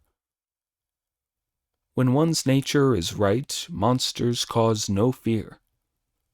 When the mountain is high, earth cannot come from metal. One fought with his mace like a python from a pool. The other's rake was like a dragon from the waters. Their angry shouts shook mountains and rivers. Their mighty roars caused terror down in hell. Each of the heroes displayed his prowess, staking his life on his magical powers. We will say no more of how Pig set a mighty wind blowing as he fought the evil spirit, who ordered his junior devils to keep Pig surrounded. Instead, the story tells how Brother Monkey suddenly gave a bitter laugh behind the Tang priest's back. "Why are you laughing like that, elder brother?"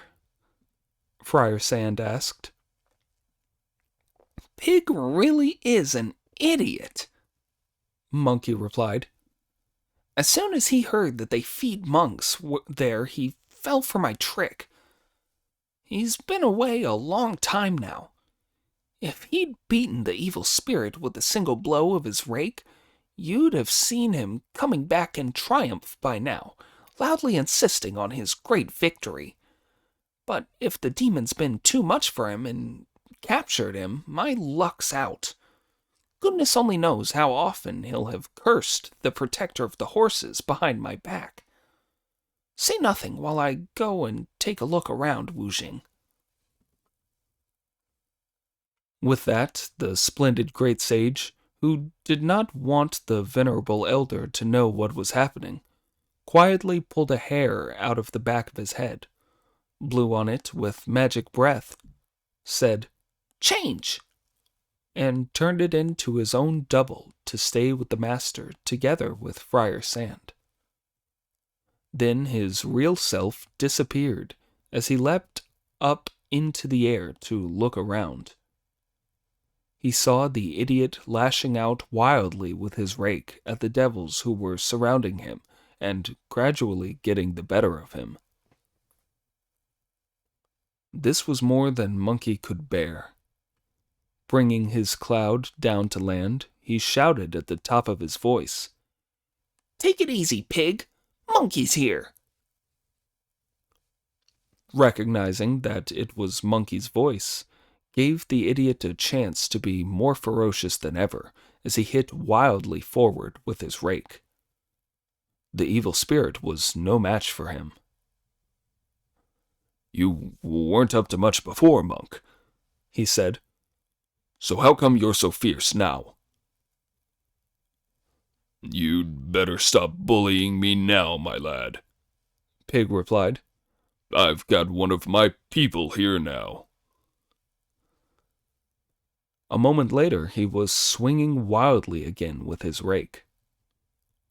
The evil spirit, unable to stave off the blows, led his devils away in defeat.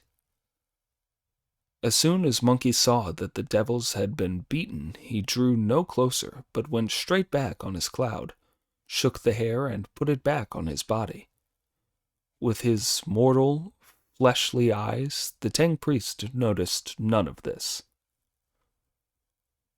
Before long, a triumphant pig returned too, so exhausted that his nose was dripping with snot as he foamed at the mouth and was panting loudly.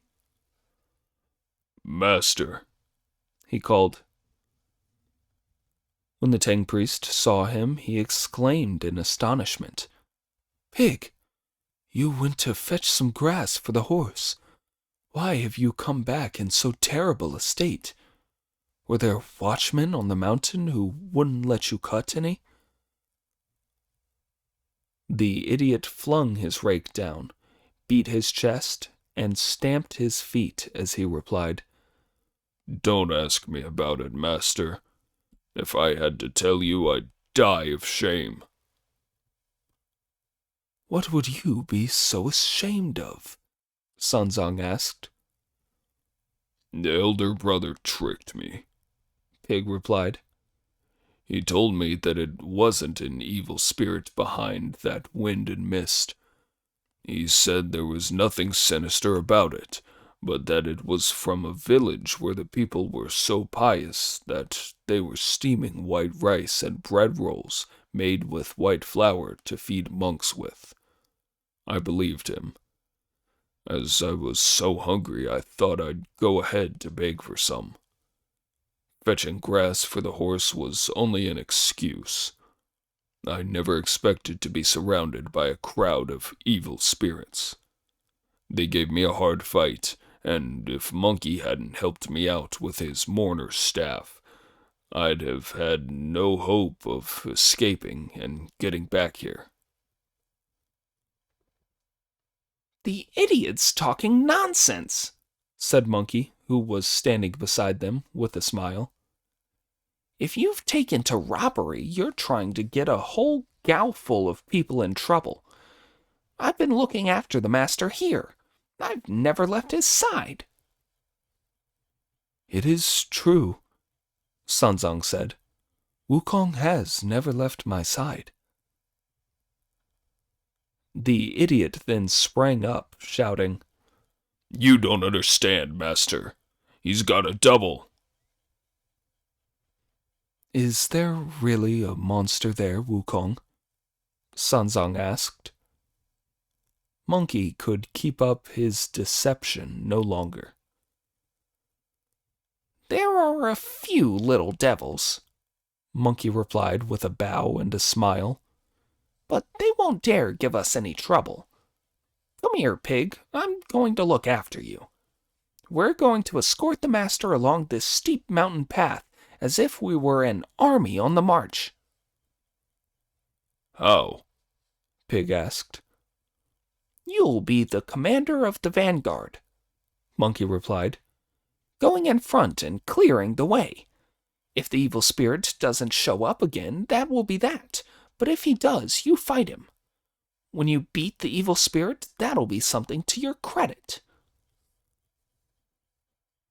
Reckoning that the evil spirit's powers were much the same as his own, Pig said, Very well then. I'm ready to die at his hands. I'll take the lead. Idiot, said Monkey. If you start by saying such unlucky things, you'll never get anywhere. As you know, brother, Pig replied, when a gentleman goes to a banquet, he either gets drunk or well filled. When a hero goes into battle, he either gets wounded or killed. By saying something unlucky first, I'll make myself stronger later. This delighted Monkey, who saddled the horse and invited the master to ride, while Friar Sand carried the luggage, as they all followed Pig into the mountains. The evil spirit, meanwhile, led a few of his underlings who had survived the rout straight back to the cave, where he sat brooding in silence, high up above a rocky precipice. Many of the junior devils who looked after things in his household came up to him and asked, Why are you so miserable today, Your Majesty? You're usually in such high spirits when you come back. Little ones, said the Demon King. Usually when I go out to patrol the mountains, I can be sure of bringing home a few people or animals I've caught to feed you with. Today, my luck was out. I've met my match. Who? The junior devils asked. A monk, the Demon King replied. A disciple of the Tang priest from the east who's going to fetch the scriptures. He's called Zhu Beiji. He went for me so hard with his rake that he beat me. I had to run away. I'm thoroughly fed up. For ages now, I've heard it said that the Tang priest is an arhat who has cultivated his conduct for 10 successive lifetimes. Anyone who eats a piece of his flesh will live forever. To my surprise, he's come to my mountain today, and it would have been an ideal time to catch him, cook him, and eat him. I never realized he'd have a disciple like that one. Before he had finished saying this, a junior devil slipped forward from the ranks. First, he gave 3 sobs in front of the Demon King, then 3 laughs. Why sob, then laugh? Shouted the Demon King. The junior devil fell to his knees as he replied, Because your majesty just said that you wanted to eat the Tang priest. His flesh isn't worth eating. But everyone says that a piece of his flesh will make you live as long as the heavens, said the Demon King. How can you say that it's not worth eating? If he were so good to eat, the junior devil replied, he'd never have got this far. Other demons would have eaten him up, and he's got 3 disciples with him. Do you know who? The Demon King asked. The senior disciple is Son the Novice, said the junior devil, and the 3rd disciple is Friar Sand. The one you met must have been his 2nd disciple, Zhu Beiji. How does Friar Sand compare with Zhu Beiji? Asked the Demon King. He's much the same, the junior devil said. What about Son the Novice? The Demon King asked, at which the junior devil thrust out his tongue in horror and replied, I daren't tell you. That monkey has tremendous magic powers and can do all sorts of transformations. 500 years ago, he made terrible havoc in heaven. None of the heavenly warriors dared give him any trouble. From the 28 constellations, the star-lords of the 9 bright shiners, the gods of the 12 branches, the 5 officers and the 4 ministers, the east and west dippers and the gods of the north and south, to the 5 peaks and the 4 rivers. How can you have the nerve to want to eat the Tang priest? How do you know so much about him? The Demon King asked. I used to live in the Lion Cave of the Demon King on Lion Ridge, the junior devil replied. He was reckless enough to want to eat the Tang priest, and that Son the Novice smashed his way in through the gates with his gold-banded cudgel. It was terrible. They were wiped out. Luckily, I had enough sense to escape by the back door and come here, where your majesty allowed me to stay. That's how I know about his powers. The senior demon turned pale with shock when he heard this. It was a case of the commander-in-chief being afraid of the soothsayer's words. How could he help being alarmed when he heard all this from one of his own people? Just when they were all feeling terrified, another junior devil stepped forward and said, Don't be so upset and afraid, your majesty. As the saying goes, easy does it. If you want to catch the Tang priest, let me make you a plan to capture him. What plan? The senior demon asked. I have a plan to divide the petals of the plum blossom. What do you mean by dividing the petals of the plum blossom? The Demon King asked. Call the roll of all the devils in the cave, the junior devil replied. Choose the best 100 from all 1,000 of them, then the best 10 out of that 100, and finally the best 3 out of the 10. They must be capable and good at transformations. Have them all turn into your majesty's doubles, wear your majesty's helmet and armor, and carry your majesty's name, and lie in wait in 3 different places. First, send one out to fight Zhu Beiji, then one to fight Son the Novice, and finally one to fight Friar Sand. This way, you'll only have to spare 3 junior devils to draw the 3 disciples away. Then your majesty will be able to stretch down from mid-air with your cloud-grabbing hand to catch the Tang priest. He'll be in the bag. It'll be as easy as catching flies in a dish of fish juice. Nothing to it. This suggestion delighted the Demon King, who said, What a brilliant plan, brilliant! If I don't catch the Tang priest this way, that'll be that. But if I do, I can assure you you'll be richly rewarded.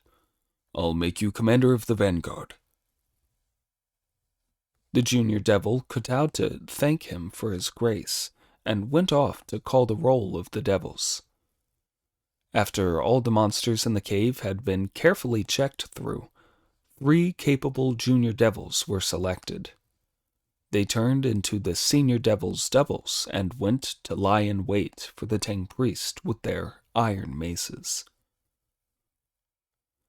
The venerable Tang elder, meanwhile, was following Pig along the way without a care in the world. When they had been going for some time, there was a crashing sound from beside the track, and out leapt a junior devil who rushed straight at them, evidently to grab Sun Zong. "The evil spirit's here, Pig," Monkey shouted. "Get him!"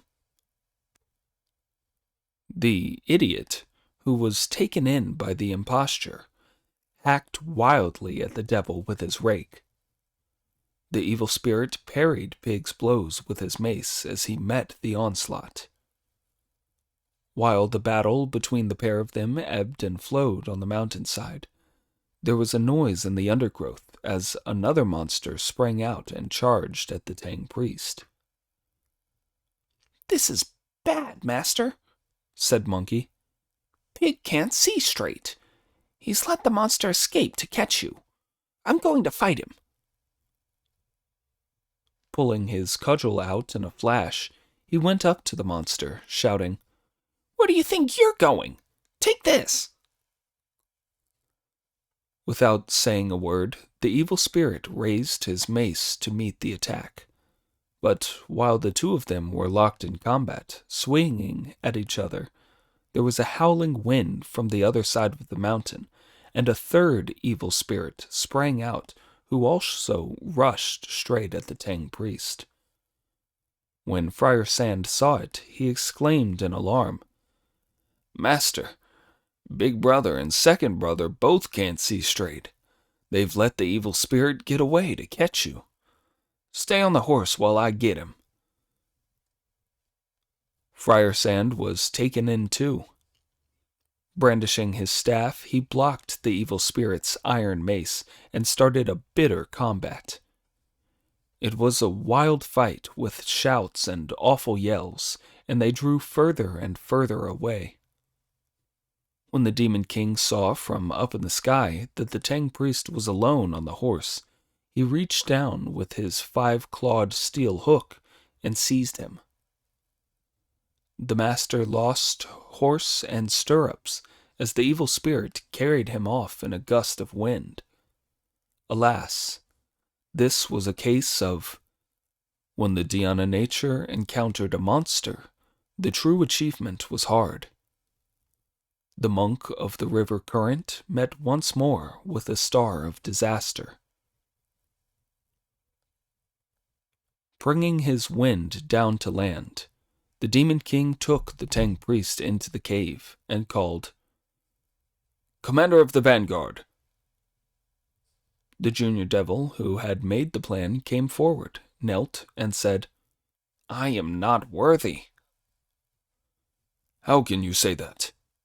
The Demon King replied.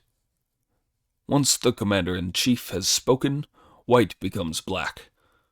What I said before was that if I failed to catch the Tang priest, that would be that, but that if I succeeded, I'd make you my commander of the vanguard. Your brilliant plan has succeeded today, so there is no reason why I should break faith with you. Bring the Tang priest here and tell the underlings to fetch water, scrub the cooking pot, fetch some wood, and light the fire. When he's been steamed, you and I will each have a piece of his flesh and live forever."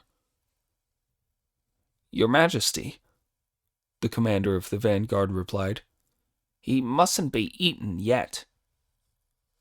"Why ever not?" the Demon King asked.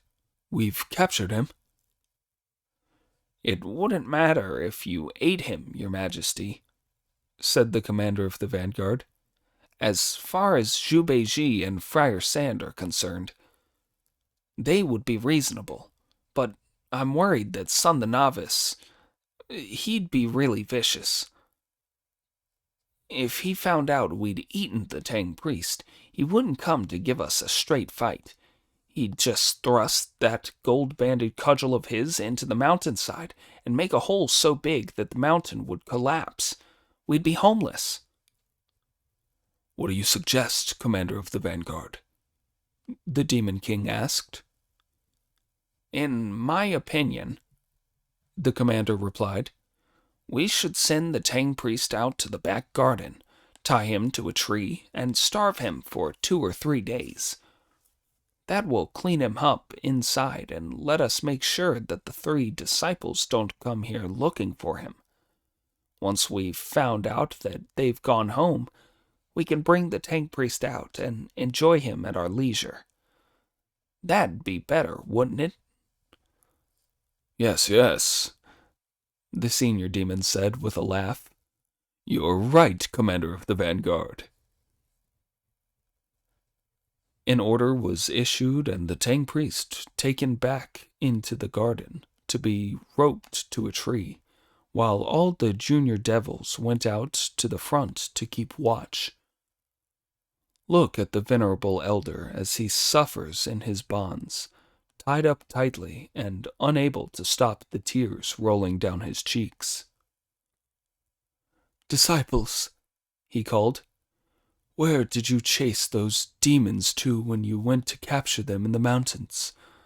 I have been captured by a wicked ogre and have met with disaster. When will I ever see you again? The pain is killing me. Just when the tears from both eyes were joining in a single stream, he heard someone calling from a tree opposite. Venerable Elder, you're here too. Taking control of himself, the Tang priest asked, Who are you? I'm a woodcutter who lives on the mountain, the other replied. I've been tied up here for 3 days. I reckon they're going to eat me. Woodcutter, said the Tang priest with tears in his eyes. If you die, it will only be you. You have nothing else to worry about. But if I die, it won't be a clean end. What do you mean it won't be a clean end, venerable elder? The woodcutter asked. You have no parents, wife, or children, so if you die, that'll be that. I am from the east, the Tang priest replied, and was going to fetch the scriptures from the western heaven. I was going on the orders of Emperor Taizong of the Tang to worship the living Buddha and fetch the true scriptures. This was to save all the lonely souls in the underworld who have nobody to care for them. If I lose my life today, the vain waiting will kill my sovereign, and I will let down his ministers. Countless wronged souls in the city of the unjustly slain will suffer a terrible disappointment and never be able to escape from the wheel of life. The true achievement will all be turned to dust in the wind. How can that possibly be considered a clean end? When the woodcutter heard this, the tears fell from his eyes as he said, If you die, that is all there to it. But my death will be even more painful for me to bear. I lost my father when I was a boy, and live alone with my mother. Because we had no property, I have had to make our living as a woodcutter. My aged mother is 82 this year, and I am her only support. If I die, who will be there to bury her? It's very hard to bear. The pain of it is killing me. When the venerable elder heard this, he began to wail aloud. Oh dear, oh dear! Even the mountain man thinks of his mother. I am reciting the sutras in vain. Serving one's monarch and serving one's parents are both the same in principle. You were moved by your mother's goodness to you, and I by my sovereign lord's goodness to me. This was indeed a case of weeping eyes looking at eyes that weep, a heartbroken one who sees off one with a broken heart. But we will say no more of Sunzong's sufferings as we return to Monkey, who, after driving the junior devil back down the grassy slope, rushed back to the track to find that his master had disappeared. All that was left were the white horse and the luggage. In his alarm, he led the horse and shouldered the carrying pole as he headed for the top of the mountain in search for his master. Oh dear! Indeed, the long-suffering monk of the river current had met with new suffering. The great sage, subduer of demons, had run into a demon. If you do not know how his search for his master ended, listen to the explanation in the next installment. Chapter 86. The Mother of Wood lends his might in defeating the ogre. The Metal Lord uses his magic to wipe out the monster.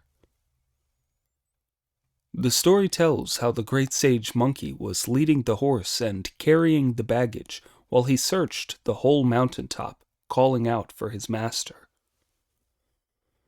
Suddenly, Pig came running up to him, puffing and panting, to ask, "Why are you shouting like that, brother?" "The master's disappeared," Brother Monkey replied. "Have you seen him?" "Why did you have to play that trick on me when I was being a good monk with the Tang priest?" Pig asked. "What was all that about me being commander of the vanguard? I had to fight for my life before I could beat that evil spirit and come back in one piece. You and Friar Sand were looking after the master, so why ask me about it?" "I don't blame you, brother," said Monkey. "Somehow or other your eyes must have gone blurred. You let the evil spirit get away and come back to catch the monster again. When I went off to fight it, I told Friar Sand to look after the master, and he's disappeared too." "I expect he's taken the master somewhere for a crap," said Pig with a grin. But before he had finished speaking, Friar Sand turned up. "Where's the master, Friar Sand?" Monkey asked.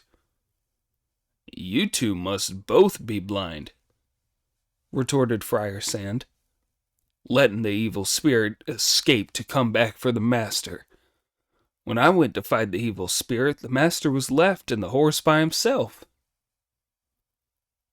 At this, Monkey leapt with rage, shouting, "He's fooled me! He's fooled me!" "How's he fooled you?" Friar Sand asked. "It was a dividing the petals of the plum blossom trick," Monkey replied, "to draw us three off so that he could make a blow for the heart and carry off the master. Whatever in the name of heaven are we to do?" He could not stop the tears from streaming down his cheeks, at which Pig said, "Don't cry. If you cry, you're a pustule. He can't be far away. He must be on this mountain. Let's look for him." The three of them had no better plan than to look for him on the mountain. When they had covered some 6 or 7 miles, they saw a cave palace at the foot of a beetling precipice. Clean-cut pinnacles blocking the light, towering and grotesque-shaped rocks, the fragrance of rate and wonderful flowers, the beauty of red apricots and green peaches, the ancient trees in front of the precipice, 40 spans round and with bark scarred by frost and rain. The azure pines standing outside the gates, 2,000 feet of green blue reaching up to the sky. Pairs of wild cranes that dance in the breeze at the mouth of the cave. Mountain birds in couples, chirping by day at the ends of the branches. Clumps of yellow creepers like ropes, rows of misty willows with leaves like hanging gold. Water fills the pools that are square. All over the mountain are caves that are deep. In the pools that are square, dragons lie hidden with scales unchanged. In the mountain's deep caves dwell ogres that long have been eaters of humans. This can be matched with the lands of immortals, a den where the winds and the vapors are stored. When Monkey saw this, he took 2 or 3 paces forward, sprang towards the gates, and saw that they were shut tight. Above them was a horizontal stone tablet, on which was written in large letters, "Linked Ring Cave, Broken Ridge, Hidden Mists Mountain." "Strike, pig," said Monkey. "This is where the evil spirit lives. The master must be here." At this, the idiot turned vicious, raised his rake, and brought it down on the gates with all his strength, smashing a big hole in them and shouting, "Ogre, send my master out at once if you don't want me to smash your gates down and finish the lot of you off." At this, the junior devils on the gates rushed back inside to report, "Disaster, your majesty." "What disaster?" the senior demon asked. "Someone's smashed a hole in the front gates and is yelling that he wants his master," the junior devils replied. "I wonder which one's come looking for him," said the Demon King in a state of great alarm. "Don't be frightened," said the commander of the vanguard. "Let me go out and take a look." He hurried straight to the front gates, twisted his head to one side, and craned to look through the hole that had been smashed in them. He saw someone with a long snout and big ears. "Don't worry, your majesty." He turned round and shouted at the top of his voice, "It's Zhu Beiji. He's not up to much, and he won't dare try any nonsense on us. If he does, we can open the gates and drag him inside to put in the steamer too. The only one to worry about is that hairy-cheeked monk with a face like a thunder god." "Brother," said Pig when he heard this from outside, "he's not scared of me, but he is of you. The master's definitely inside. Come here quick." "Evil damned beast," said Monkey abusively. "Your grandfather Monkey is here. Send my master out and I'll spare your life." "This is terrible, your majesty," the commander of the vanguard reported. "Son the Novice is here looking for him too." At this, the Demon King started complaining. "It's all because of your pedal dividing, or whatever you called it. You've brought disaster on us. How is this going to end?" "Don't worry, your majesty," the commander of the vanguard replied. "And don't start grumbling yet. That Son the Novice is a monkey of great breadth of spirit. Although he has such tremendous magical power, he's partial to flattery. We'll take an imitation human head out to fool him with, say a few flattering things to him, and tell him we've eaten his master already. If we can take him in, The Tang priest will be ours to enjoy. If we can't, we'll have to think again. But where are we to get an imitation human head? The Demon King asked. I'll see if I can make one, the commander of the vanguard replied. The splendid ogre then cut a piece of willow root with an axe of pure steel into the shape of a human head, spurted some human blood on it from his mouth to make it all sticky, and told a junior devil to take it to the gates on a lacquer tray, calling, "My lord great sage, please overcome your anger and allow me to address you." Brother Monkey really was partial to being flattered, and when he heard himself being addressed as "My lord great sage," he grabbed hold of Pig and said, "Don't hit him. Let's hear what he has to say." To this, the junior devil with the tray replied, "When my king took your master into the cave, the junior devils were naughty and behaved very badly. They gobbled and gnawed and grabbed and bit, and ate the whole of your master up except his head, which I have here."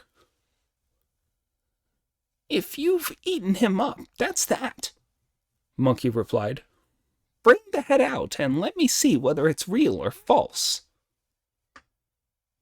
The junior devil threw the head out through the hole in the gates, a sight that startled Pig, howling and saying, "This is terrible. The master went in looking one way, and he's come out looking like this." "Idiot," said Monkey. "Have a look and find out if it's real before you start crying." "You're shameless," said Pig. "How could there ever be such a thing as a fake human head?" "This one's a fake," Brother Monkey replied. "How can you tell?" Pig asked. "When you throw a real human head, it lands quietly," Monkey explained. "But when you throw a fake, it makes a loud noise like a pair of wooden clappers. If you don't believe me, I'll throw it for you. Listen." He picked the head up and threw it against a rock, where it gave a hollow ring. "It was loud, brother," said Friar Sand. "That means it's a fake," said Monkey. "I'll make it turn back into its real self to show you." Producing his gold-banded cudgel, in a flash he hit the head open. When Pig looked, he saw that it was a piece of willow root. This was too much for the idiot, who started talking abusively.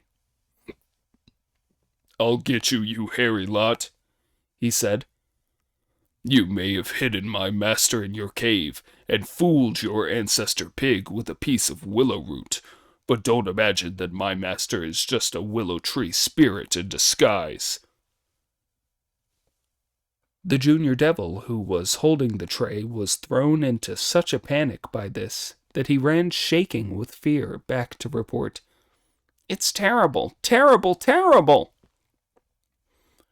"What's so terribly terrible, then?" the senior demon asked. "Zhubeiji and Friar Sand were taken in, but Monkey's like an antique dealer. He really knows his stuff,"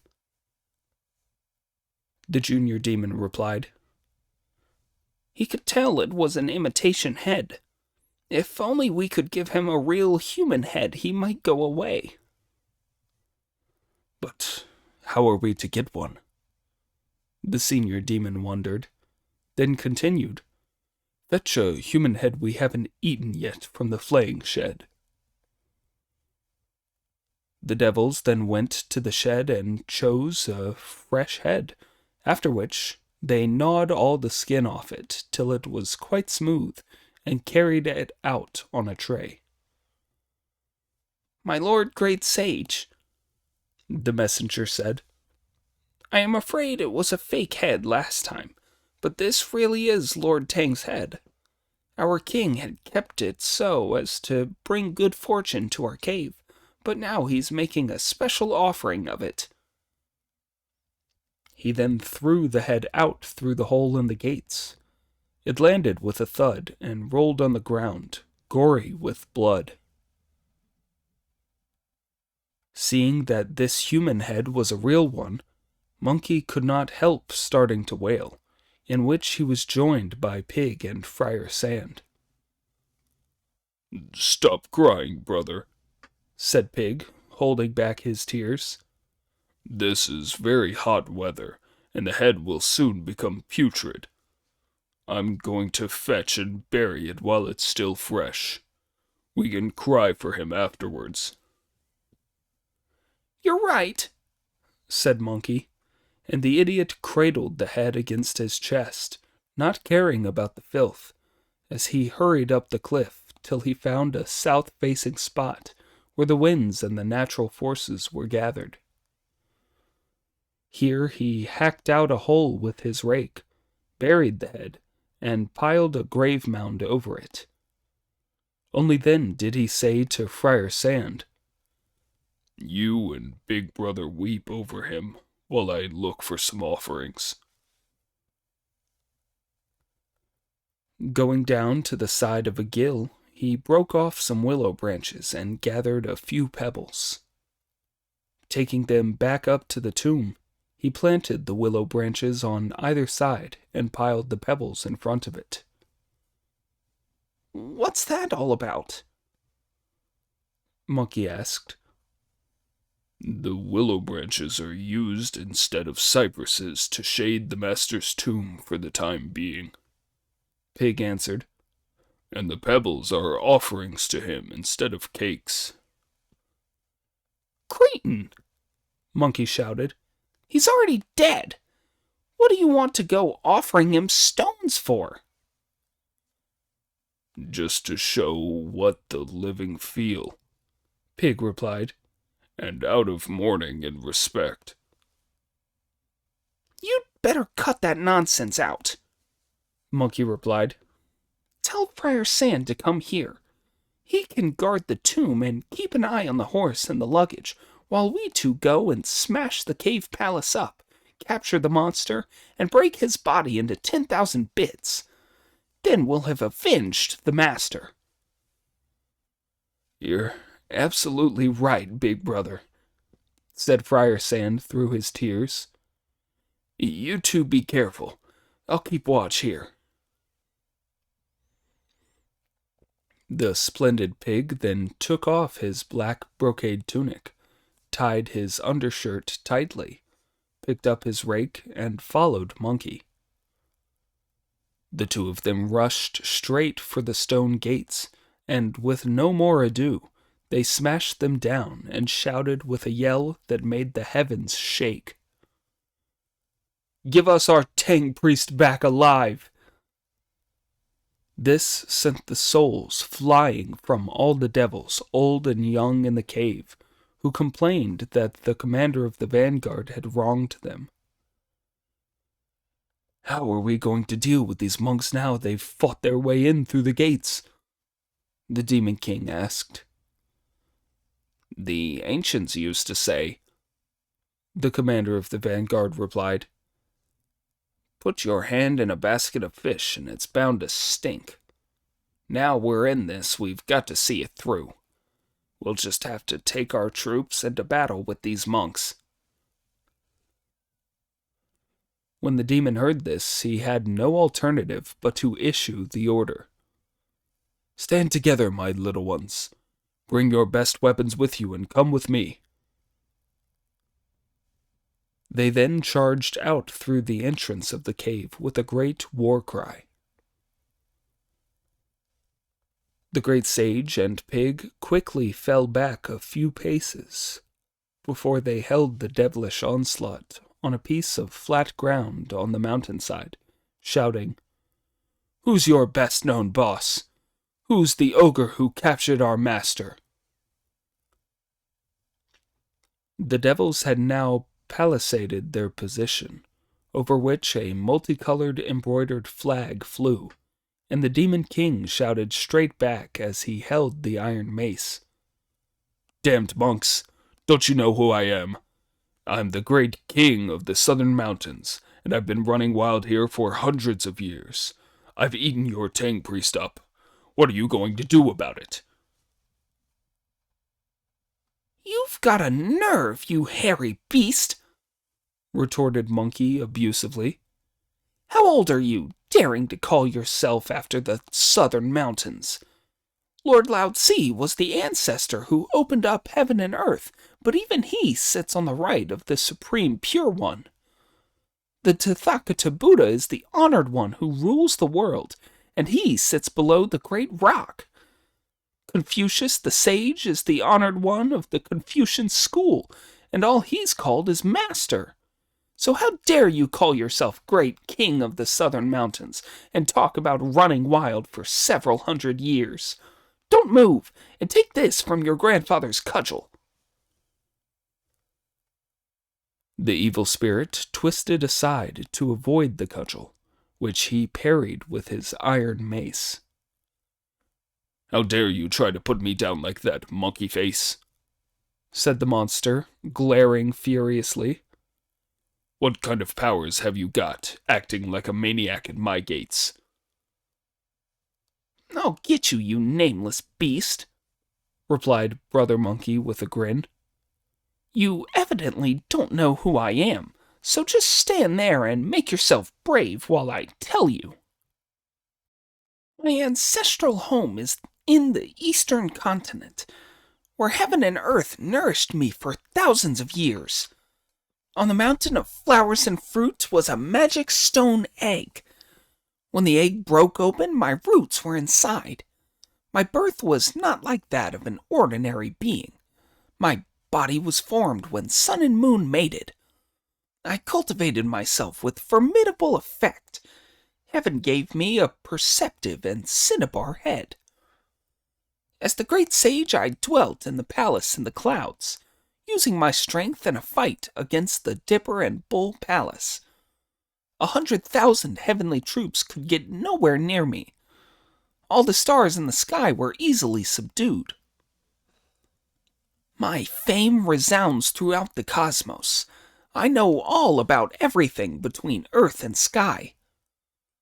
Since my conversion to Sakyamuni's teachings, I've been helping my master on his journey to the west. When I clear a path through mountains, no one can stop me. My skill at bridging rivers causes demons distress. In forests, I use my power to seize tigers and leopards. I capture wild beasts barehanded before sheer cliffs. For the sake of the East's true achievement, I have come to the western regions. What evil monster will dare to show itself? I hate the wicked beasts who have murdered my master. Their lives will all be ended at this moment. These remarks both shocked and infuriated the ogre, who ground his teeth, sprang forward, and struck at Brother Monkey with his iron mace. Monkey blocked it effortlessly with his cudgel, and would have said some more to him when Pig, unable to restrain himself any longer, started swinging wildly at the Demon King's commander of the vanguard. The commander of the vanguard led his whole force into action, and a hectic and splendid battle was fought on that piece of level ground on the mountainside. The monk from the great and superior country in the east was going to fetch true scriptures from the western paradise. The great leopard of the southern mountains breathed out wind and clouds to block their way through the mountains and show off his prowess. With tricks and deception, he had foolishly captured the priest from Great Tang. Then he met Monkey with his tremendous powers, as well as the famous Shu Beiji. While the demons fought on level ground in the mountains, dust clouds arose and darkened the sky. Above the fray rose the junior devils' roars, as they thrust out wildly with spear and with sword. On the other side the monks shouted back, fighting with rake and with cudgel together. The great sage was a matchless hero, and Pig in his perfection reveled in his strength. The ancient ogre of the south and his vanguard commander, for the sake of a piece of the Tang priest's flesh, were prepared to throw away their own lives. These two hated them for killing their master. The other two were set on murder because of the Tang priest. The struggle long swayed to and fro, the clashes and charges yielding no victor. When Monkey realized that the junior devils were fighting so hard that repeated attacks were failing to drive them back, he used body-dividing magic, plucked out a bunch of hairs, chewed them up in his mouth, spat the pieces out, called, "Change!" and turned them all into his own doubles, each wielding a gold-banded cudgel and fighting his way into the cave from outside. The 100 or 200 junior devils, unable to cope with their attacks from all sides, all fled for their lives back into the cave. Monkey and Pig then fought their way back out through the enemy ranks from the inside. The evil spirits who had no sense tried to stand up to the rake and found themselves bleeding from 9 wounds, or resisted the cudgel and had their flesh and bones beaten to paste. The great king of the southern mountains was so alarmed that he fled for his life on his clouds and wind. The commander of the vanguard, who did not know how to do transformations, had already fallen to Monkey's club and been revealed as what he really was, an iron-backed gray wolf ogre. Pig went up to him, turned him over by his leg, and said, "Goodness only knows how many piglets and lambs this so-and-so has eaten." Monkey, meanwhile, shook himself, put the hair back on his body, and said, "No time to lose, idiot. After the Demon King. Make him pay for the master's life." Pig turned back, but all the little monkeys had disappeared. "Your magic bodies have all gone, brother," he exclaimed. "I've taken them back," Monkey replied. "Splendid," said Pig. "Splendid." The two of them went back in triumph, feeling very pleased.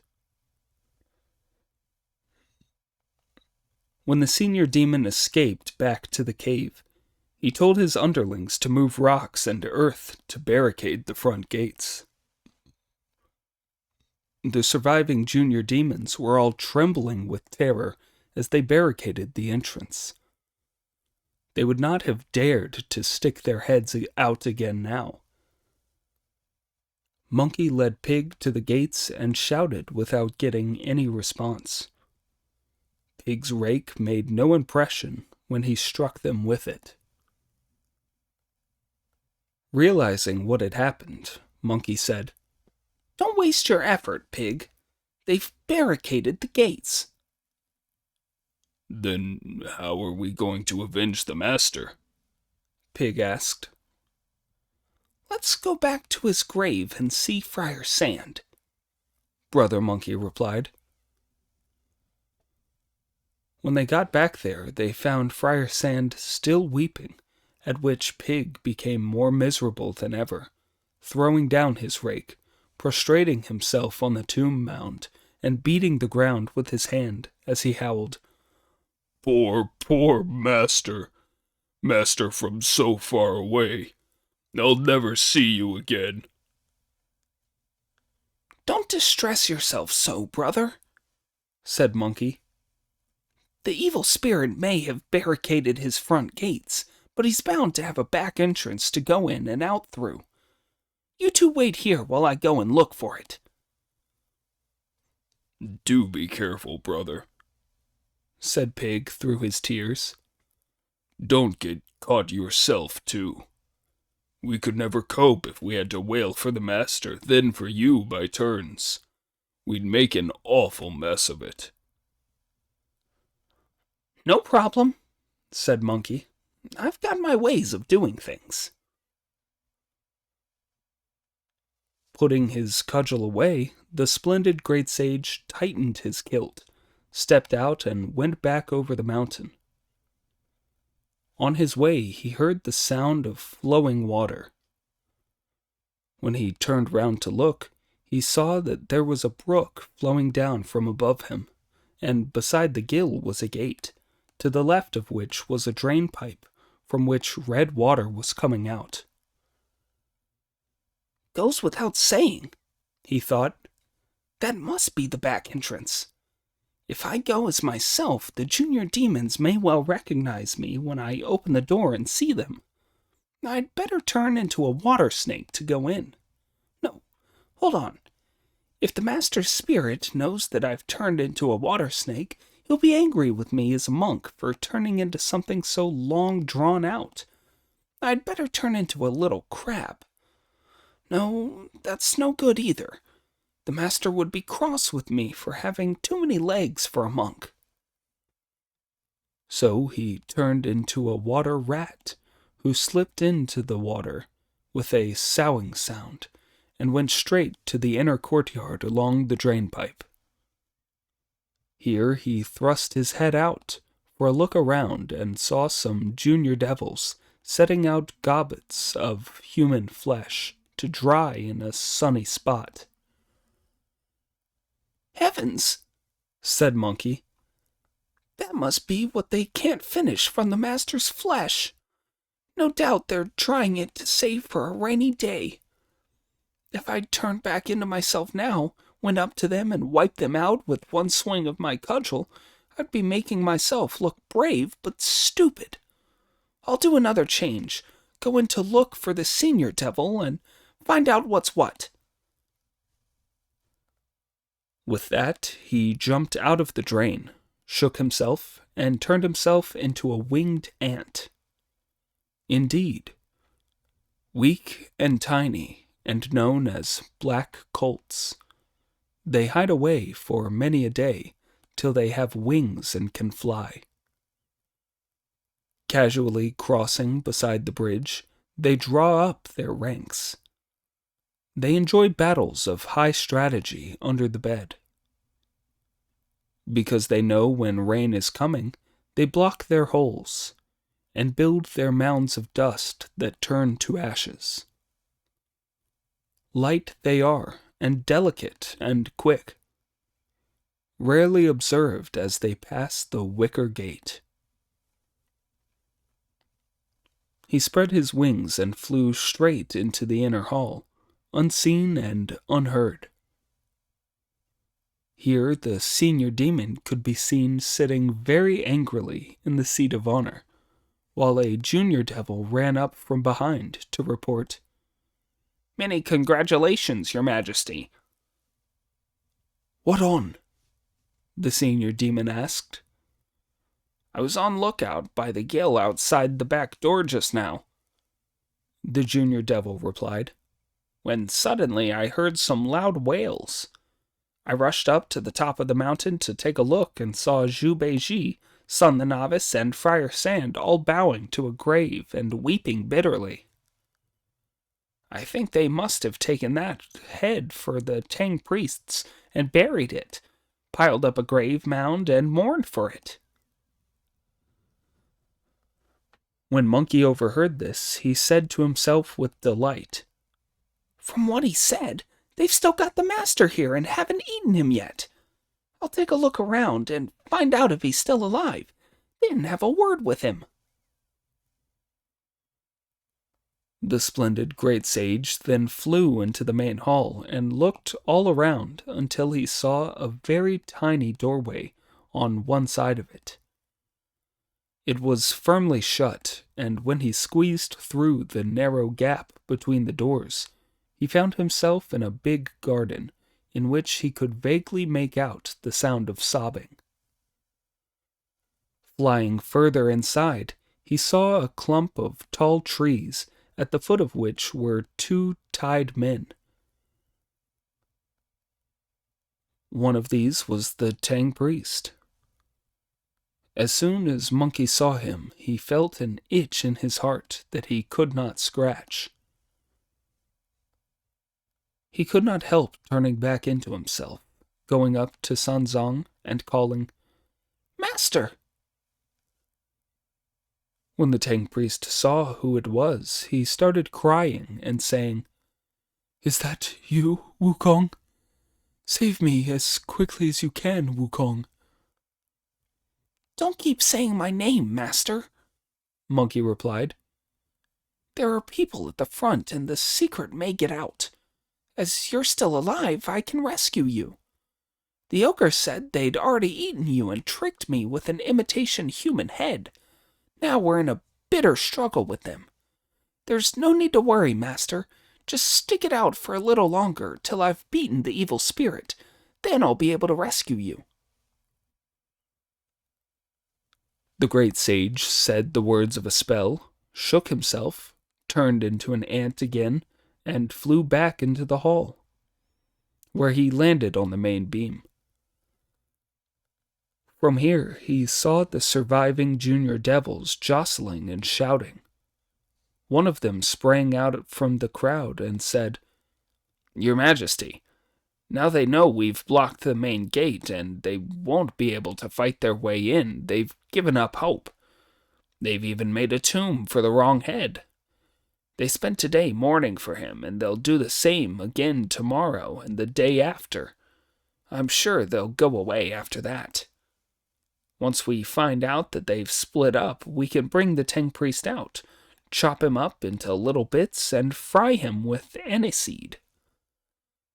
Then everyone will be able to eat a piece when he's steaming hot, and we'll all live forever." At this, another junior devil clapped his hands together and said, No, he'd taste much better steamed." "Boiling him would save some firewood," another put in. "He's such a rare and wonderful thing," said someone else, "that we ought to salt him down and take our time over eating him." When Monkey heard all this from up among the beams, he thought with fury, "What harm did my master ever do you? Why are you making these plans to eat him?" He pulled out a handful of hairs, chewed them up into little pieces, blew them lightly out of his mouth, and silently recited the words of the spell that turned all the pieces into sleep insects. These he threw into the faces of all the devils, and the insects crawled up their noses, gradually making the devils feel sleepy. Before long, the junior devils were all lying stretched out, fast asleep. The Demon King was the only one left fitfully awake, as he kept rubbing his face and head, sneezing and pinching his nose. "Perhaps he knows how to cope with sleep insects," Monkey thought. "I'd better give him a double dose." He pulled out a hair, made 2 more sleep insects as before, and threw them into the demon's face to crawl up his nose, one up the left nostril and one up the right. The Demon King jumped to his feet, stretched, yawned twice, and fell fast asleep, breathing heavily. Quietly delighted, Monkey sprang down from the roof and turned back into himself. He produced his cudgel from his ear, and waved it till it was the thickness of a duck egg. Then, with a loud bang, broke down the side door, ran into the garden at the back, and called out, "Master!" "Untie me quick, disciple," the venerable elder said. Being roped up like this has been agony. Be patient, master, said Monkey. When I've killed the evil spirit, I'll come and untie you. He then hurried back into the hall, lifted his cudgel, and was about to strike when he stopped and thought, No, this is wrong. I ought to release the master before I kill the evil spirit. He went back into the garden, where he changed his mind again. No, I'll kill the monster first. This happened 2 or 3 times, till finally he came dancing back into the garden, where his master's grief turned into joy at the sight of him. "You monkey," he said. "I suppose it's because you are beside yourself with pleasure at seeing me still alive that you're dancing like that." Only then did Monkey go up to him, untie him, and help him walk away. The man tied to the other tree then called out, "Please, save me too, in your great mercy, my lord." The venerable elder stopped and said, "Untie him too, Wukong." Who's he? Monkey asked. "He was captured and brought here a day before me," Sun Zong replied. "He's a woodcutter. He tells me his mother is very old, and he is most worried about her. He is a very dutiful son. You must save him too." Doing as he was bid, Monkey untied the other man and took them both out through the back gate, up the scar, and across the ravine.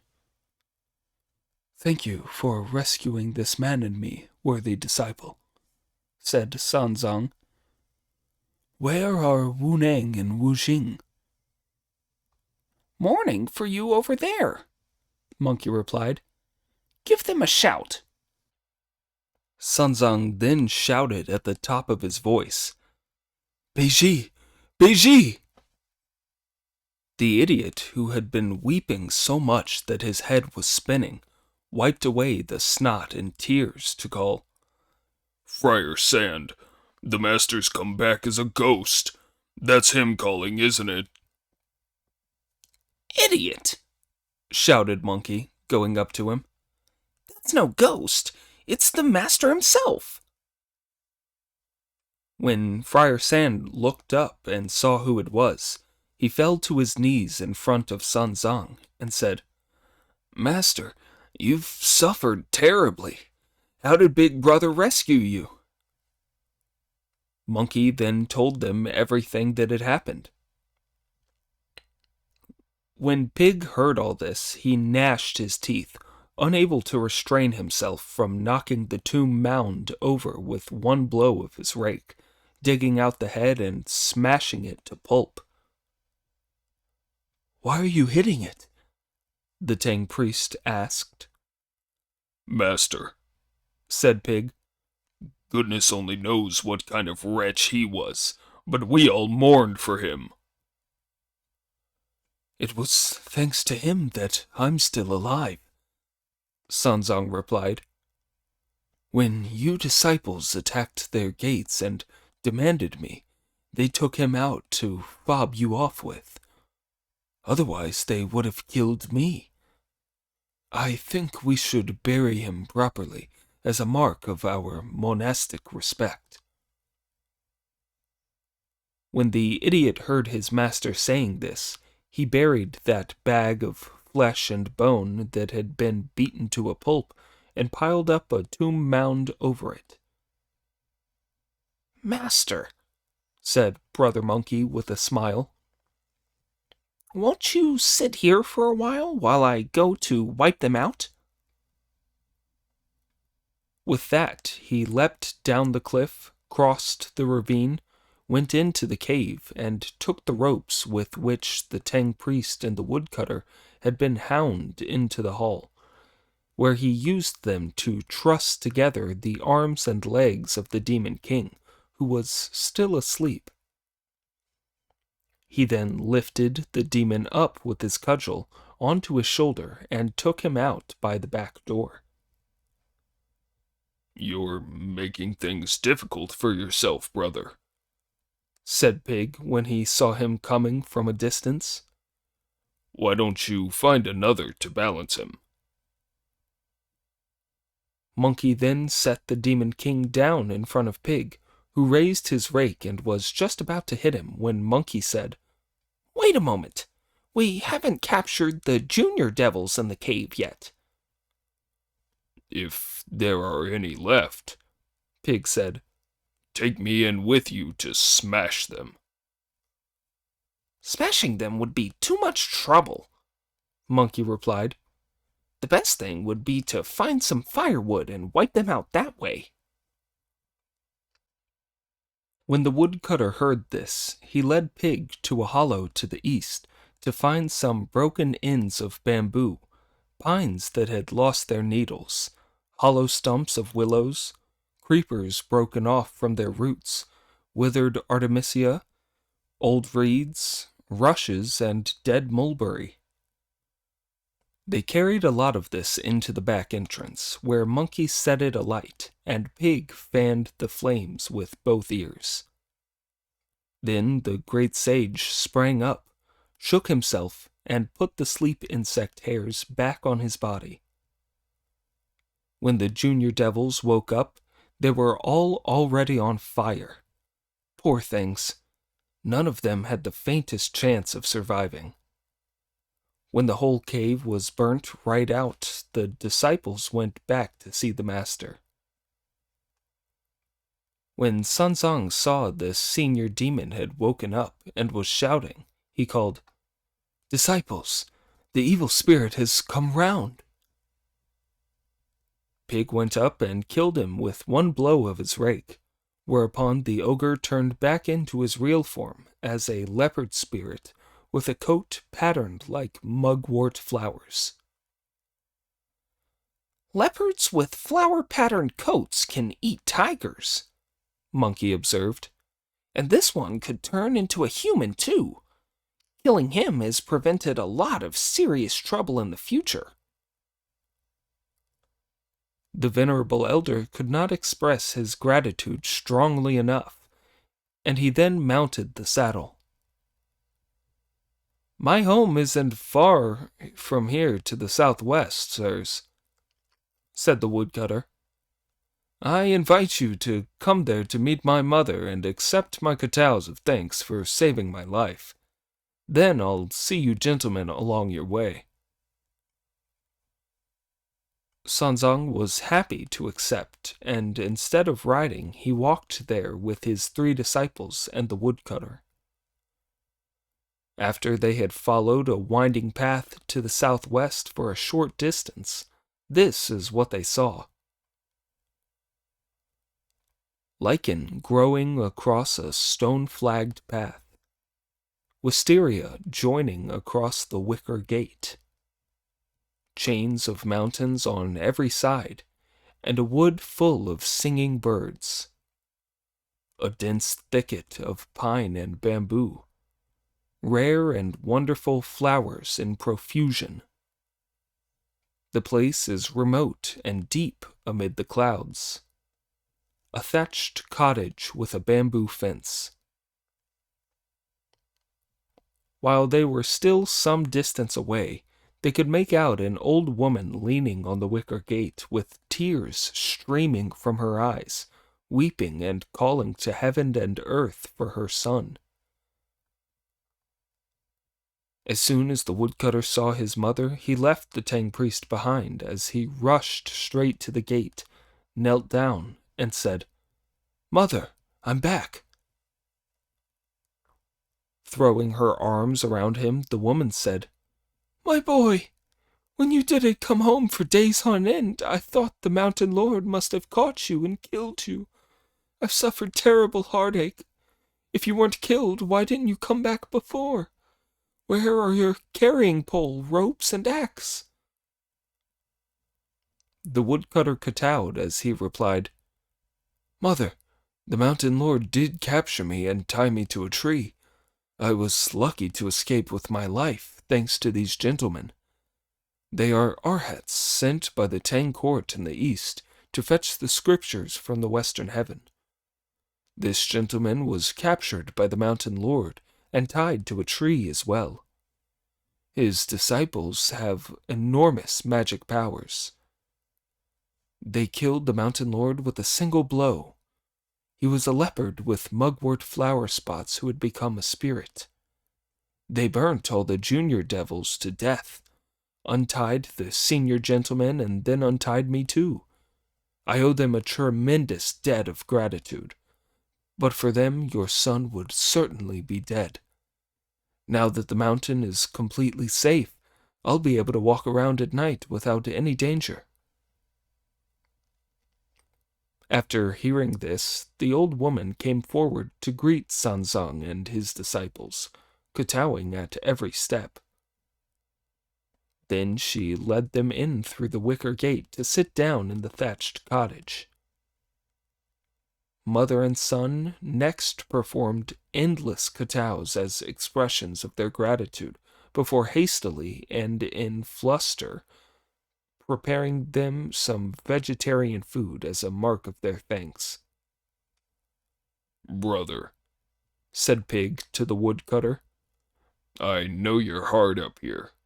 Just put something simple together for us. Don't go to a lot of trouble and effort. Quite frankly, sir, the woodcutter replied, we're very poor here. We don't have any gill fungus, button mushrooms, peppers, or aniseed.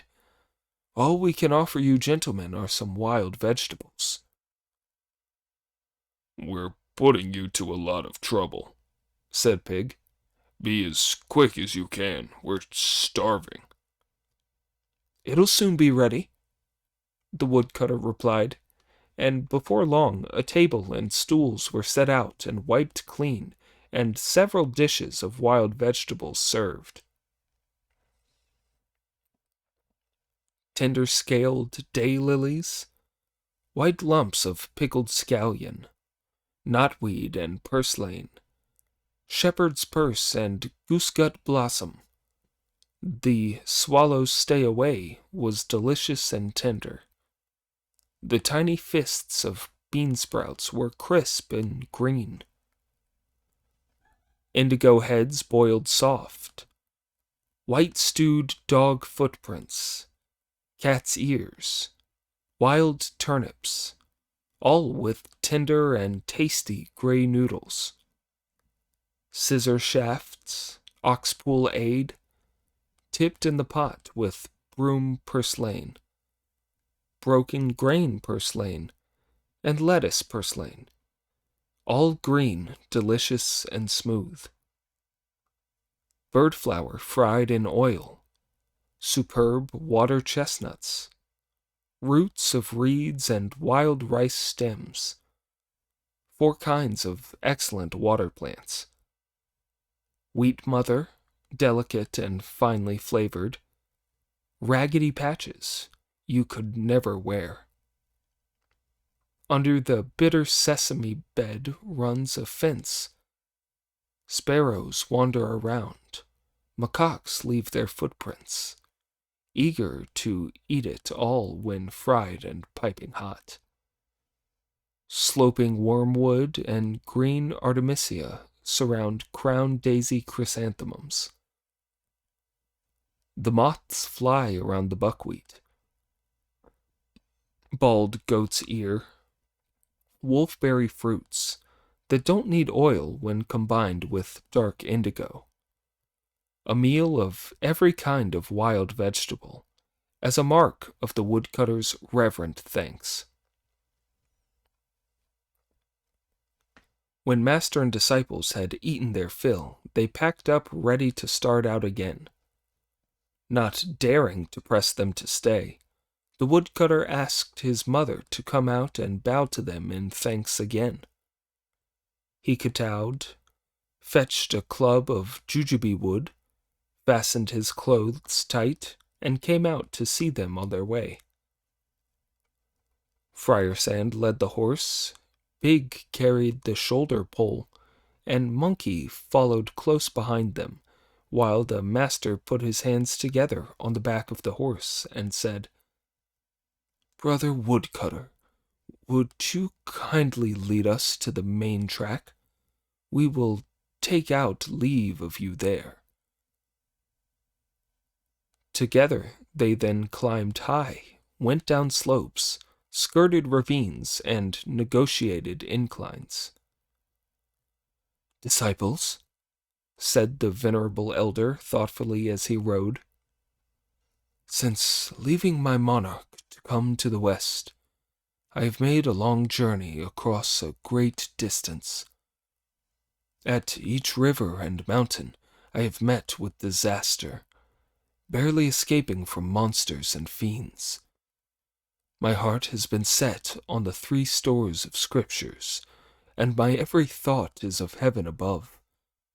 When will my toil and my labor be ended? When will I go home, my journey completed?" When the woodcutter heard Sanzang saying this, he said, "Don't be so downhearted, sir. It's only some 300 miles west along this road to India, the land of paradise." As soon as Sanzang heard this, he dismounted and replied, "Thank you for bringing us so far. Now that we are on the main track, please go home now, Brother Woodcutter, and give our respects to your venerable mother. We poor monks have no way to reward you for the sumptuous meal you gave us just now, except by reciting surahs morning and evening to protect you and your mother, and enable both of you to live to be 100. The woodcutter took his leave of them and went back by the way he had come. Master and disciples then headed west together. Indeed, the ogre subdued and wrongs set to right, he escaped from his peril. Having been shown this kindness, he set out on his way with the greatest of care. If you don't know how long it was till they reached the western heaven, listen to the explanation in the next installment.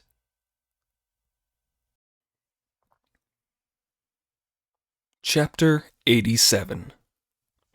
When heaven is offended in Fengshan, it stops the rain. The great sage urges goodness and brings a downpour. Deep and mysterious is the great way. What news is there of it?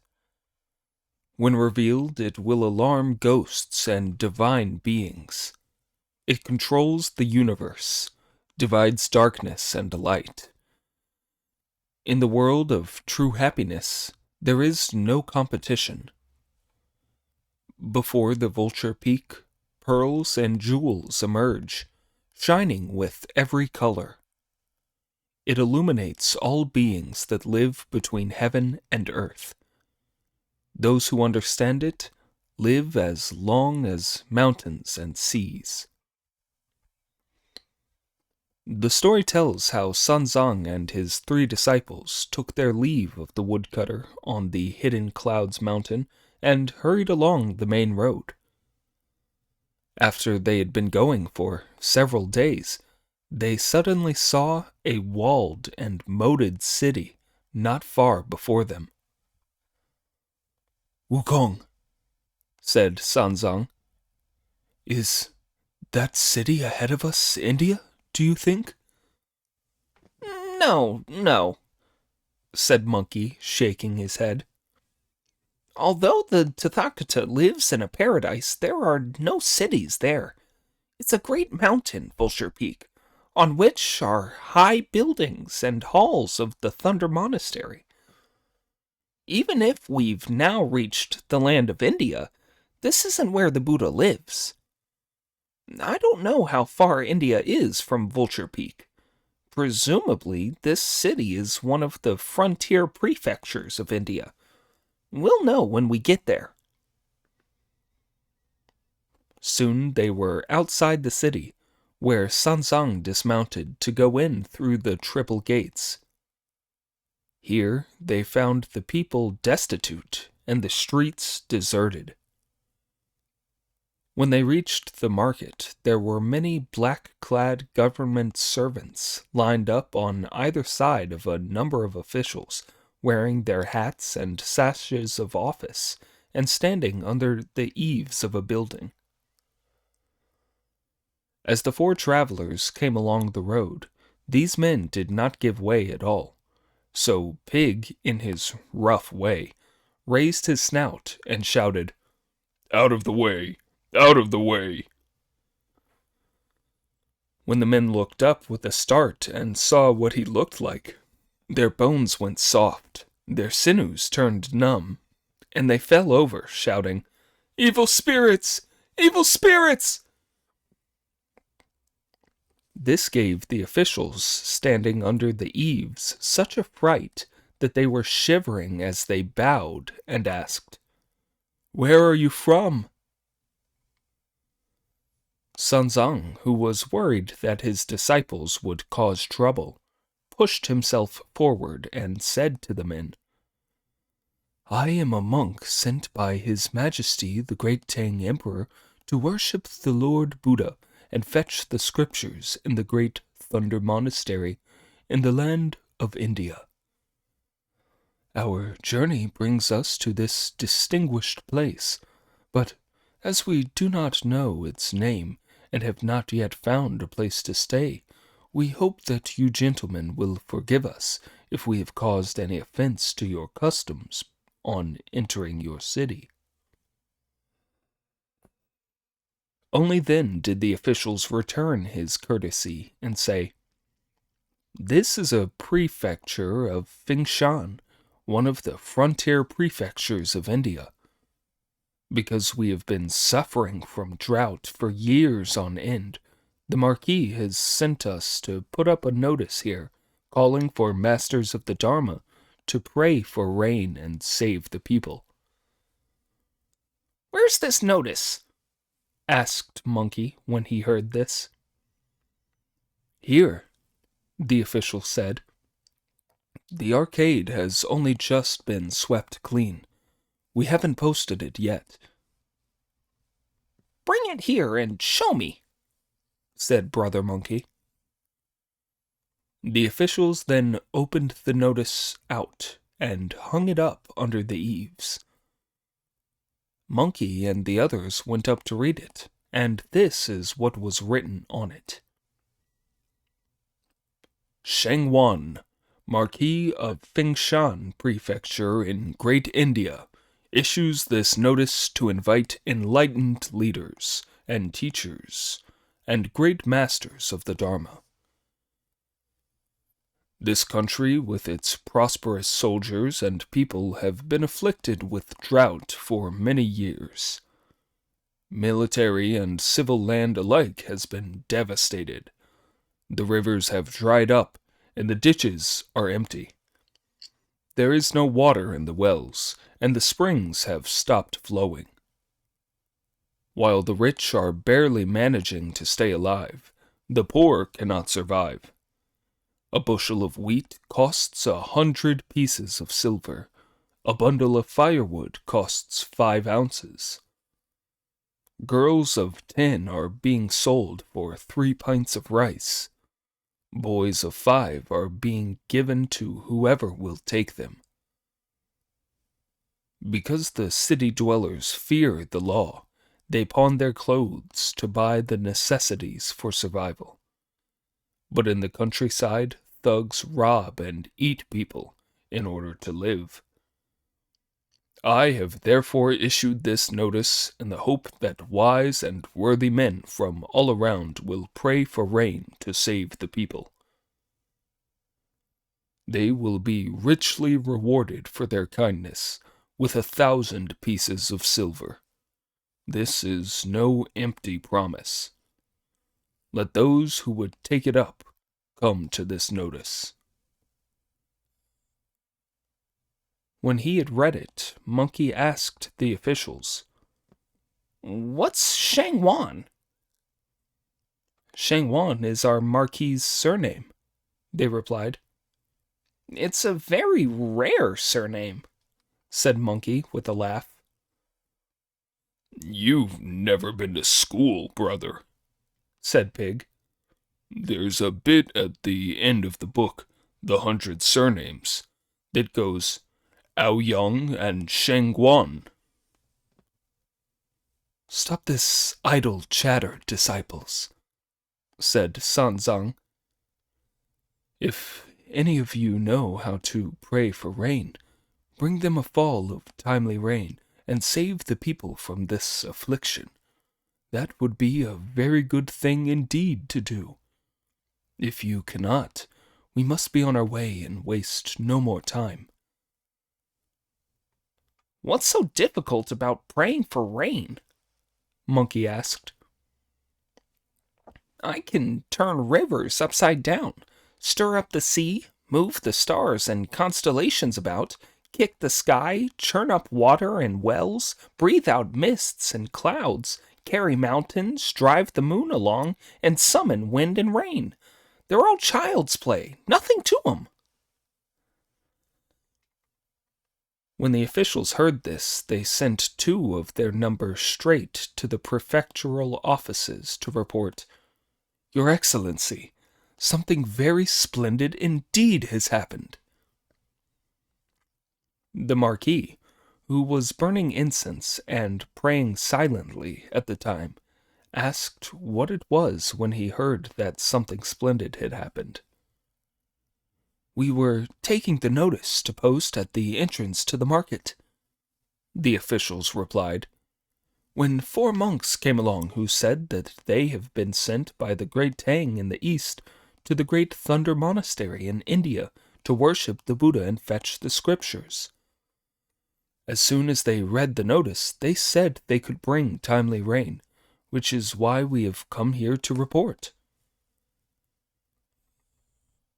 Refusing to take a sedan chair, horse, or large retinue, the Marquis went on foot in his robes of office, straight to the entrance to the market, in order to invite the strangers with the utmost courtesy to pray for rain.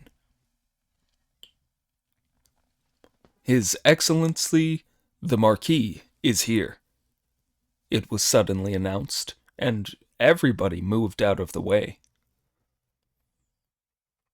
As soon as he saw the Tang priest, the Marquis, who showed no fear of his hideous disciples, prostrated himself in the middle of the street and said, I am Marquis Shengwan of Fengshan Prefecture, and I have bathed and perfumed myself in order to beg you teachers to pray for the rain that will save the people. I implore you, in your great mercy, to give play to your divine powers and bring us deliverance. Returning his courtesies, Sanzang said, This is no place to talk. We will be able to act when we have gone to a monastery. Please come with me to my humble palace, the Marquis replied.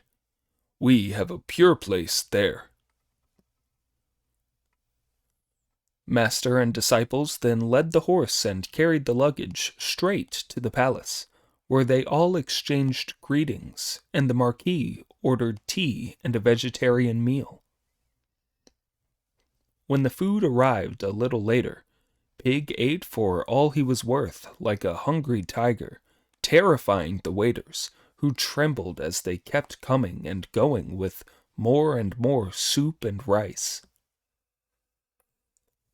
They looked like the figures on one of those revolving lanterns, and they could just keep him supplied until he had eaten his fill. Only then did he stop. When the meal was over, the Tang priest expressed his thanks, then asked, How long has the drought lasted here, Your Excellency? To this, the Marquis replied, This is a part of the great land of India, Fengshan Prefecture, of which I am governor. For 3 years on end we have suffered from drought. Grass does not grow, and the grain has all died. Business is hard for rich and for poor. Nearly all of the families are weeping with grief.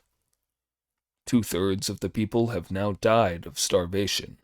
The rest barely survive, like a candle flame in the wind.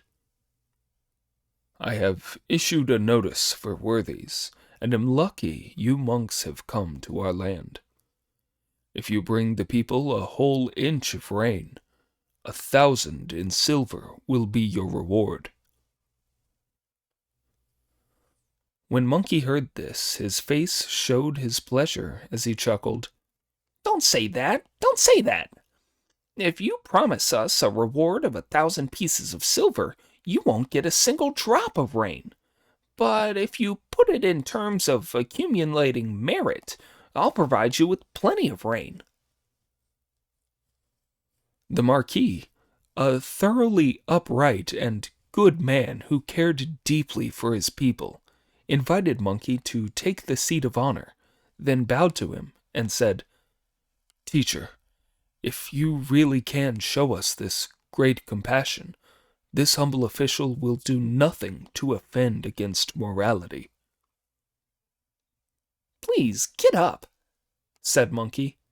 Only look after my master well while I do the job. "How are you going to do it, brother?" asked Friar Sand. You and Pig must come here and be my assistants outside while I summon a dragon to make the rain, Monkey replied. Pig and Friar Sand did as he bade them, and while the 3 of them went outside, the Marquis burned incense and prayed. Sun Zang sat there reciting sutras. While Monkey recited the spell and said the magic words, a dark cloud appeared to the east and slowly moved till it was in front of the hall. It was Ao Guang, the ancient dragon of the eastern sea. Ao Guang then put away his cloud feet and turned himself into human form to go up to Monkey, bow low to him with full courtesy, and ask, "What have you sent for this humble dragon to do, great sage?" Please rise, Monkey replied.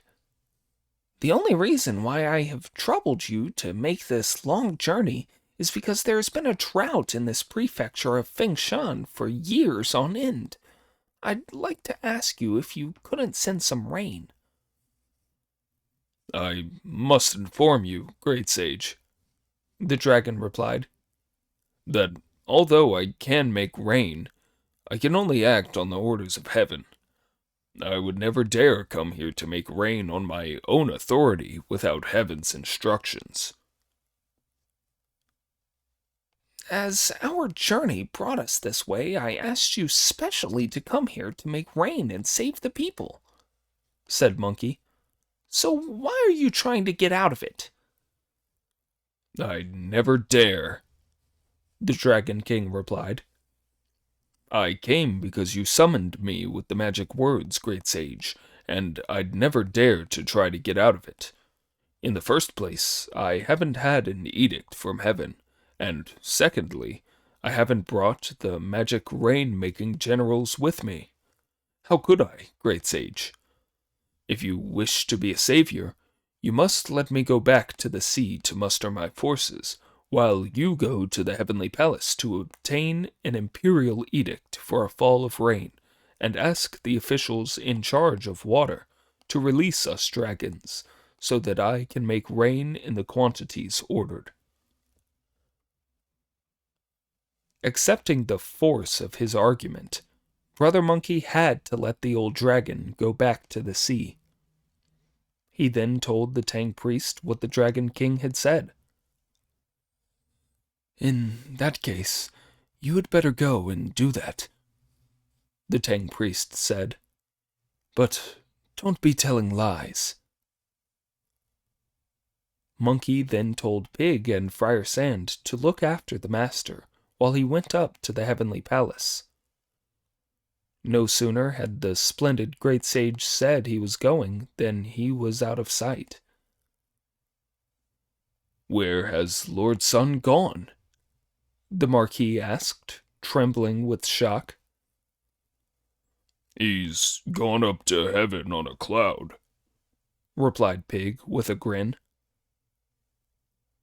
With great reverence, the Marquis then issued an urgent order that all the people in the big and little streets of the city, whether nobility, high officials, gentry, commoners, soldiers, or civilians, were to worship Dragon King tablets and set out water urns with sprigs of willow in them in front of their gates.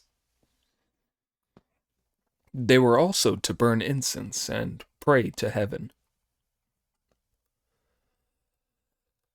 Once on his somersault cloud, Monkey went straight to the western gate of heaven, where the heavenly king Lokapala soon appeared at the head of his heavenly soldiers and warriors to greet him and say, "Great sage, have you fetched the scriptures yet?" "Quite soon now," Monkey replied.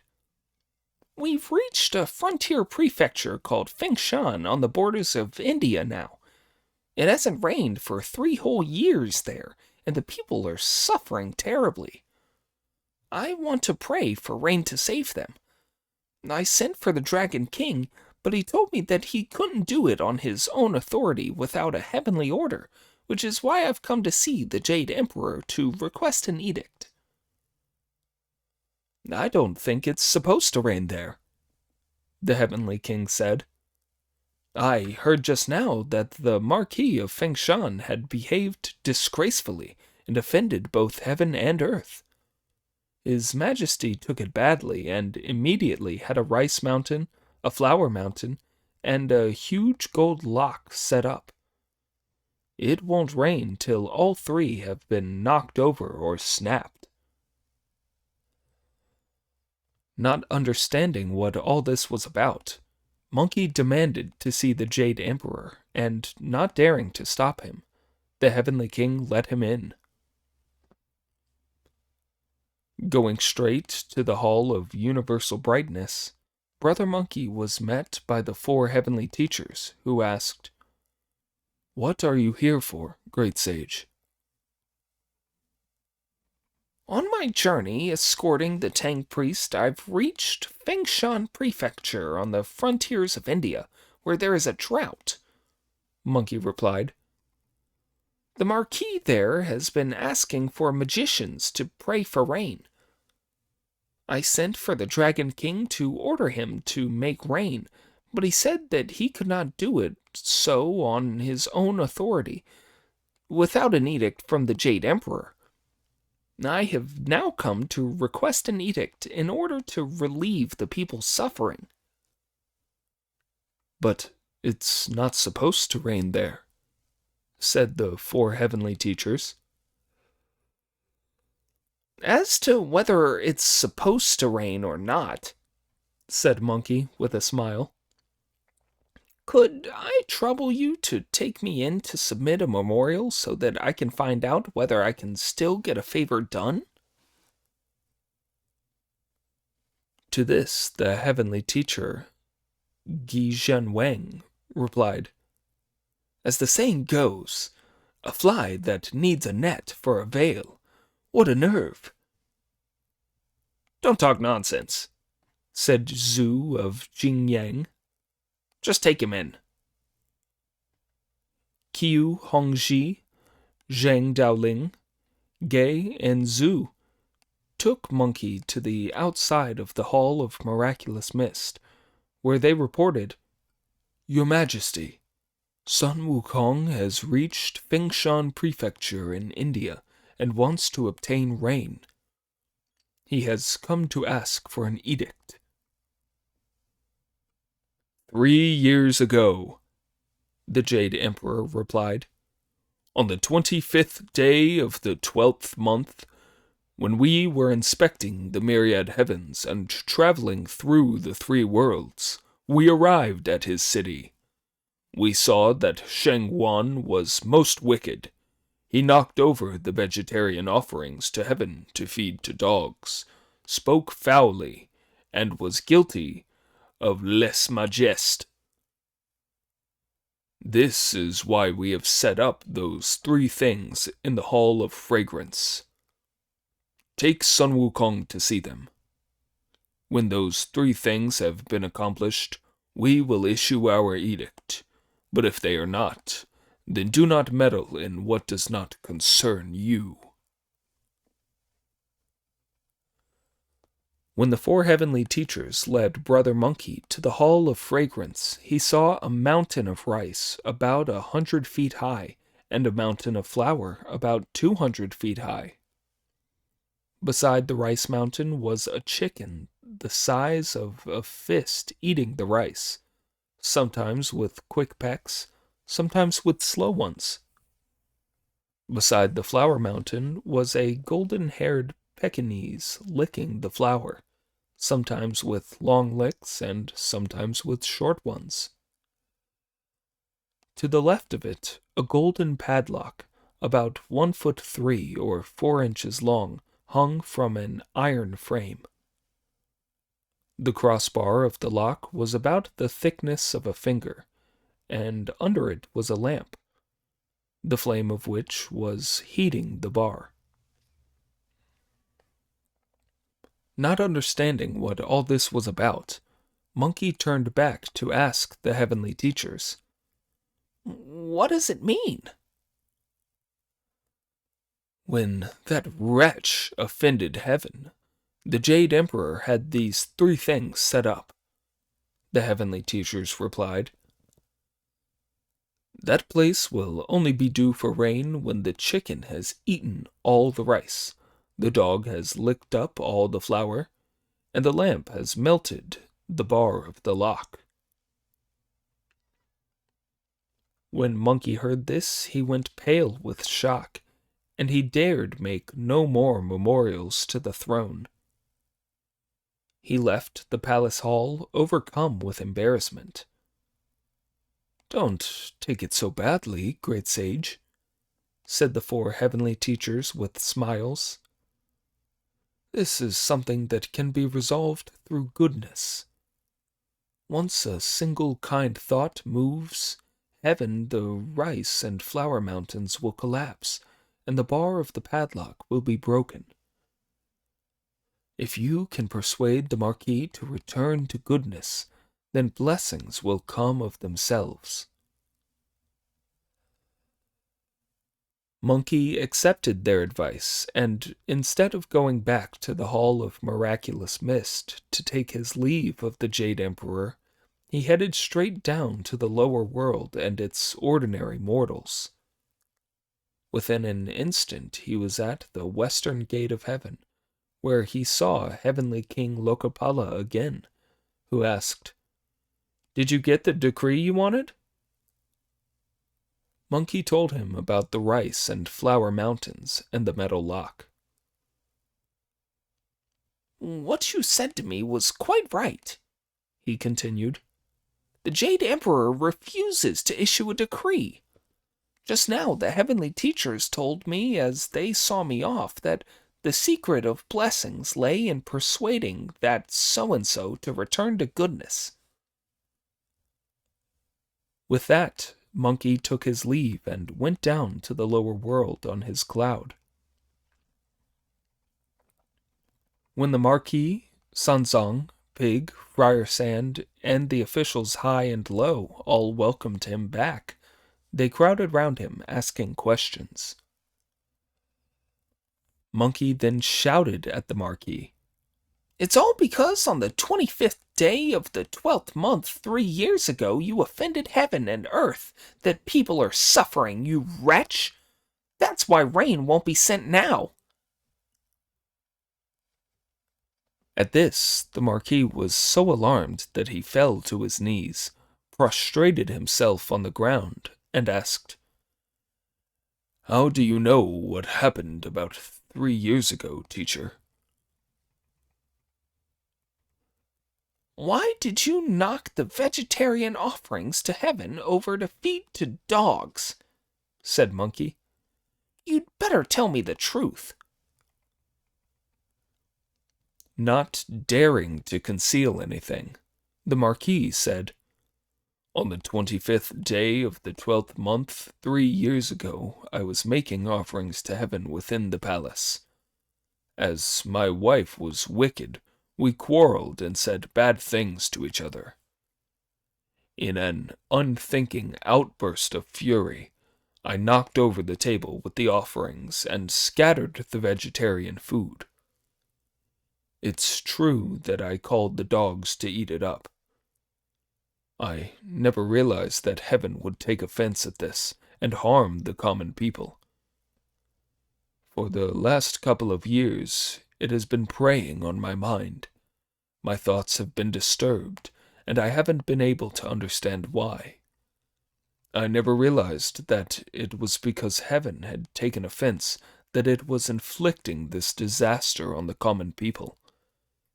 Now that you have come down to visit us, teacher, I beg you to enlighten me on what the upper world intends to do." That happened to be a day on which the Jade Emperor was visiting the lower world, Monkey replied. When he saw you feed the vegetarian food to the dogs and heard your foul language, the Jade Emperor set 3 things up to remember you by. What 3 things, brother? Pig asked. In the Hall of Fragrance, he had set up a rice mountain about 100 feet high and a flower mountain about 200 feet high. Beside the rice mountain is a chicken the size of a fist, who's eating it with quick pecks and slow pecks. Beside the mountain of flour is a golden-haired Pekingese, licking the flour up with long licks and short licks. And to the left is an iron frame from which hangs a golden padlock with a crossbar the thickness of a finger, under which a lamp is burning and warming the bar. You will only be due for rain here when the chicken's eaten all the rice, the dog's licked up all the flour, and the lamp has melted the bar of the lock. No problem, said Pig. No problem. If you take me with you, brother, I can do a transformation, eat all the rice and flour up in one sitting, and snap the bar of the lock. I can guarantee rain. Don't talk nonsense, you idiot, said Monkey. This is a plan that's been made by heaven. You'll never be able to get there. "From what you say, I don't know what to do," said Sanzang. It's easy, said Monkey. Easy. As I was leaving, the 4 heavenly teachers said to me that this could only be solved through goodness. The Marquis then prostrated himself on the ground again and said imploringly, "I will do just as you tell me, teacher." If your heart can turn back to goodness, Monkey replied, I hope that you'll at once start invoking the Buddha and reciting scriptures. Then I'll be able to help you. If you persist in refusing to reform, there will be nothing I can do to get you off. It won't be long before heaven executes you, and your life will be beyond saving. The Marquis kowtowed in worship, swearing to return to the faith. At once he summoned all the Buddhist and Taoist clergy in the city and ordered that a site be prepared for religious ceremonies. They were all to write out documents and memorials for 3 days. The Marquis led his followers in burning incense and worshipping, thanking heaven and earth and repenting of his sins. Sanzang recited surahs on his behalf. At the same time, urgent notices were sent out ordering all the men and women, young and old, in all the households inside and outside the city, to burn incense sticks and invoke the Buddha. From that moment on, all ears were filled with virtuous sounds. Only then did Brother Monkey feel happy. You two look after the master, he said to Pig and Friar Sand, while I go off for him again. Where are you going this time, brother? Pig asked. The Marquis really believed what I told him and is being reverent, good, and kind, Monkey replied. and he's sincerely invoking the Buddha's name. So I'm going back to submit another request for rain to the Jade Emperor. If you're going, don't lose any time, brother, said Friar Sand. This is holding us up on our journey, but do get a fall of rain. It'll be another true achievement for us. The splendid great sage set his cloud off once more and went straight to the gate of heaven, where he met Heavenly King Lokapala again. What have you come for now? Lokapala asked. The Marquis has mended his ways, Monkey replied, which pleased the Heavenly King. As they were talking, the straight spell messenger arrived at the gate of heaven to deliver letters and documents written by Taoist and Buddhist clergy. When he saw Monkey, the messenger bowed and said, "This is all the result of your successful conversion, great sage." "Where are you taking those letters?" Monkey asked. "Straight to the Hall of Universal Brightness," the messenger replied, "to give to the heavenly teachers to pass on to the great heavenly honored one, the Jade Emperor." "In that case, you'd better go first, and I'll follow," Monkey said. The messenger then went in through the heavenly gate. "Great sage," said Heavenly King Lokapala, "there's no need for you to go see the Jade Emperor. You should go to borrow some thunder gods from the Office of Response to the Primary in the ninth heaven, then set off thunder and lightning. After that, there'll certainly be rain." Monkey accepted this suggestion and went in through the gate of heaven. Instead of going to the Hall of Miraculous Mist to ask for an edict, he at once turned his cloud-treading steps towards the Office of Response to the Primary in the ninth heaven, where the envoy of the Thunder Gate, the corrector of records, and the inspector of probity appeared to bow and say, "Why are you here, great sage?" "There's something I'd like to see the Heavenly Honored One about," Monkey replied, and the three envoys passed this on in a memorial to the Heavenly Honored One, who then came down from behind his screen of red clouds and 9 phoenixes in full court dress. When they had exchanged greetings, Monkey said, "There is something I would like to request of you." What might that be?" the Heavenly Honored One asked. "While escorting the Tang monk, I have reached the prefecture of Fengshan," said Brother Monkey. "and as they have long been suffering from drought there, I promised to make it rain for them. The reason I have come here is to ask for the loan of some of your subordinate officials and generals in order to ask for rain." "I am aware that 3 things have been set up because the Marquis there offended heaven," the Heavenly Honored One replied. "But I have not yet heard that rain is due to fall there." "When I went to ask the Jade Emperor for an edict yesterday," Monkey replied with a smile. He told the heavenly teachers to take me to see the three things in the Hall of Fragrance: the mountain of rice, the mountain of flour, and the golden lock. Rain isn't due to fall till these three things have been knocked down or broken.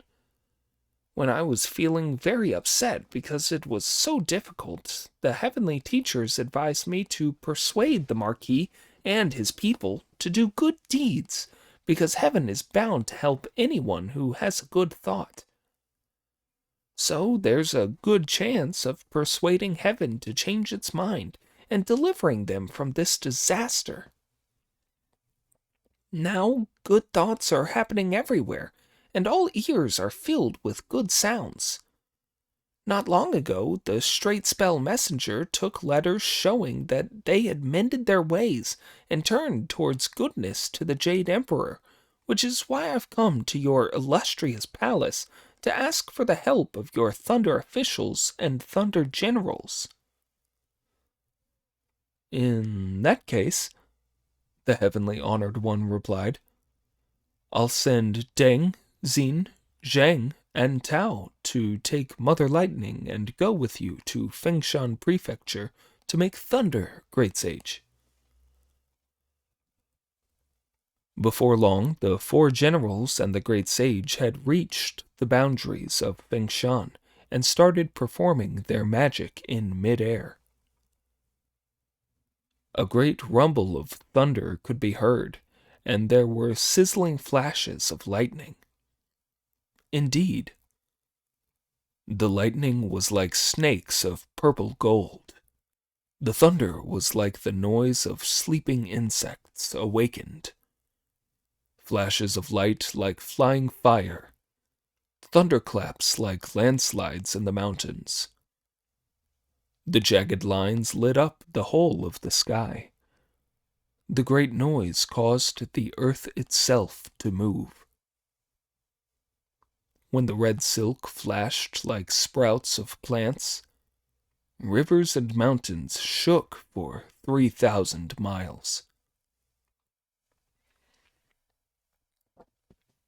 Inside and outside the city of Fengshan, nobody, whether an official high or low, a soldier or a civilian, had heard thunder or seen lightning for 3 whole years.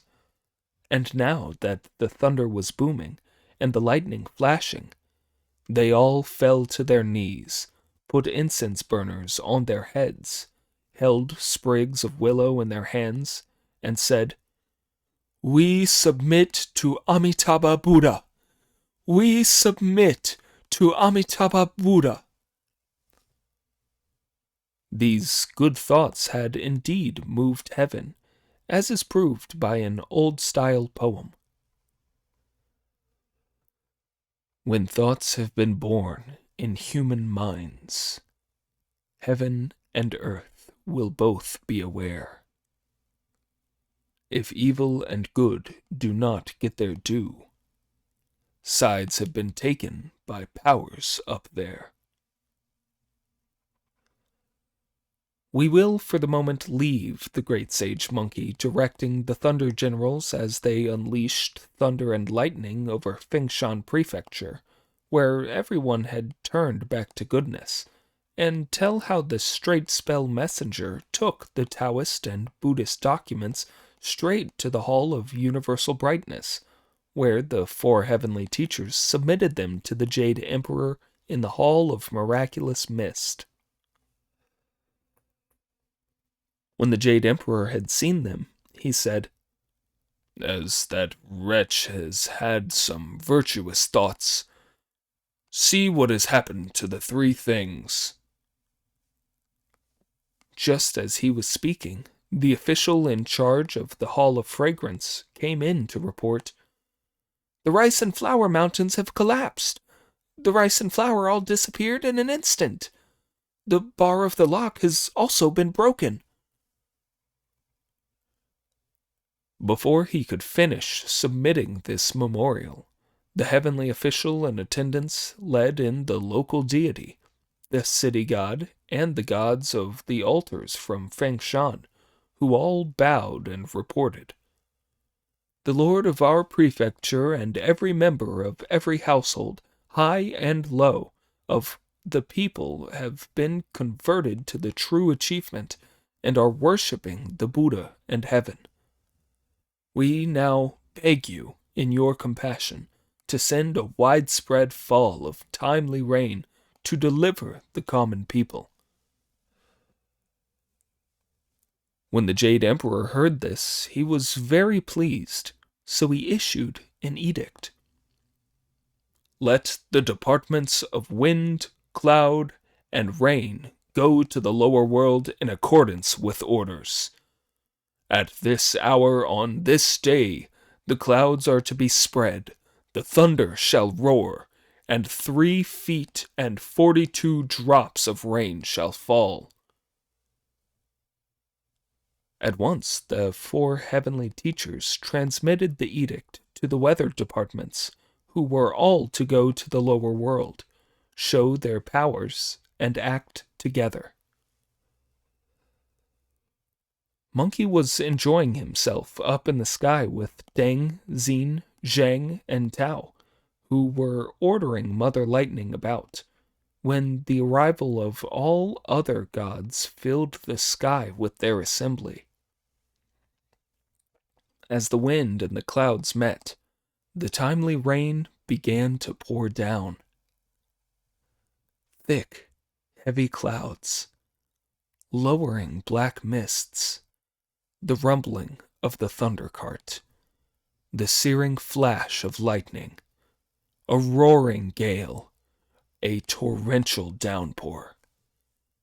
Indeed, when one thought goes up to heaven, 10,000 hopes are all fulfilled. Because the great sage has used his powers, the landscape is darkened for thousands of miles. The wonderful rain falls like rivers and seas, hiding the country and heavens from sight. Water comes pouring down the eaves, noisily pounding outside the windows. While every household invokes the Buddha, all of the streets and markets are flooded. To east and west, every channel is filled. Winding streams meander to north and south. Dried up shoots receive moisture. Withered trees revive. The hemp and wheat now flourish in the fields. Beans and other grains grow in the countryside. Traders happily travel to sell their wares. Cheerful peasants get ready to work. After this, the millet will do well, and the crops are bound to yield a bumper harvest. When wind and rain are timely, the people know content. When rivers and seas are calm, the world is at peace. That day, 3 feet and 42 drops of rain fell, after which all the gods began to tidy up and go away. Gods of the 4 departments, yelled the great sage at the top of his voice. Stay there for a moment with your cloud followers while I tell the Marquis to bow to you all and express his thanks. You may part the clouds and appear in your true forms to let this mortal see you with his own eyes. That's the only way he'll believe and make offerings. When the gods heard this, they all stayed where they were, up in the clouds.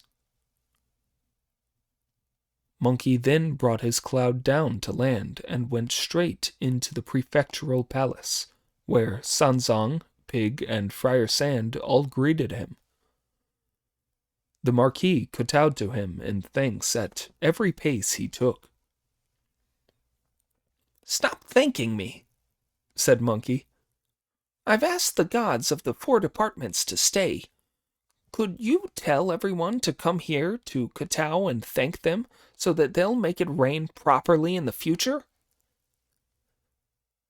The Marquis issued urgent orders, summoning everyone to give thanks, and they all kowtowed with incense sticks in their hands. The gods of the 4 departments, rain, thunder, cloud, and wind, then parted the clouds and revealed themselves in their true form. The Dragon King appeared. The Thunder Generals were revealed. The Cloud Boys were seen. The Lords of the Wind came down. The Dragon King appeared. With silver whiskers and an azure face, he was really peerless. The Thunder Generals were revealed. With their countenances of matchless might and crooked mouths. The Cloud Boys were seen, wearing gold crowns over faces like jade. The Lords of the Wind came down, with flustered brows and bulging eyes. All were displayed on the azure clouds, drawn up in ranks with their holy countenances. Only then were the people of Fengshan convinced, as they kowtowed, burned incense, and rejected evil. Today they gazed up at the heavenly generals, washing their hearts as they all turned to goodness. The gods stood there for 2 hours as the people kowtowed to them endlessly. Monkey rose up into the clouds again to bow to all the gods and say, "I've put you to great trouble. All you gentlemen may now return. I'll make everyone in this prefecture give pure and lofty offerings to thank you at the due season. From now on, you gentlemen must send wind every 5 days and rain every 10 days to help them out." The gods all consented as he told them, and returned to their own departments. Bringing his cloud down to land, Monkey said to Sanzang, "Now that the job's been done and the people given peace, we can pack our things and be on our way again." When the Marquis heard this, he hastened to bow and say, "How can you say such a thing, Lord Sun? What has happened today has been an infinitely great act of kindness. I have sent people to prepare a humble banquet to thank you for your great kindness. Then I will buy some land from the people to build a monastery for you, my lords, with a shrine to you with inscribed tablets, where offerings can be made in all 4 seasons. Even if I were to carve my own bones and heart, it would be hard to repay a 10,000th part of what I owe you. You can't possibly leave." "What your Excellency says is very fine," Sanzang replied. "But we are pilgrim monks who can only put up for the night on our journey west. We cannot stay here long. We definitely must leave in a day or 2.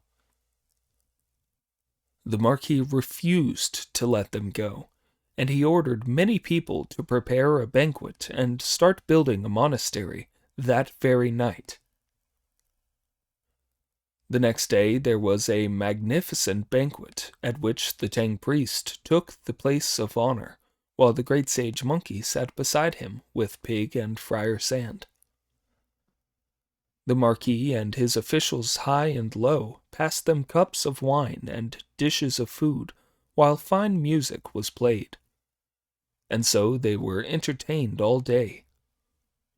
It was a most happy occasion, and there is a poem to prove it.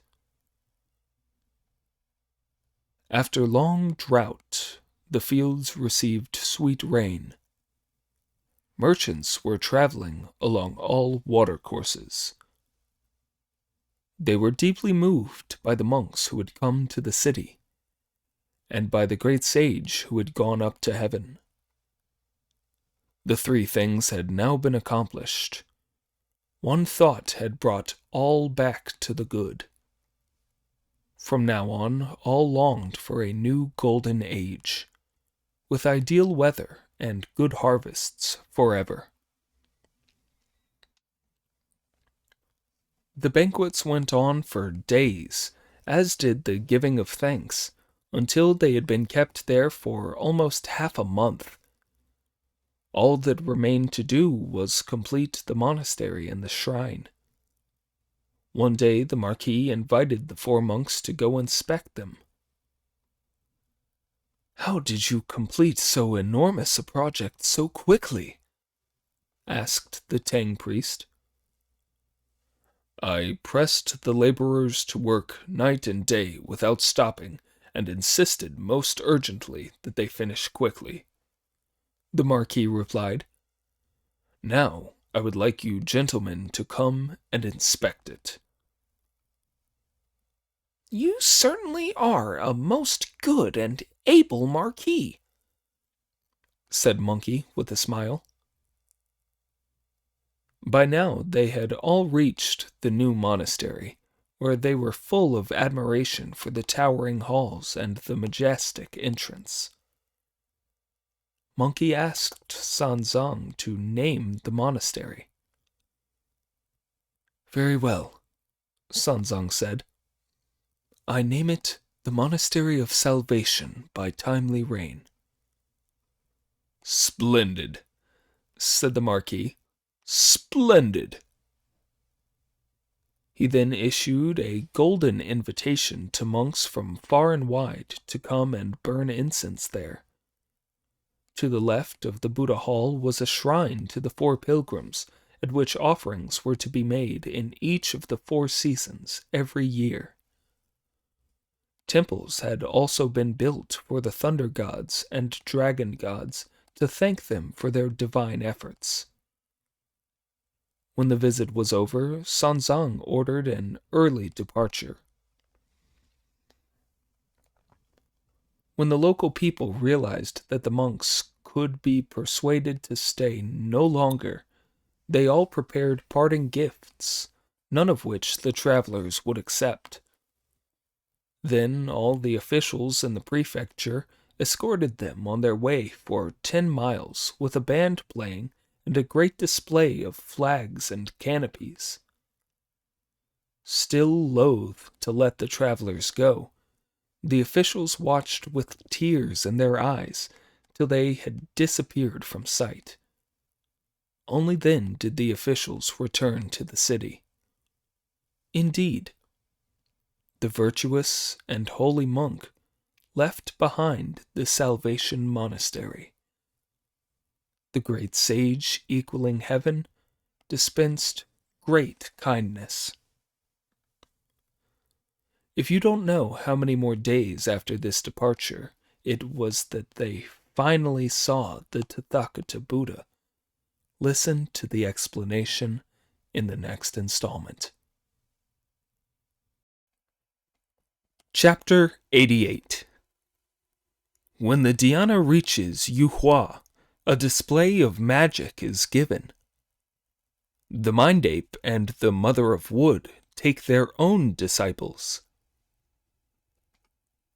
The story tells how, after happily taking their leave of the Marquis, the Tang priest turned to Monkey as he rode and said, "Worthy disciple, this good result was even better than rescuing the babies in Bixuland, and it was all your achievement." "In Bixuland, you only saved 1,111 little boys," said Friar Sand. "That's no comparison with this heavy, soaking rain that saved tens of thousands of lives. I've been quietly admiring my big brother's magical powers that extend right up to the heavens, as well as his mercy that covers the whole earth."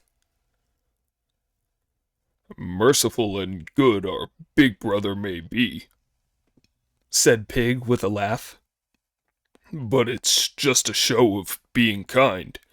Inside he's a troublemaker. When he's with me, he treats me like dirt. When have I ever treated you like dirt? Monkey protested. Often enough, replied Pig. you're always seeing to it that I get tied up, hung up, boiled, and steamed. After being so kind to all those tens of thousands of people in Fengshan, you should have stayed there for half a year and let me have a few more good filling meals. Why did you have to be sending us on our way?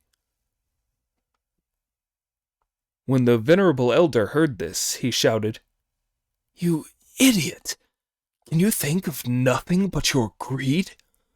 Stop quarreling and be on your way.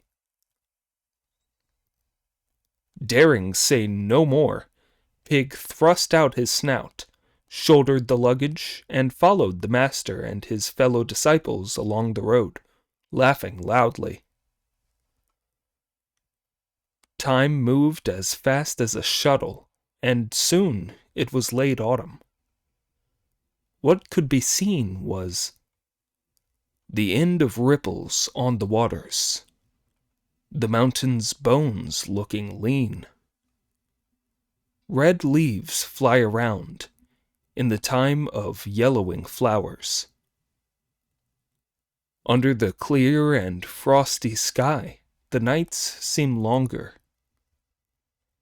The moon shines white through the windows. Many the household fires in the evening light. The water gleams cold all over the lake. The clover fern is now white, while knotweed blooms red. Mandarins are green and orange is yellow. Willows are withering and the millet is ripe.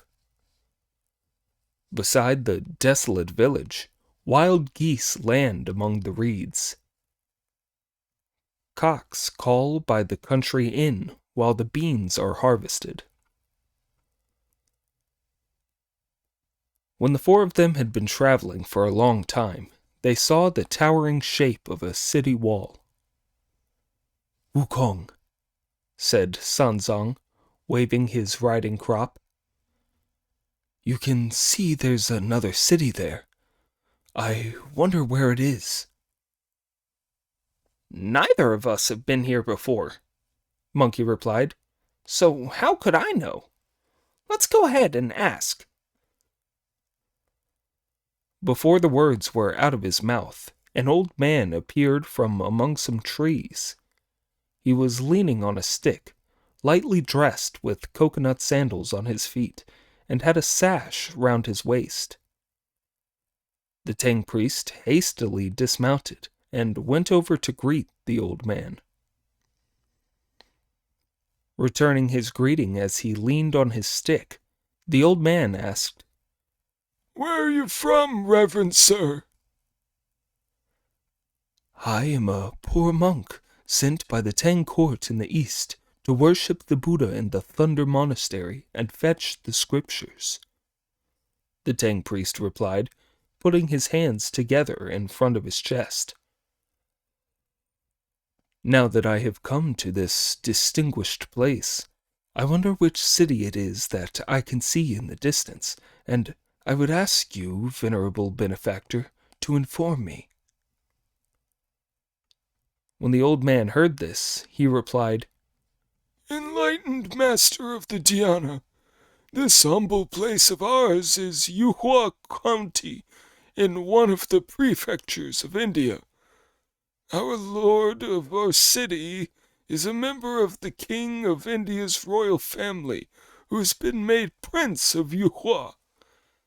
He's a very worthy prince who respects both Buddhist and Taoist clergy and cares deeply for the common people. If you go to see him, he will certainly treat you with great respect. Sanzang thanked the old man, who went off through the woods. Sanzang then turned back to his disciples to tell them what had happened. The three of them were happily going to help the master back on his horse, when Sanzang said, "It's not far. There is no need to ride." The four of them then walked to a street beside the city wall to take a look. This was an area where traders lived. It was crowded with people and business was good. The people looked and sounded no different from those of China. "Be careful, disciples," said Sanzang. "On no account must you act wild." At that, Pig bowed his head, and Friar Sand covered his face, leaving only Monkey to support the master. On both sides of the road, people were crowding in to look at them, shouting, "We only have eminent monks who subdue dragons and tigers here. We've never seen monks who subdue pigs and monkeys before." This was more than Pig could stand. Thrusting his snout at them, he said, Have you ever seen a monk in all your life who subdued the king of the pigs? This gave all the people in the street so bad a fright that they fell back on both sides of them, stumbling and tripping over, trying to get away. "Put that snout away at once, you idiot," said Monkey with a grin. "And don't try to make yourself look pretty. Just pay attention while you're crossing the bridge." The idiot lowered his head and kept grinning. Once over the drawbridge, they entered the city, where the main roads were bustling and prosperous, with bars and houses of entertainment. It was indeed a city in a divine region, and there is a poem to prove it that goes, "An eternally iron-strong city like splendid brocade, full of fresh color, lying next to a river near mountains, connected by boat with lakes for the movement of goods. 1,000 wine shops await behind curtains. Everywhere smoke rises from towering buildings. Each morning the lanes are filled with the hubbub of traders." The look of the city was much like Chang'an. Cock crows and the barking of dogs were all just the same. "I have heard tell of the foreigners in the West," Sanzang thought with secret delight, "but I have never come here before. On close examination, it is no different from our great Tang. This must be what is meant by paradise." When he learned that a bushel of hulled rice cost only 4/10 of an ounce of silver, and a pound of sesame oil only 8/1000 of an ounce of silver, he realized that this truly was a place where crops grew in abundance. After walking for quite a long time, they reached the Prince of Yuhua's place. On either side of the palace gates were the office of the Remembrancer, the law courts, the prince's kitchens, and the government hostel. "Disciples," said Sanzang, "here is the place. Wait while I go inside for the prince to inspect our passport, and let us on our way." We can't very well stand at the gates while you go in, master, said Pig. "Can you not see Government Hostel written over that gateway?" Sanzang asked. "Go and sit there and see if you can buy some fodder for the horse. If the prince offers me a meal when I have my audience with him, I will send for you to share it." "Go on in, master, and don't worry," said Brother Monkey. "I can cope." Friar Sand carried the luggage into the hostel, where the staff were so alarmed by their hideous faces that they did not dare ask them any questions or send them away, but could only invite them to sit down. Meanwhile, the master changed his habit and hat and went straight into the prince's palace with the passport in his hands. Soon he was met by a protocol officer who asked, "Where are you from, reverend sir?" "I am a monk sent by the great Tang in the east to worship the Lord Buddha and fetch the scriptures in the great Thunder Monastery," Sanzang replied. "Now that I have reached this distinguished place, I would like to have my passport inspected and returned, which is why I have come to seek an audience with His Royal Highness." The protocol officer passed this on, and as the prince was indeed an enlightened one, he sent for Sanzang at once. Sanzang bowed in greeting before the prince's hall, and the prince invited him into the hall to sit down. When the prince read the passport that Sanzang handed him and saw the seals and signatures from so many countries on it, he signed it himself, folded it up, and put it on his table. "Venerable teacher of the nation," he said, "you have passed through many countries on your way here from Great Tang. How long has your journey taken?" "I have kept no record of the distance," Sanzang said, "but some years ago the Bodhisattva Guanyin appeared to me and left an address in verse in which it was said that the road would be 60,000 miles long. I have already seen 14 winters and summers on my journey." "That means 14 years," the prince replied. "I should imagine that there were many delays along the way." "It would be hard to tell of them all," said Sanzang. "There were thousands of monsters, and I don't know how much suffering to be endured before I could reach here." The prince was so pleased with his visitor that he ordered his kitchens to prepare a vegetarian meal for him. "I wish to inform your Royal Highness that I have 3 disciples," Sanzang said. "As they are waiting outside, I will not be able to delay our journey by accepting the meal." The prince then ordered his aides to go straight out to invite the venerable elder's 3 disciples into the palace to share the meal. When the aides went out with his invitation, they said, "We can't see them. We can't see them." "There are 3 hideous monks sitting in the hostel," one of their staff said. "Must be them." The aides and their staff then went to the hostel, where they asked the people in charge, "Which are the disciples of the monk from Great Tang who's going to fetch the scriptures? His Royal Highness has invited them to a meal." As soon as Pig, who was sitting there snoozing, heard the word meal, he could not help jumping up and saying, We are.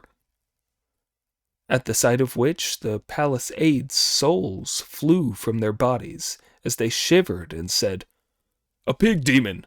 A pig demon!" When Monkey heard this, he seized hold of Pig and said, "Act a bit more civilized, brother, and don't be so wild." When the officials saw Monkey, they all said, "A monkey spirit! A monkey spirit!" "There's no need to be frightened," said Friar Sand, raising his hands together in polite greeting.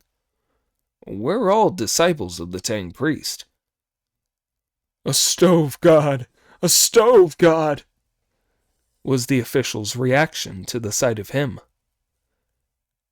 Monkey then told Pig to lead the horse and Friar Sand to shoulder the carrying pole as they followed the official's staff into the Prince of Yuhua's palace. The aides went ahead to announce them. When the prince looked up and saw how ugly they were, he too was frightened. "Do not be alarmed, your royal highness," said Sanzang, putting his hands together in front of his chest. "Although my disciples are rough and ugly, they have good hearts." Pig intoned a noise of respect and said, "How do you do?" This made the prince feel even more alarmed. "All my rough disciples are from the wilds and the mountains, and they do not know how to behave," Sunzang explained. "So please forgive them." Overcoming his fear, the prince told the superintendent of his kitchens to take the monks to eat in the gauze pavilion. Sanzang thanked the prince, came down from the hall to proceed to the pavilion with his disciples, then grumbled at Pig. "You idiot," he said. "You've not a shred of manners. If you had kept your mouth shut, that would have been fine, but why did you have to be so coarse? That one remark from you was enough to knock a mountain over." "I did better by not making a respectful chant," said Monkey. "And I saved a bit of my breath, too." "You didn't even intone the chant properly," said Friar Sand to Pig. "First of all, you stuck your snout out and roared." "It makes me hopping mad," said Pig. "The other day the master told me that the polite thing when I met someone was to say, 'How do you do?' Now I do it today and you tell me it's wrong. How do you want me to behave?" "I told you to say, 'How do you do?' when you meet people," Sanzang replied. "But not to make such a fool of yourself when you meet a prince. As the saying goes, things, like people, come in grades. Why can't you see the differences of social rank?" While he was still making these remarks, the superintendent of the kitchens led servants in to set out tables and chairs and serve the vegetarian feast. Then the monks stopped talking and started eating their meal. When the prince withdrew from the palace hall to his living quarters, his 3 sons noticed his pallor and asked, "What has given you such a fright today, father?" "A most remarkable monk has arrived," the prince replied. "He has been sent by the great Tang in the east to worship the Buddha and fetch the scriptures, and he came to present his passport. When I invited him to take a meal, he told me that he had some disciples outside the palace, so I asked them in. When they came in a moment later, they didn't kowtow to me, but just said, 'How do you do?' That was upsetting enough. Then when I looked at them, I saw that they were all as ugly as demons, which gave me quite a shock. That's why I'm looking pale." Now, the 3 young princes were no ordinary boys. They were all fond of the martial arts, so they stretched out their hands, rolled up their sleeves, and said, "They must be evil spirits from the mountains disguised as humans. Wait while we fetch our weapons and take a look at them." splendid young princes. The eldest wielded a brow-high rod, the second a nine-toothed rake, and the third a black-painted cudgel. And the three of them strode with great valor and spirit out of the palace, shouting, "What's this about monks fetching scriptures? Where are they?" "Young prince," replied the superintendent of the kitchens and the others on their knees, "they're eating in the gauze pavilion." The young princes then charged straight in without stopping to think, as they shouted, "Are you men or monsters? Tell us at once and we'll spare your lives." This gave Sanzang such a fright that he turned pale, dropped his bowl, bowed to them, and replied, "I have come from Great Tang to fetch the scriptures. I am a man, not a monster." "You look human enough," the princess said, "but the three ugly ones are definitely monsters." Pig kept eating and ignored them, while Friar Sand and Monkey bowed and said, "We're all human. Our faces may be ugly, but our hearts are good, and despite our clumsy bodies, we have good natures. Where are you three from, and why are you shooting your mouths off so wildly?" "These three gentlemen are His Royal Highness's sons," explained the superintendent of the kitchens and the others who were standing at the side of the pavilion.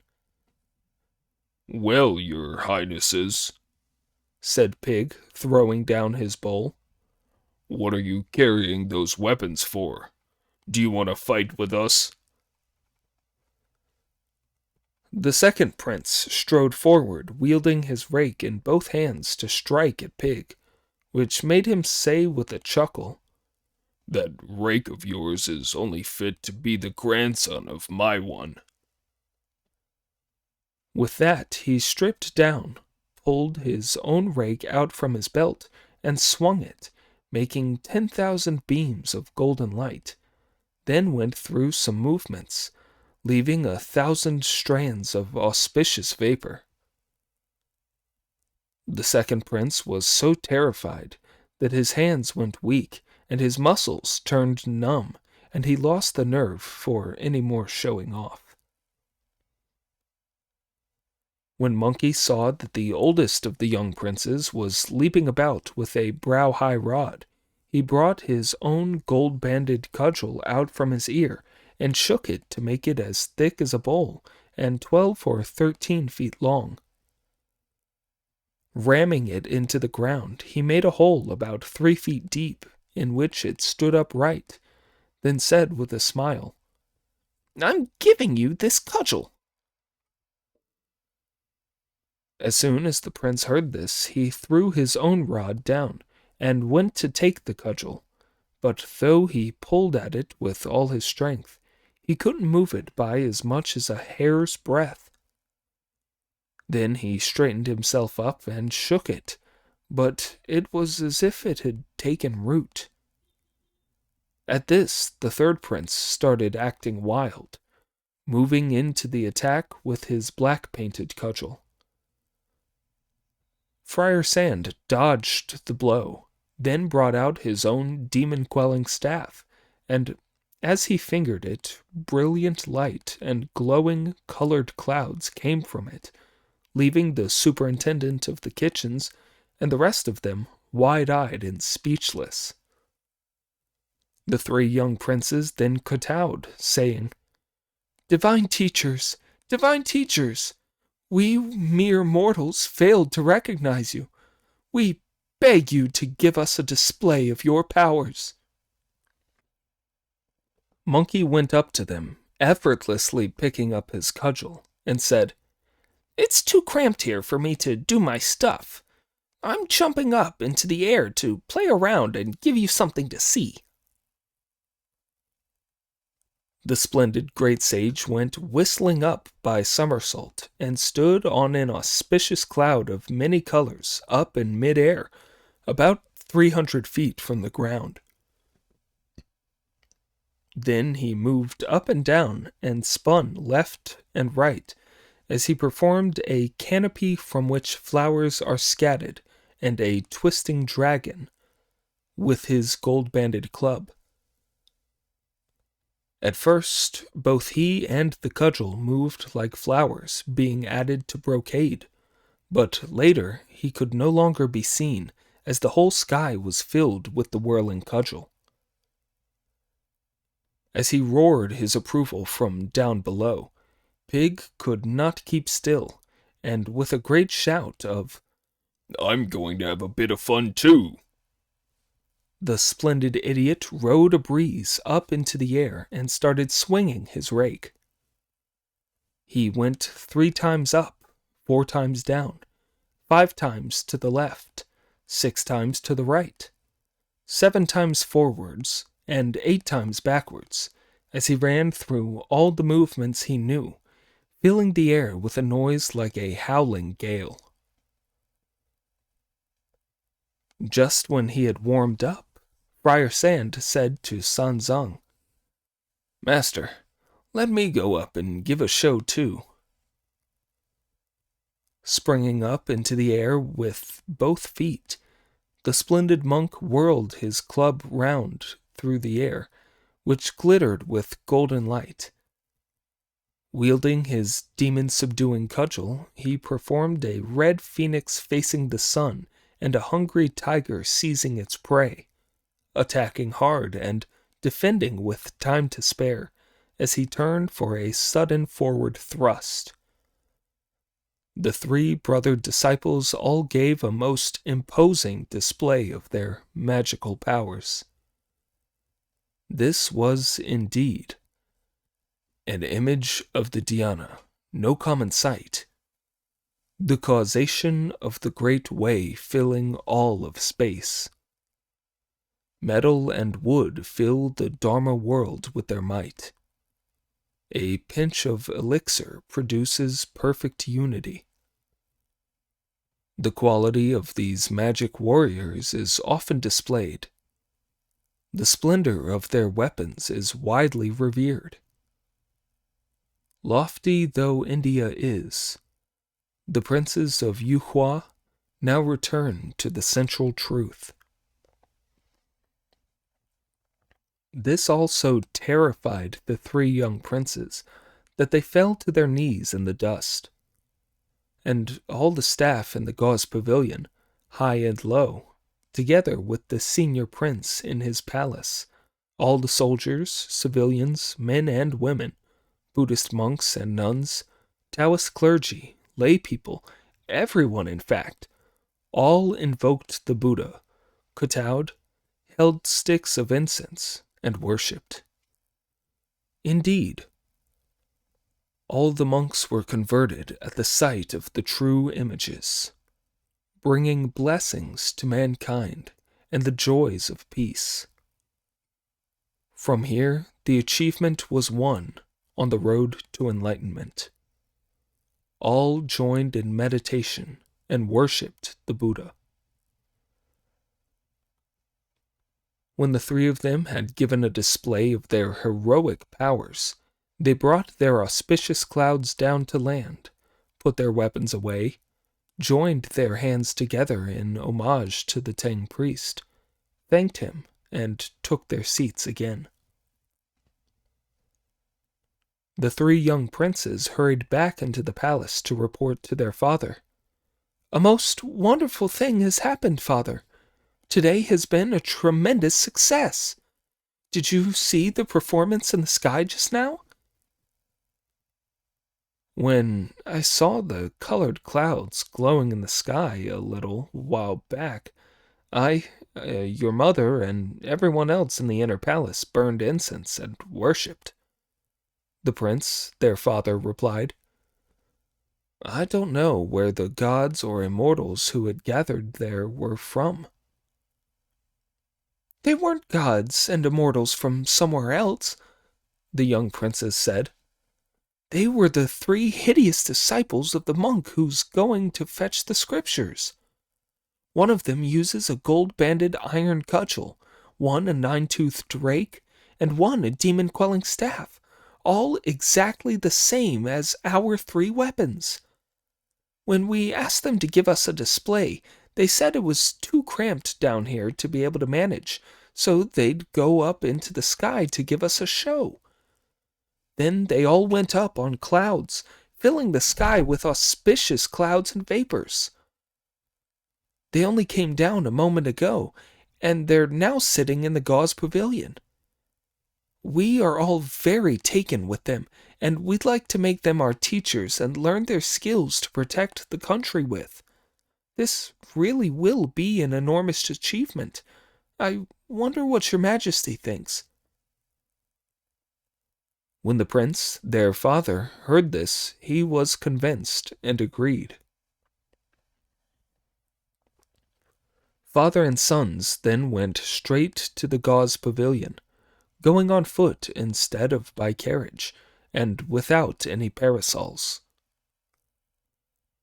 The 4 travelers had by now packed up their luggage and were just about to go to the palace to thank the prince for the meal and start out on their journey again, when they saw the Prince of Yuhua and his sons come into the pavilion and prostrate themselves before them. The venerable elder hurriedly rose and prostrated himself to return the courtesy, while Monkey and the rest of them moved aside with a hint of a mocking grin. When the kowtowing was over, the 4 travelers were happy to go inside the palace on being invited to do so and take the seats of honor. Then the senior prince got up and said, "Tang Master, there is one thing I would like to ask of you, but I do not know whether your 3 illustrious disciples will grant it." "My disciples will obey any instruction that your Royal Highness gives them," Sanzang replied. "When I first saw you, gentlemen," said the prince, "I took you for pilgrim monks from distant Tang, and because I am a mere mortal with fleshly eyes, I treated you in a most offhand way. It was only when I saw Teacher Sun, Teacher Zhu, and Teacher Sand whirling around in the sky that I realized you are immortals and Buddhas. My 3 wretched sons have been fond of the martial arts all their lives, and they now wish most sincerely to be accepted as your disciples and learn some of your skills. I beg that, in the greatness of your hearts, you will agree to be the salvation of my boys. I will certainly reward you with all the wealth of the city." When Brother Monkey heard this, he could not restrain himself from replying with a chuckle, "You really don't understand, your Royal Highness. As monks, we'd love to have disciples, and your fine sons have their hearts set on goodness. But you mustn't talk about material benefits. As long as they can get on with us, we'll look after them." This delighted the prince, who ordered a great banquet in the main hall of the palace. It was amazing. No sooner had he issued his order than everything was there. This is what could be seen.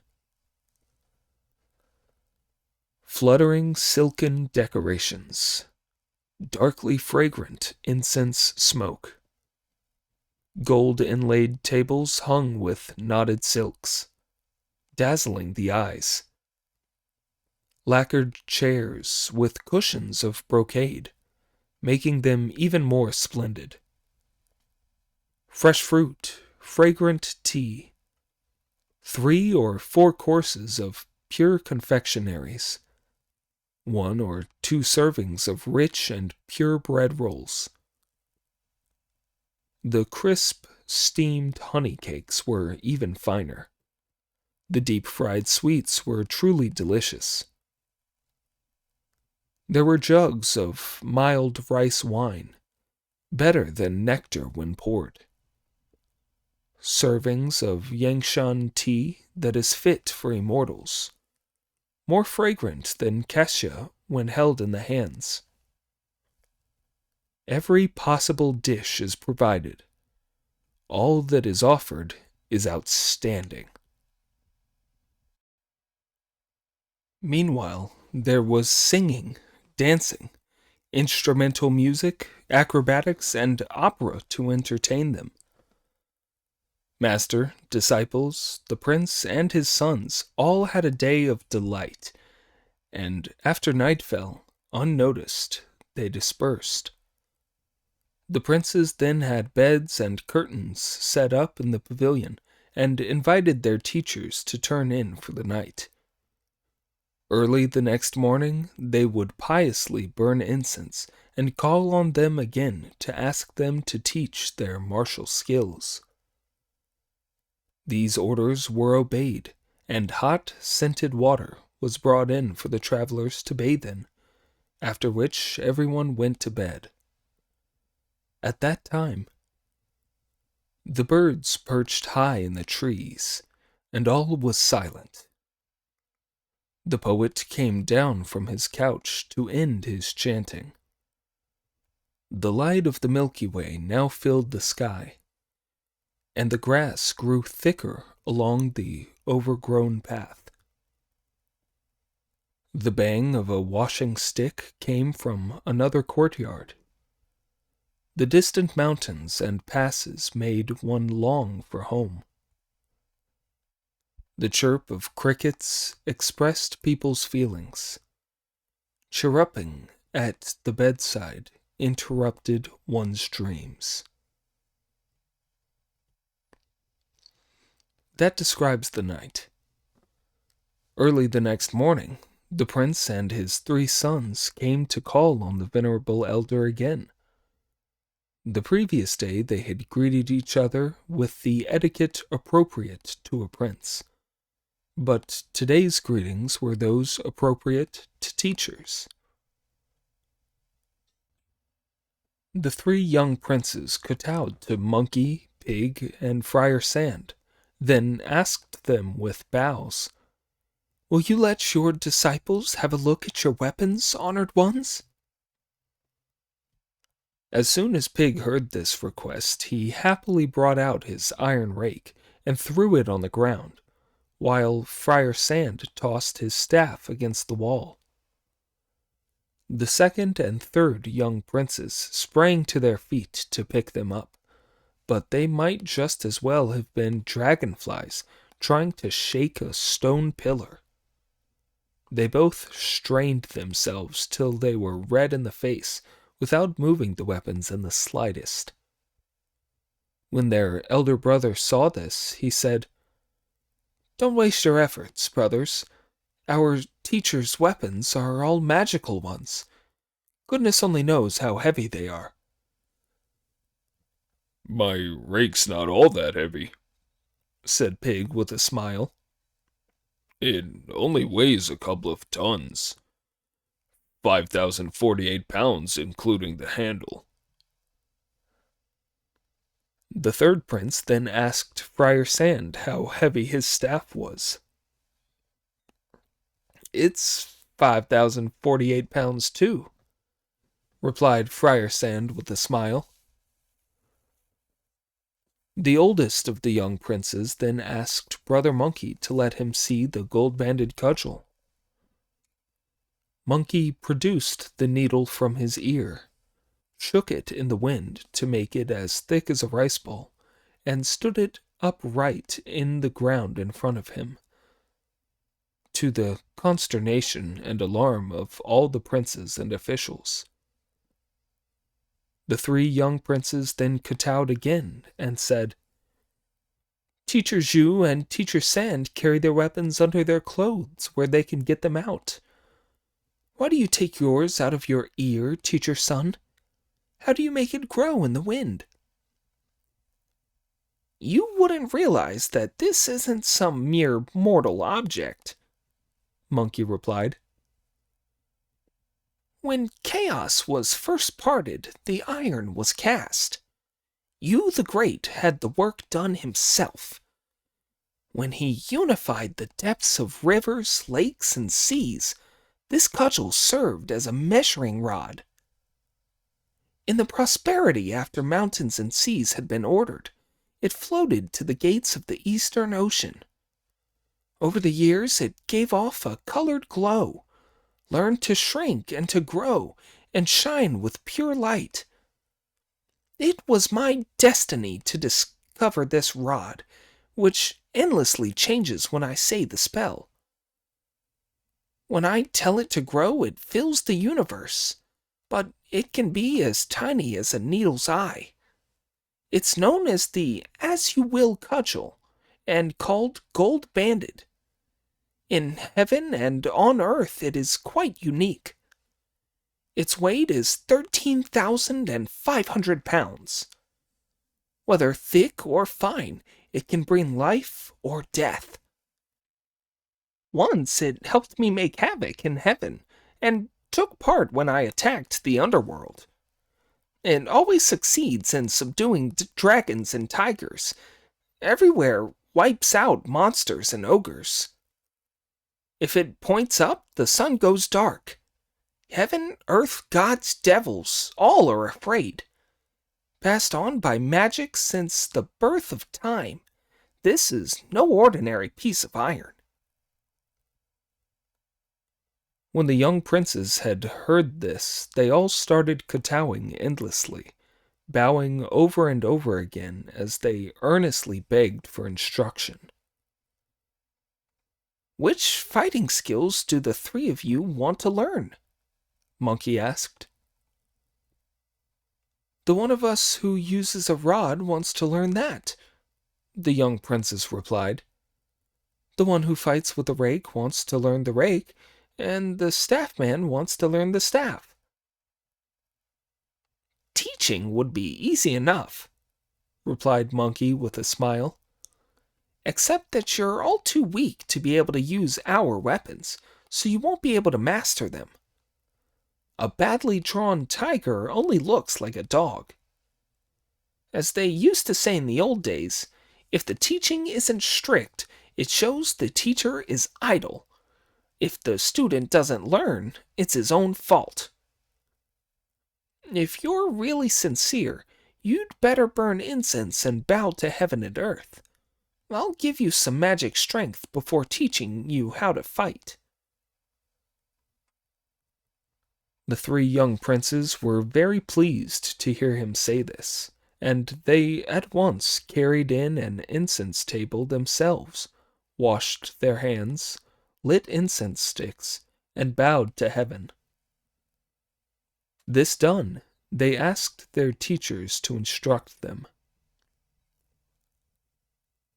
Monkey stepped down and said to the Tang priest with a bow, Please forgive your disciple, honored master. Ever since in your goodness you rescued me at the Double Boundary Mountain, and I became a Buddhist all those years ago, we've been traveling west. Although I've never done very much to repay your kindness, I have crossed plenty of rivers and mountains, and done everything I possibly could. Now that we've come to this land of the Buddha and had the good fortune of meeting these three young princes, they've taken us as their teachers of martial arts. As our pupils, they'd be your pupils' pupils. So I ask you respectfully, master, allow us to instruct them. Sanzang was delighted, and when Pig and Friar Sand saw Monkey bowing to him, they kowtowed too, and said, Master, we're stupid and too awkward with words to be able to explain things properly. Please take your Dharma seat, and let each of us take a pupil. It'll be fun and something to remind us of our journey west. Sanzang was happy to agree. Monkey then took the three young princes into a quiet room behind the pavilion, where he drew a star chart of the Dipper and told them to prostrate themselves inside it while they shut their eyes and settled their spirits. Meanwhile, he silently said the words of the spell, recited a mantra, and blew magic breath into the hearts of the three of them. He put their primal spirits back into their original home, taught them magic spells, gave each of them immense strength, applied the right heat, and performed a magic that replaced their old bodies and bones with new ones. After the heat circulated in a roundabout way through their bodies, the three young princes came to, stood up, rubbed their faces, summoned up their spirits, and all found that they were much stronger. The eldest of them could pick up the gold-banded cudgel, the second could swing the nine-toothed rake, and the third could raise the demon-quelling staff. When the king saw this, he was beside himself with delight, and arranged another vegetarian feast for the Tang priest and his three disciples. In front of the banquet, each of the princes was taught his own skill. The one who was learning the rod practiced with the rod. The one who was learning the rake practiced with the rake, and the one who was learning the staff practiced with the staff. Though the young princes did manage a few turns and movements, it took a lot of effort, and going through a series of movements left them gasping for breath, so that they could not go on. Besides this, the weapons they were using had the power of transformation, so that as the princes advanced, retreated, attacked, and lifted, the weapons shrunk, grew, and went through amazing changes by themselves.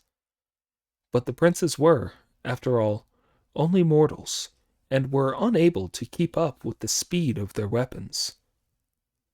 Later that day, the banquet came to an end.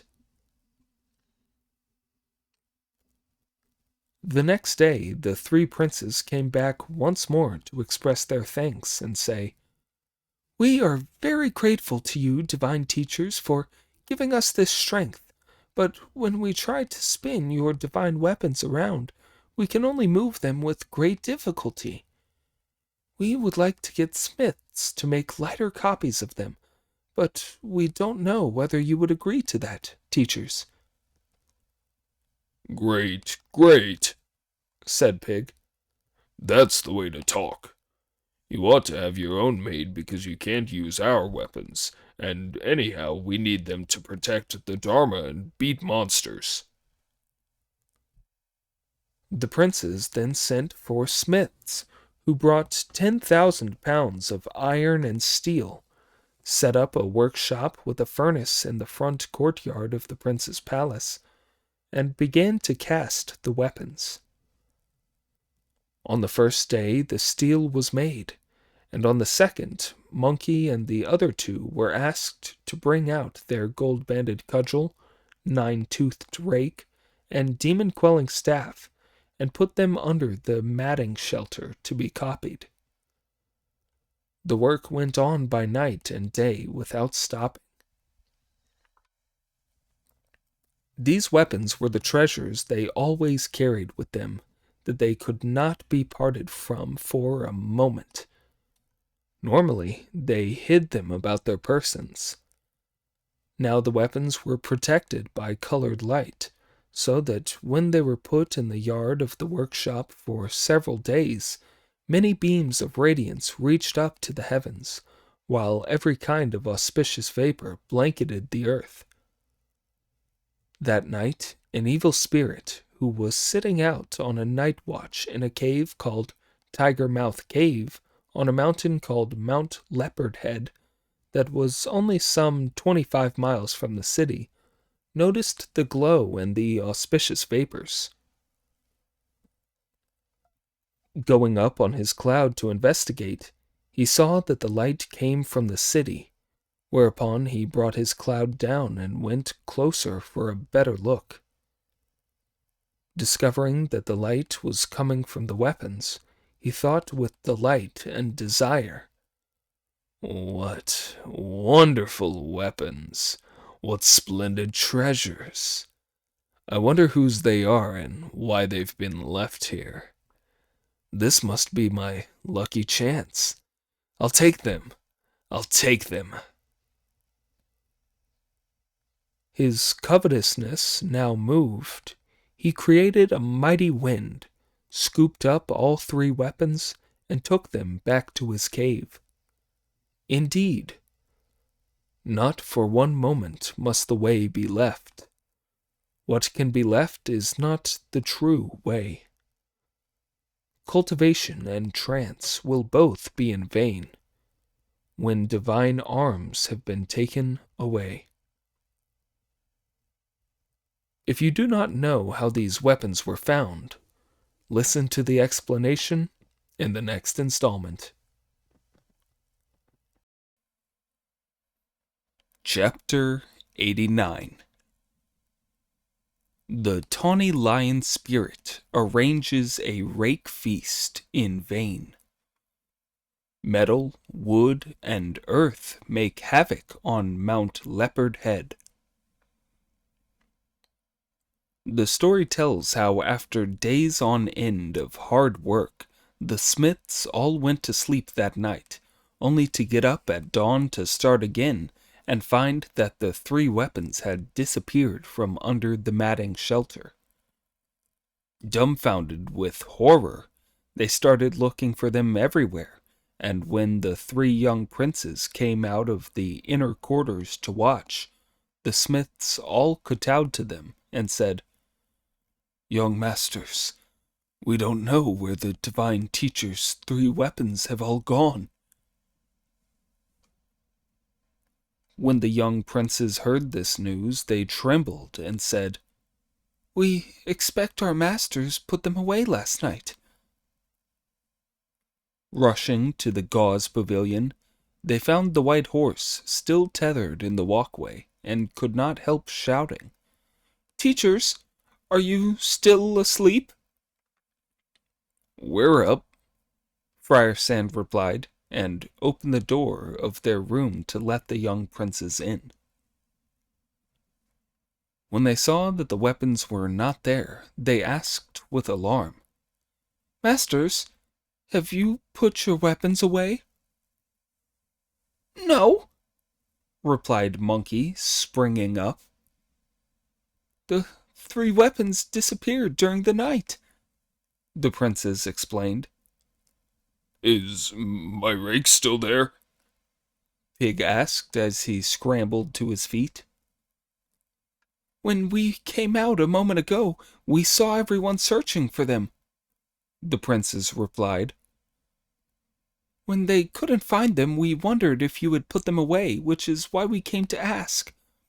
As your treasures can shrink or grow, we wonder if you've hidden them about yourselves to play a trick on us." "Honestly, we haven't," said Monkey. "Let's all join the search." When they went to the matting shelter in the yard and could see that there really was no sign of the weapons, Pig said, "You Smiths must have stolen them. Bring 'em out at once. Do it right now or I'll kill you. I'll kill you, I say." The Smiths kowtowed desperately and said with tears pouring down their faces, "Your lordships, we went to sleep last night because we'd been working so hard for days on end. When we got up this morning, they'd gone. We're only ordinary mortals. We could never have moved them. Spare our lives, your lordships, spare our lives." Monkey said with bitter regret, "It's our fault. After we'd shown them what they look like to copy, we should have kept them on us instead of leaving them lying there. I suppose our treasure's glowing clouds and light must have alerted some monster who came and stole them during the night." "Nonsense, brother," Pig replied. "This is a peaceful, orderly sort of place. Not somewhere in the wilds or the mountains. No monsters could possibly have come here. I'm sure it was those evil smiths who stole our weapons. They could tell they were treasures from the light shining from them. They must have left the palace last night and got a whole gang together to carry or drag them out. Bring 'em here. I'm going to hit them. The smiths kowtowed and swore to their innocence for all they were worth. Amid all this commotion, the senior prince came out, and when he asked what had happened, the color drained from his face too. After muttering to himself in a low voice for a while, he said, "Divine teachers, your weapons were not mere mortals' ones. Even if there had been 100 or more people, they would never have been able to move them. Besides, my family has been ruling this city for 5 generations. I'm not boasting, but I do have a certain reputation for being a good man. The soldiers, civilians, and artisans who live here fear my laws, and I am certain that they could never have had so wicked an idea. I hope that you divine teachers will think again." "No need for any more thinking about it," replied Brother Monkey with a smile. "and no need to make the smiths suffer for what's not their fault. I would like to ask your Royal Highness if there are any evil monsters in the mountains and forests around the city." "That's a very good question," the prince replied. "There is a mountain north of the city called Mount Leopardhead, with a tiger-mouth cave in it. People often say that immortals or tigers and wolves or evil spirits live there.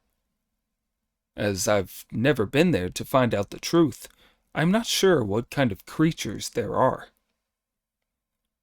"No need to say more," replied Monkey with a laugh. "It must be someone wicked from there who knew they were treasures and came during the night to steal them. Pig, Friar Sand," he ordered, "stay here to guard the master in the city while I go for a look round." He then told the smiths to keep the furnace burning and carry on forging the new weapons. The splendid Monkey King took his leave of Sanzang and whistled out of sight. Soon he was on Mount Leopardhead, which took him but an instant, as it was only 10 miles from the city. As he climbed to the summit to look around, he saw that there was quite an air of evil about it. Indeed, it was a long dragon chain of hills, a mighty formation, sharp peaks thrusting into the sky, streams following fast along chasms deep. In front of the mountain grow cushions of rare plants. Behind the mountain, strange flowers from brocade. Tall pine and ancient cypress, old trees and fine bamboo. Crows and magpies sing as they fly. Cranes call and gibbons scream. Below the beetling scar, David's deer go in twos. In front of the sheer rock face are pairs of badgers and foxes. Dragons from afar emerge briefly from the waters of the twisting, winding stream that runs deep under the ground. This ridge runs right to the edge of Yuhua, a place of beauty for 1,000 ages. Just as he was surveying the scene, Monkey heard voices on the other side of the mountain, turned quickly round to look, and saw a couple of wolf-headed ogres climbing towards the northwest and talking loudly as they went. They must be monsters patrolling the mountain, Monkey guessed. I'm going to listen to what they have to say. Making magic with his hands and saying the words of a spell, Monkey shook himself, turned into a butterfly, spread his wings, and fluttered after them. It was a very lifelike transformation. A pair of powdery wings, 2 silver antennae. In the wind, it flies very fast. In the sun, it's a leisurely dancer. It crosses rivers and walls in a flash.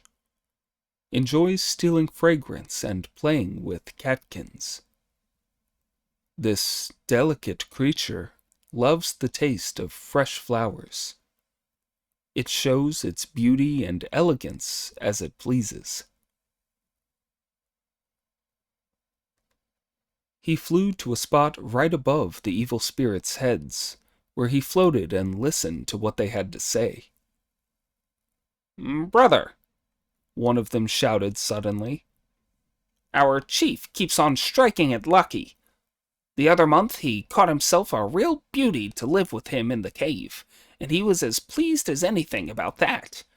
Then, last night, he got the 3 weapons, which really are priceless treasures. Tomorrow there's going to be a rake banquet to celebrate, so we're all going to benefit. Yeah, we've been quite lucky, too, the other replied, being given these 20 ounces of silver to buy pigs and sleep. When we get to Qianfang Market, we can have a few jugs of wine to start with, then fiddle with the accounts to make ourselves 2 or 3 ounces of silver to buy ourselves padded jackets for the winter. It's great, isn't it? As they laughed and talked, the 2 monsters hurried along the main path at a great speed. When Monkey heard about the banquet to celebrate the rake, he was quietly delighted. He would have liked to kill the devils, but it was not their fault, and besides, he had no weapon. So he flew round till he was in front of them, turned back into himself, and stood at a junction along the path. As the devils gradually came closer, he blew a mouthful of magic saliva at them, recited the words Om Humkara, and made a fixing spell that held the 2 wolf-headed spirits where they were. Their eyes were fixed in a stare. They could not open their mouths, and they stood upright, both legs rigid. Monkey then knocked them over, undid their clothes, and searched them, finding the 20 ounces of silver in a purse carried by one of them in the belt of his kilt. Each of them was also carrying a white lacquered pass. One of these read, Wily Freak, and the other read, Freaky Wile. Having taken their silver and undone their passes, the splendid great sage went straight back to the city, where he told the princes, the Tang priest, the officials high and low, and the smiths what had happened. I reckon my treasure's the one that's shone the brightest, said Pig with a grin. That's why they're buying pigs and sheep for a slap-up meal to celebrate. But how are we going to get it back? We'll all 3 of us go, said Monkey. This silver was for buying pigs and sheep. We'll give it to the smiths. His Royal Highness can provide us with some animals. Pig, you turn into Wily Freak. I'll turn into Freaky Wile, and Friar Sand can be a trader selling pigs and sheep. We'll go into Tigermouth Cave, and when it suits us, we'll grab our weapons, kill all the monsters, come back here to pack up, and be on our way again. Terrific, said Friar Sand. No time to lose. Let's go. The senior prince agreed with the plan and told his steward to buy 7 or 8 pigs and 4 or 5 sheep. The 3 of them left their master and gave a great display of their magic powers once outside the city. Brother, Said Pig, I've never seen that wily freak, so how can I possibly turn myself into his double? I did fixing magic on him to keep him over there somewhere, Monkey said. and he won't come round till tomorrow. I can remember what he looks like, so you stand still while I tell you how to change. Yes, like this. No, a bit more like that. That's it. That's him. While the idiot said an incantation, Brother Monkey blew on him with magic breath, turned him into Wily Freak's double, and gave him a white pass to tuck in at his waist.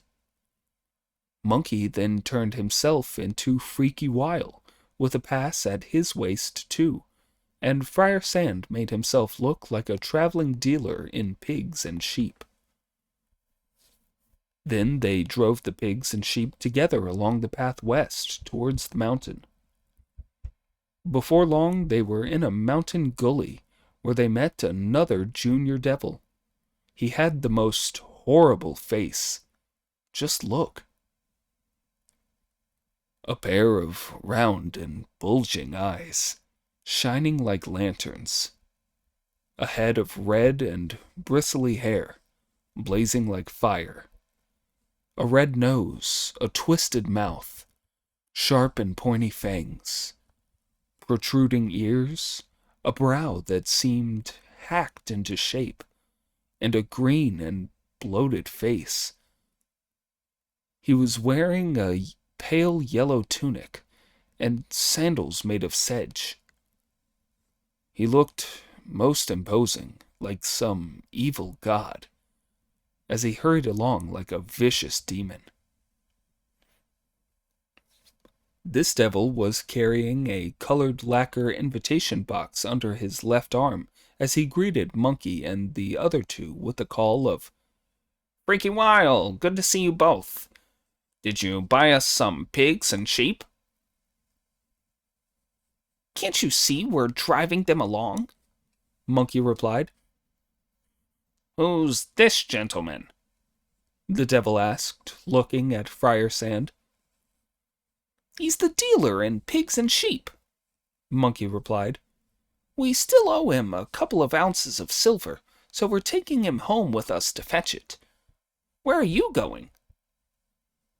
To Bamboo Mountain to invite his senior majesty to the feast tomorrow morning, the devil said. Taking his cue from the devil's tone of voice, Monkey then asked, How many guests will there be altogether? His senior majesty will take the place of honor, the devil replied. And with our own king, chiefs, and the rest of them, there'll be over 40. As they were talking, Pig called, Get a move on. The pigs and sheep are going everywhere. You go and invite them while I get a look at that invitation, Monkey said, and as the devil regarded him as one of their own kind, he opened the box, took out the invitation, and handed it to Monkey. This is what Monkey read when he unfolded it. A banquet is being given tomorrow morning to celebrate the capture of the rake, and if you will condescend to cross the mountain, honored ancestor, primal sage of ninefold numinosity, I will be deeply grateful. With 100 kotaus, your grandson, Tawny Lion. When Monkey had read it, he handed it back to the devil, who returned it to its case and carried on towards the southeast. Brother, Friar Sand asked, what did it say on the invitation? It was an invitation to the rake banquet, Monkey replied. It was signed, with 100 Katows, your grandson, Tawny Lion, and the invitation was being sent to the primal sage of ninefold numinosity. Tawny Lion must be a golden-haired lion who's become a spirit, said Friar Sand with a smile. But I wonder who the primal sage of ninefold numinosity is. Pig's reaction was to laugh and say, He's mine. Why should he necessarily be yours? Monkey asked. There's an old saying that goes, a mangy old sow can put a golden lion to flight. Pig replied. That's why I know he's mine. As they talked and laughed, the three of them drove the pigs and sheep along till they could see the gates of Tigermouth Cave. Outside the gates there were green mountains all around, ranges forming a mighty wall. Creepers clung to the sheer rock faces. Thorns hung down from the towering cliffs. Birdsong came from all around the woods, while flowers gave a welcome by the entrance. This cave was a match for the peach blossom spring, a place to avoid the troubles of the world. As they came closer to the mouth of the cave, they saw a crowd of evil spirits of every age and kind playing under the blossoming trees, and when they heard Pig's shouts of, Hey! Hey! as he drove the pigs and sheep, they all came out to meet him. The pigs and sheep were caught and trussed up.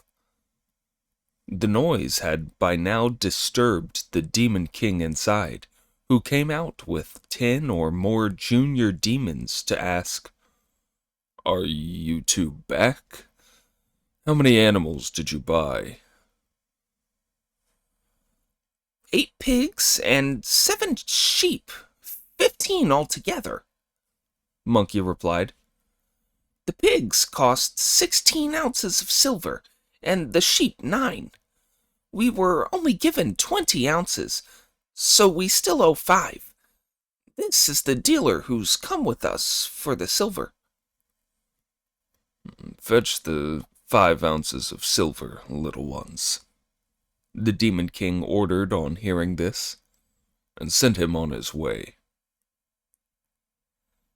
But the dealer hasn't only come to get his silver, Monkey replied. He's come to see the banquet, too. What nerve, Freaky Wile, said the furious demon abusively.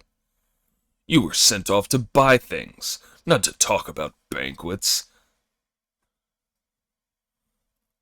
As you've got those amazingly fine treasures, my lord, Pig said, stepping forward. What's the harm in letting him have a look? Damn you too, wily freak, said the demon with an angry snort. I got these treasures from the inside of Yuhua.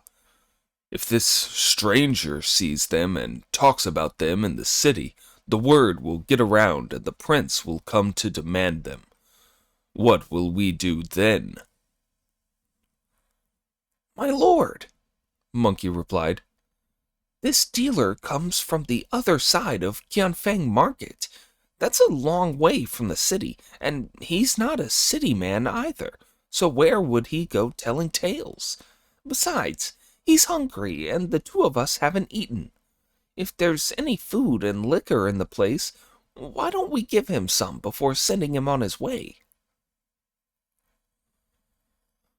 Before he could finish speaking, a junior devil came out with 5 ounces of silver that he gave to Monkey, who in turn handed it to Friar Sand with the words, Take your silver, stranger, then come round to the back for something to eat with us. Taking his courage in his hands, Friar Sand went into the cave with Pig and Monkey.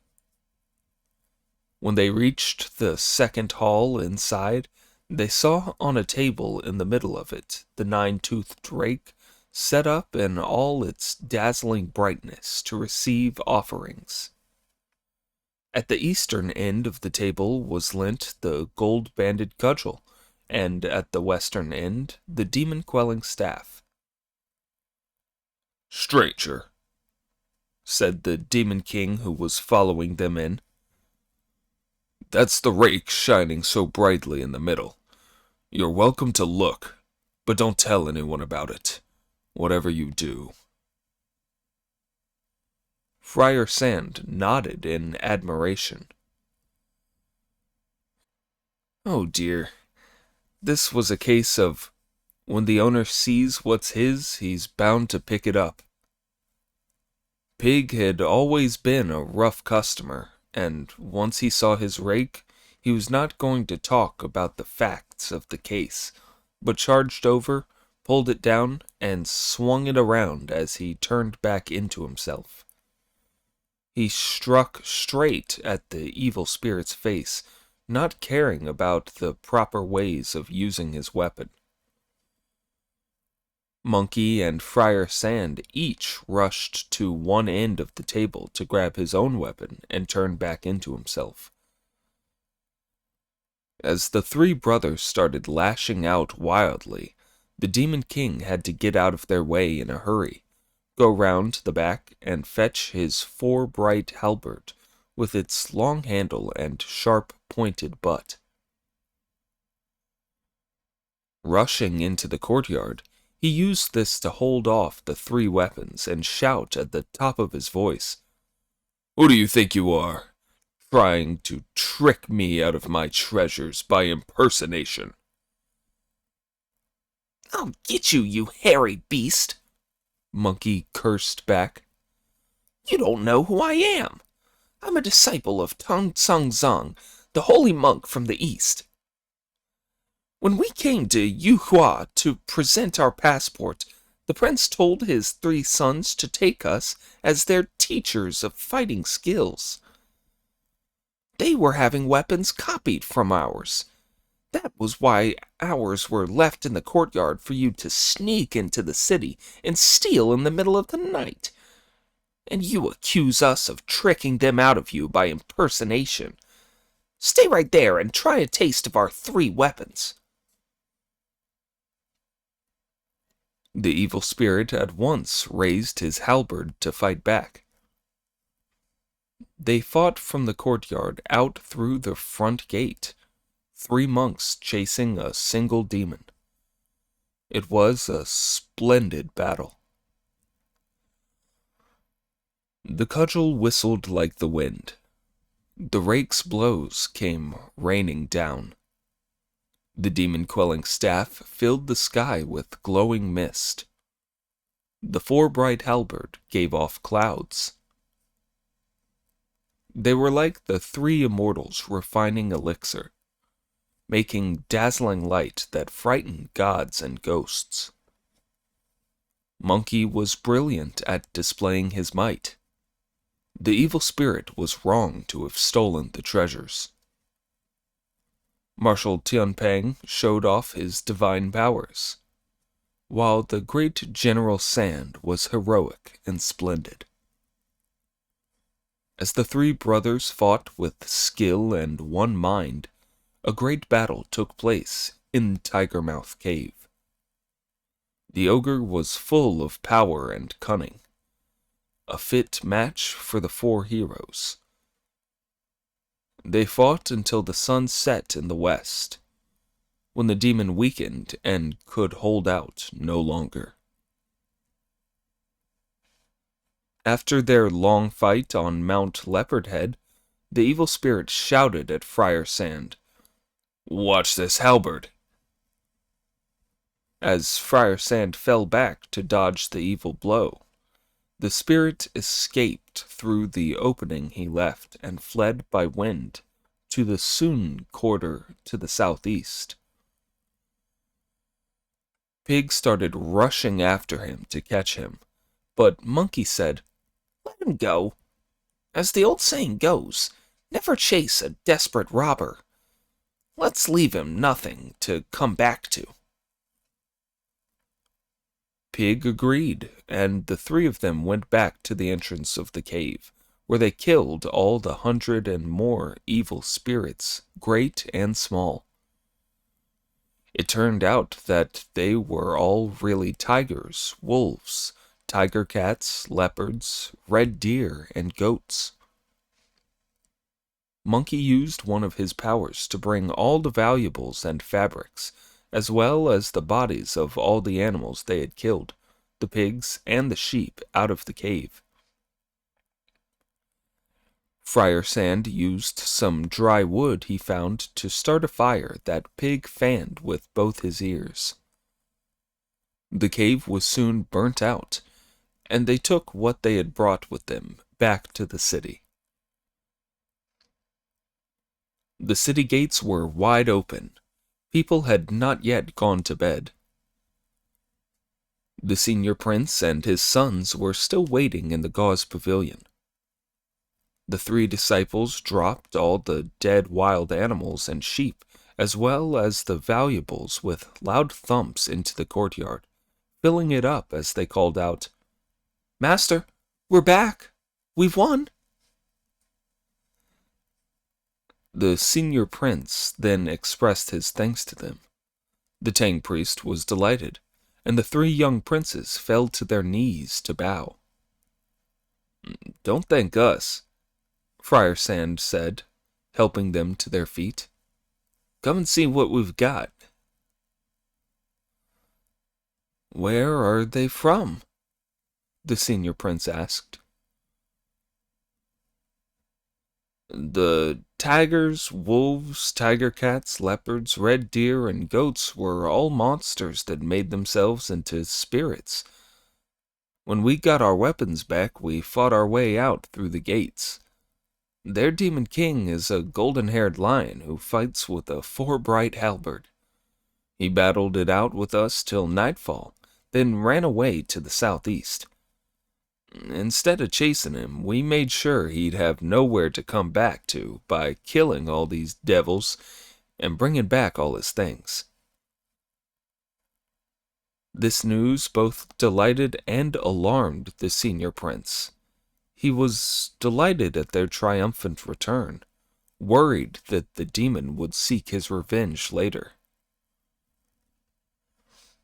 "Don't worry, your royal highness," said Monkey. "I've thought about it very carefully, and I'll deal with it properly. I promise to exterminate the demons completely before we go. We'll definitely not leave you with trouble that'll come back later.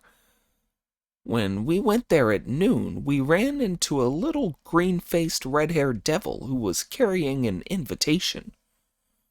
What it said on it was, 'A banquet is being given tomorrow morning to celebrate the capture of the rake, and if you will condescend to cross the mountain, honored ancestor, primal sage of ninefold numinosity, I will be deeply grateful.'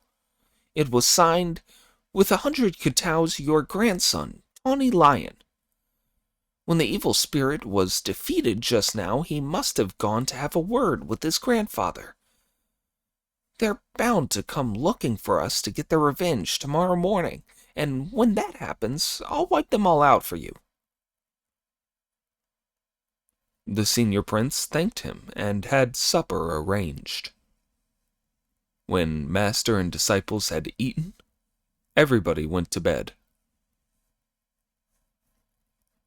The story now tells of how the evil spirit really did head southeast to Bamboo Mountain, in which there was a cave called the Nine-Bend Twisty Cave, where the evil spirit's grandfather, the primal sage of ninefold numinosity, lived. That night the demon did not stop treading the wind until he reached the cave's entrance in the last watch. When he knocked on the gates and went in, a junior devil greeted him with the words, "Your Majesty Greenface brought the invitation last night, and the old gentleman invited him to stay till this morning to go to your rake banquet with him. Why have you come here so early to invite him yourself?" "I hate to say it," the evil spirit replied, "but the banquet is off." As they were talking, Greenface came out of the inner part of the cave to say, "What are you doing here, Your Majesty?"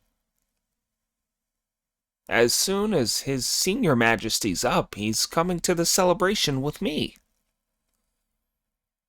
The evil spirit was so distraught that he could say nothing, but only wave his hands. A little later, the old demon got up and called for the evil spirit, who dropped his weapon and prostrated himself on the ground to kowtow, tears streaming down his cheeks. "Worthy grandson," the old demon said, "you sent me an invitation yesterday, and this morning I'm on my way to the celebration. So why have you come yourself, looking so miserable and upset?" "I was taking a stroll in the moonlight the night before last," the evil spirit replied, still kowtowing, "when I saw a dazzling light rising up to the sky from the city of Yuhua. I hurried there to take a look and saw that it came from 3 weapons in the prince's palace: a 9-toothed rake with gold on it, a staff, and a gold-banded cudgel. I used my magic to take them away and decided to have a rake banquet to celebrate. I sent some of my underlings to buy pigs, sheep, and fruit for the feast that I invited you to come and enjoy, grandfather. But after I sent Greenface over with the invitation yesterday, Wily Freak and the other one who'd been told to buy pigs and sheep came back with a dealer, a stranger, for some silver. The stranger was all set on seeing the banquet. I refused as I was afraid he'd spread the news around. Then they said they were hungry and asked for some food to eat, so I told them to go round the back to eat. When they got inside and saw the weapons, they said they were theirs. They each snatched one and turned back into their real selves. One was a monk with a hairy face and a mouth like a thunder god's. One was a monk with a long snout and big ears, and one was a monk with a really sinister face. The 3 of them yelled at me and started lashing out. They didn't care at all. I just managed to fetch my 4-bright halberd and come out to hold them at bay. When I asked them who they were and how they dared go in for impersonation, they told me they were disciples of the Tang priest, who's been sent to the western heaven by Great Tang in the east. When they went to present their passport on their way through the city, the princes pressed them to stay and teach them martial arts. They said their weapons had been left in the palace yard for copies of them to be made, and that I'd stolen them. Then they went for me with great fury. I don't know what those 3 monks are called, but they're all very good fighters. As I was no match for them by myself, I had to run away and come here. If you have any love for your grandson, I beg you to lend me your arms in order to get my revenge on these monks." After a moment's silent thought, the old demon replied with a smile, "So it's them. Worthy grandson, you made a big mistake provoking him." "Do you know who they are, grandfather?" the other asked. The one with a long snout and big ears is Zhu, The old demon said. and the one with a horrible face is Friar Sand. They're not too bad. But the one with a hairy face and a mouth like a thunder god is called Sun the Novice. He's got really tremendous magical powers. When he made havoc in heaven 500 years ago, 100,000 heavenly troops couldn't catch him, and he's a most determined hunter. He's like a policeman who will search mountains and seas, smash caves, storm cities, and cause all sorts of trouble. Why did you have to provoke him? Never mind. I'll go with you and capture those so-and-sos and the Prince of Yuhua to avenge you. On hearing this, the evil spirit kowtowed again in thanks. The senior demon immediately mustered his grandsons, Monkey Lion, Snowy Lion, Leo, Gryphon, Raccoon Dog Lion, and Elephant Fighter, each of whom carried a sharp weapon. With Tawny Lion leading the way, each of them set off a powerful gale that carried them straight to Mount Leopard Head, where there was an all-pervasive smell of smoke and fire, and all that could be heard was sobbing. When they looked more closely, they saw Wily Freak and Freaky Wile weeping for their lord. Are you the real Freak and Wile, or imposters? The evil spirit shouted as he went up to them. Falling to their knees and kowtowing with tears in their eyes, the two devils replied, We're no impostors. After we were given the silver to buy pigs and sheep yesterday, we met a monk with a hairy face and a mouth like a thunder god in the wide valley to the west of the mountain. When he spat on us, our legs went all weak, our mouths went stiff, we couldn't speak and we couldn't move. He knocked us over, found and stole our silver, and took our passes off us. We were left in a daze till we came round just now. When we got home, we found the place still on fire, and all the buildings burnt down. We were crying so bitterly because you, my lord, and all the chiefs had disappeared. We don't know how the fire was started. When the evil spirit heard this, he could not stop his tears from gushing forth as he stamped his feet in fury, let loose heaven-shaking roars, and exclaimed in hatred and fury, Damned baldies! Vicious beasts! How could you be so evil? You destroyed my cave palace and burnt my beauty to death. You've killed everyone, young and old, in the household. I'm so angry I could die. The old demon then told Monkey Lion to take hold of Tawny Lion, saying, Grandson, what's done is done. Upsetting yourself won't do you any good. What you must do now is summon up all your energy to catch those monks in the city. The evil spirit was still crying as he replied, Grandfather, this mountain palace of mine wasn't built in a day. Now those damned baldies have destroyed everything. My life's not worth living. With that, he broke free and flung himself forward to smash his head against the rock face, only stopping after Snowy Lion and Monkey Lion had made great efforts to calm him. They then left the cave and all headed for the city. With a roaring wind and in a thick fog, they approached the city, so frightening all the people living outside the city wall that they abandoned their belongings and dragged or carried their children with them as they fled into the city. Once the people were all inside, the gates were shut. A report was then made to the palace that a disaster was upon them. When the prince, who was taking a vegetarian breakfast in the gauze pavilion with the Tang priest and the others, heard this report, he went out to ask about it. A whole crowd of evil spirits are heading for the city with sandstorms, flying stones, fogs, and wind. "Whatever shall we do?" asked the prince, deeply alarmed.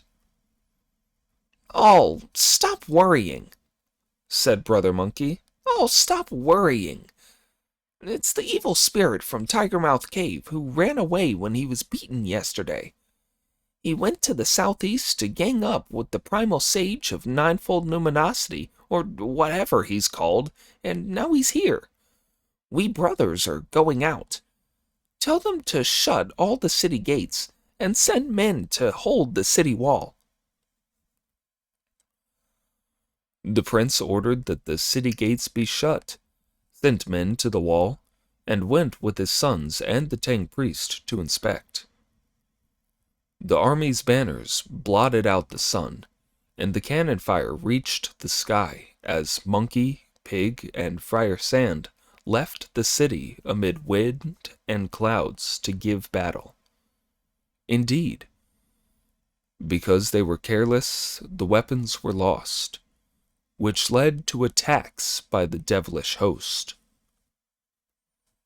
If you do not know the outcome of the battle, listen to the explanation in the next installment. Chapter 90. By giving and receiving, the master and the lion turn into one. After stealing the way and obstructing Dhyana, ninefold numinosity is pacified. The story tells how the great sage Sun left the city with Pig and Friar Sand and looked the monsters in the face to see that they were all lions of various kinds. The tawny lion spirit was leading, with Leo and elephant fighter lion on his left, griffin and raccoon dog lion on his right, and monkey lion with snowy lion behind him. In the middle of them all was a nine-headed lion. The ogre Greenface was holding a canopy of brocade embroidered with flowers just behind the nine-headed lion, while Wily Freak and Freaky Wile carried a pair of red flags. They were all drawn up at a hollow place. In his rough way, Pig went up to them to shout abusively, Ogres, thieves, treasure stealers! What did you go there and gang up with that hairy lot for? To this, the tawny lion spirit retorted, gnashing his teeth in fury. "Vicious baldies! When I was alone yesterday, the three of you beat me and I had to run away. You should have done right, instead of burning my cave palace, destroying my home, and murdering my family. My hatred for you is as great as the ocean. Stay where you are and take this from my halberd." The splendid Pig raised his rake to parry the blow. When the two of them had just started fighting, and neither was yet coming out on top, Monkey Lion joined in, swinging his spiked iron club, as did Snowy Lion with his three-edged mace. "Welcome," shouted Pig. Watch him as he charges straight forward to meet their onslaught and fight with them all. Friar Sand quickly pulled his demon-quelling staff out from where he was at the side and hurried forward to help Pig, at which Leo Spirit, Griffin Spirit, Elephant Fighter Spirit, and Raccoon Dog Spirit all piled in. The great sage Monkey held the evil spirits at bay with his gold-banded cudgel. Leo fought with a club, Snowy with a bronze hammer, Elephant Fighter with a steel spear, and Raccoon Dog with a battle axe. The fight between the 7 lion spirits and the 3 ferocious monks was a splendid one. Club, hammer, spear, axe, and 3-edged mace. Spiked club, ball staff, and 4 bright halberd. 7 lions with deadly weapons, shouting their war cries as they surround 3 monks. Powerful was the great sage's gold-banded cudgel. Friar Sand's staff was almost matchless in the world. Pig moved around with the power of a whirlwind, as his flashing rake gave off baleful light. All displaying their might blocked before and behind, held off the onslaughts with daring and courage. From the walls of the city the prince lent support, where his soldiers felt braver as they beat drums and gongs. Throwing and thrusting all showed off their magic, turning heaven and earth both dark and upside down. After the evil spirits had been fighting the great sage and the 2 others for half a day, night fell. Pig by now was dribbling, and his legs were going weak, so he fainted with his rake and fled in defeat. Where do you think you're going? Snowy Lion and Monkey Lion shouted. Take this! The idiot could not dodge them, and he took a heavy blow from the mace on his spine that laid him flat on the ground, crying out, I'm done for! I'm done for! The 2 lion spirits grabbed Pig by the bristles on his neck and by his tail and carried him over to see the 9-headed lion. Grandfather, they reported, we've caught one of them. Before the words were out of their mouths, Friar Sand and Monkey also had to fall back, beaten. When the evil spirits all came after them, Monkey pulled out a handful of hairs, chewed them to pieces, spat them out, shouted, "Change!" and turned them into more than 100 little monkeys who went round and round, surrounding Snowy, Leo, Elephant Fighter, Raccoon Dog, and Tawny Lion. Friar Sand and Monkey then came forward to join in the fight again. Later that night, they caught Leo and Griffin and put Raccoon Dog and Elephant Fighter to flight. When Tawny Lion reported to the old demon that 2 of the lions had been lost, the demon ordered, Tie Pig up, but don't kill him. When they give our lions back, we'll return Pig to them.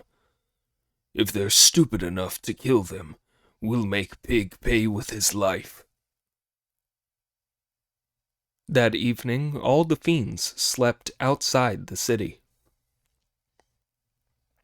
The story now turns to the great sage's son, who carried the 2 lion spirits to beside the city wall, from where the senior prince saw him and ordered that the gates be opened. 20 or 30 officers were sent out with rope to tie the lion spirits up and carry them into the city. The great sage then put his magic hairs away and went straight with Friar Sand to the wall tower, where he saw the Tang priest. "This is a terrible business," the Tang priest said. "Is Wu Nang still alive?" "No problem," Brother Monkey replied. As we've captured a couple of the evil spirits, they won't possibly dare harm him. Have them tied up tight. I'll swap them for Pig tomorrow morning."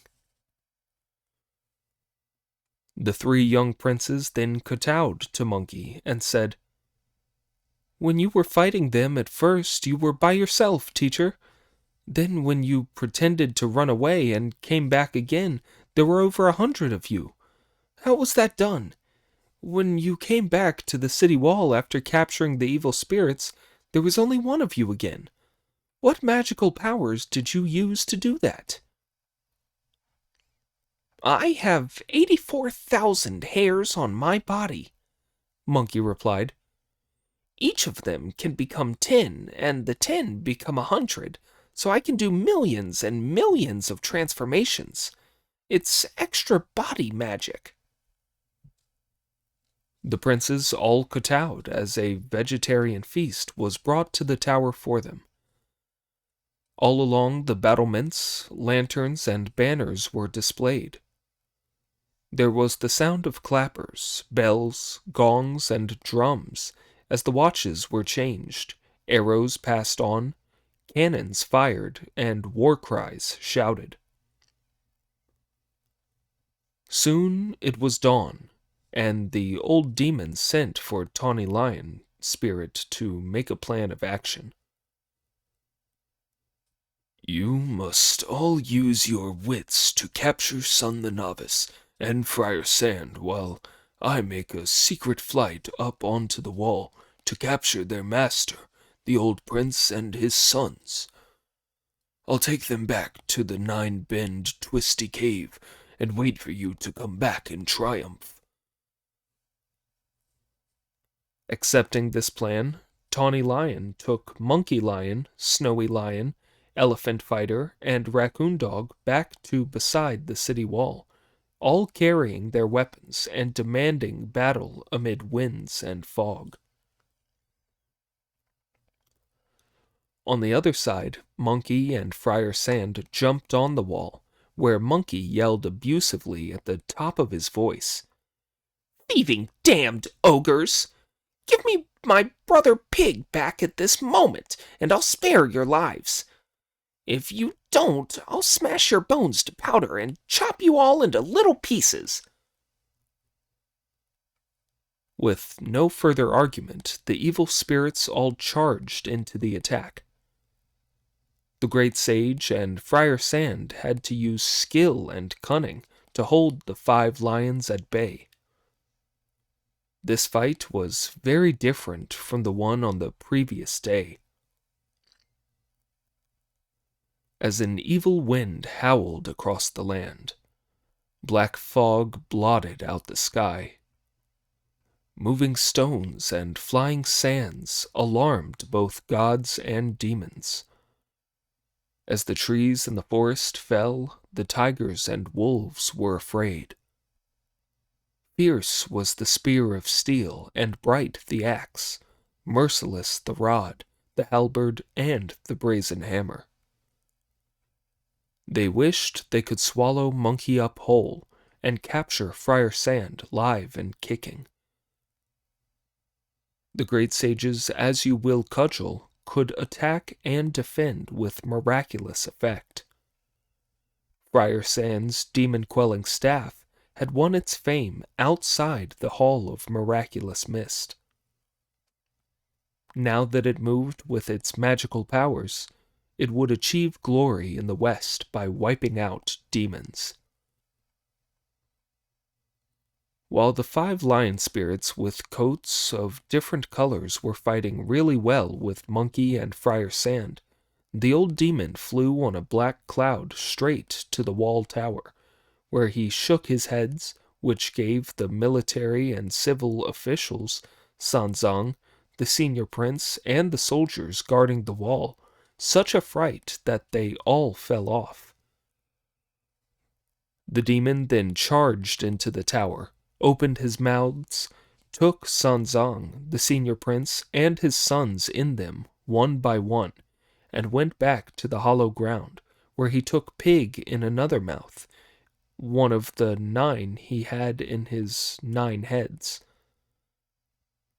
One mouth held the Tang priest, one pig, one the senior prince, one his eldest son, one the second son, and one the third son. With 6 mouths full of 6 people, he still had 3 mouths empty and wide open as he roared, I'm going back ahead. The 5 junior lion spirits all fought more bravely than ever now that they had seen their grandfather's triumph. As soon as Monkey heard the yells from the wall and realized he had fallen for a trick, he gave Friar Sand a quick shout to be careful, then pulled all the hairs off his arms, put them in his mouth, chewed them up, and spat them out as well over 1,000 little monkeys who swarmed into the attack. They knocked Monkey Lion over, took Snowy alive, captured Elephant Fighter, laid Raccoon Dog Lion low, and killed Tawny Lion. But as they returned to the city wall with a great hubbub, they let Greenface, Wily Freak, and Freaky Wile escape. When the officers on the wall saw what had happened, they opened the gates, tied the 5 lion spirits with ropes, and carried them into the city. But before they could deal with them, the princess appeared, sobbing and weeping, to say, Holy teachers, His Royal Highness the Prince, our sons, and your master are all dead. However is this isolated city to survive? Putting his magic hairs away, Monkey bowed to her and said, Don't upset yourself, Princess. It was only because I'd captured 7 of his lion spirits that the old demon carried off my master, His Royal Highness, and your sons with catching magic. I'm certain they'll come to no harm. My brother disciple and I will go to his mountain first thing tomorrow morning, and I can guarantee that we'll catch the old demon and bring your 4 princes back to you.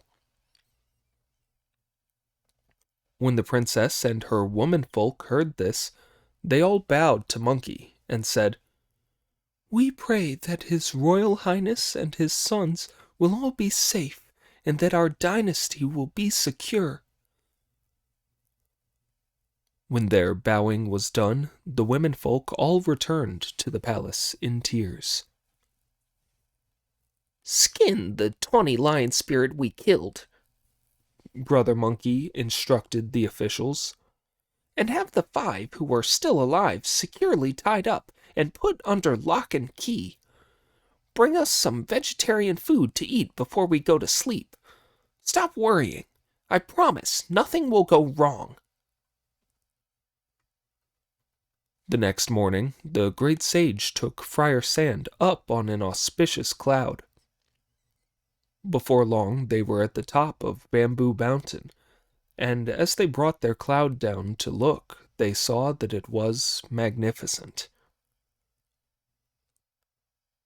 Rows of jutting peaks, sheer and craggy ridges.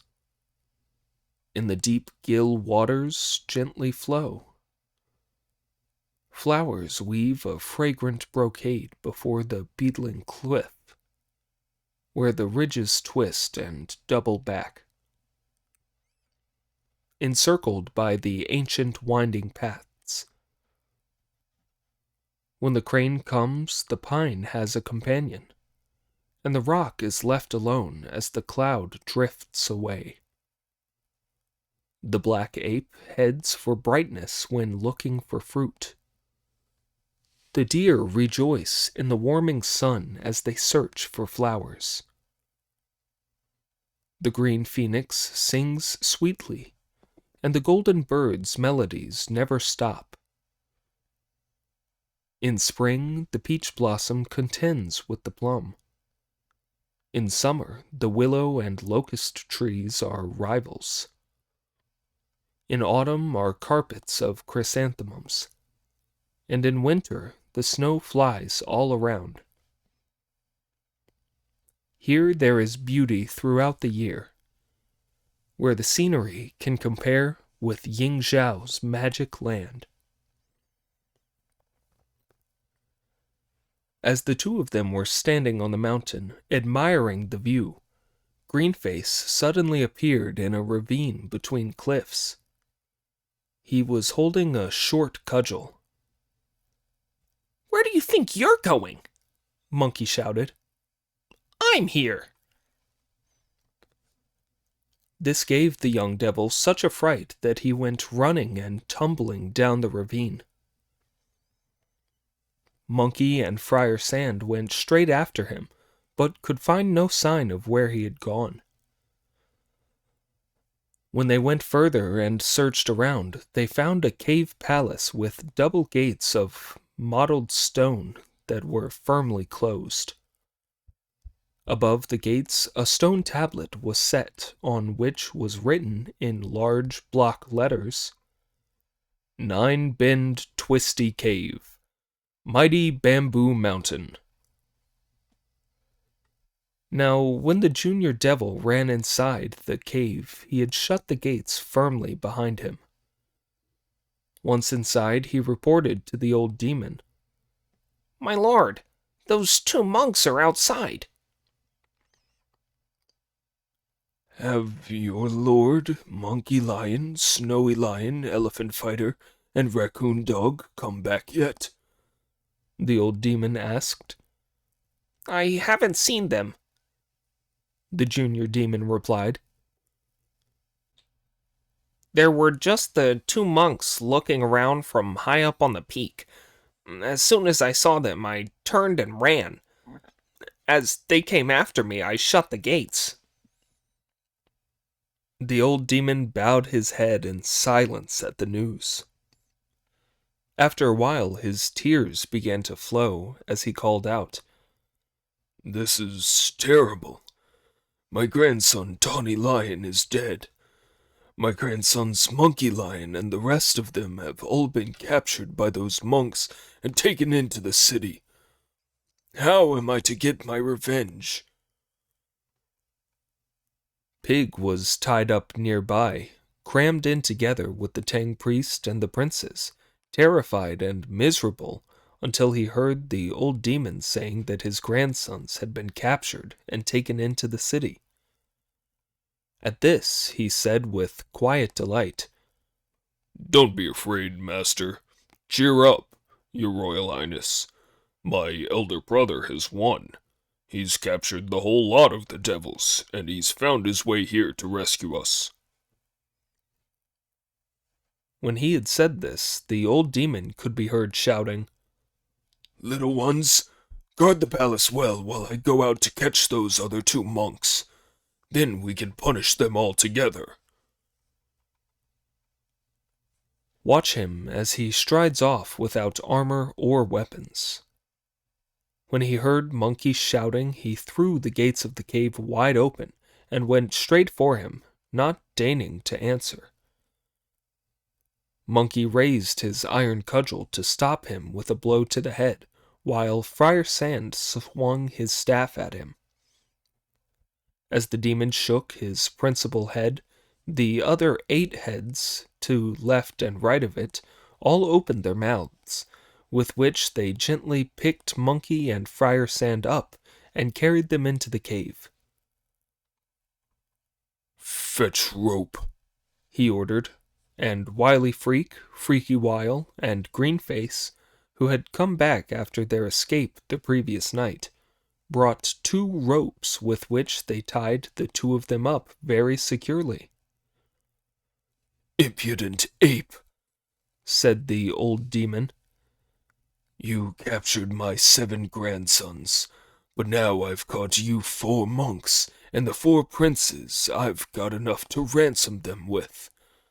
Little ones, get some thorns and willow rods and beat this ape for me to avenge my grandson, Tawny Lion." The 3 junior devils then beat Monkey with willow rods, but Monkey's body had been so toughened that all the rods could do was to scratch his itches. He made no sound and was not in the least bothered, no matter how hard they hit him.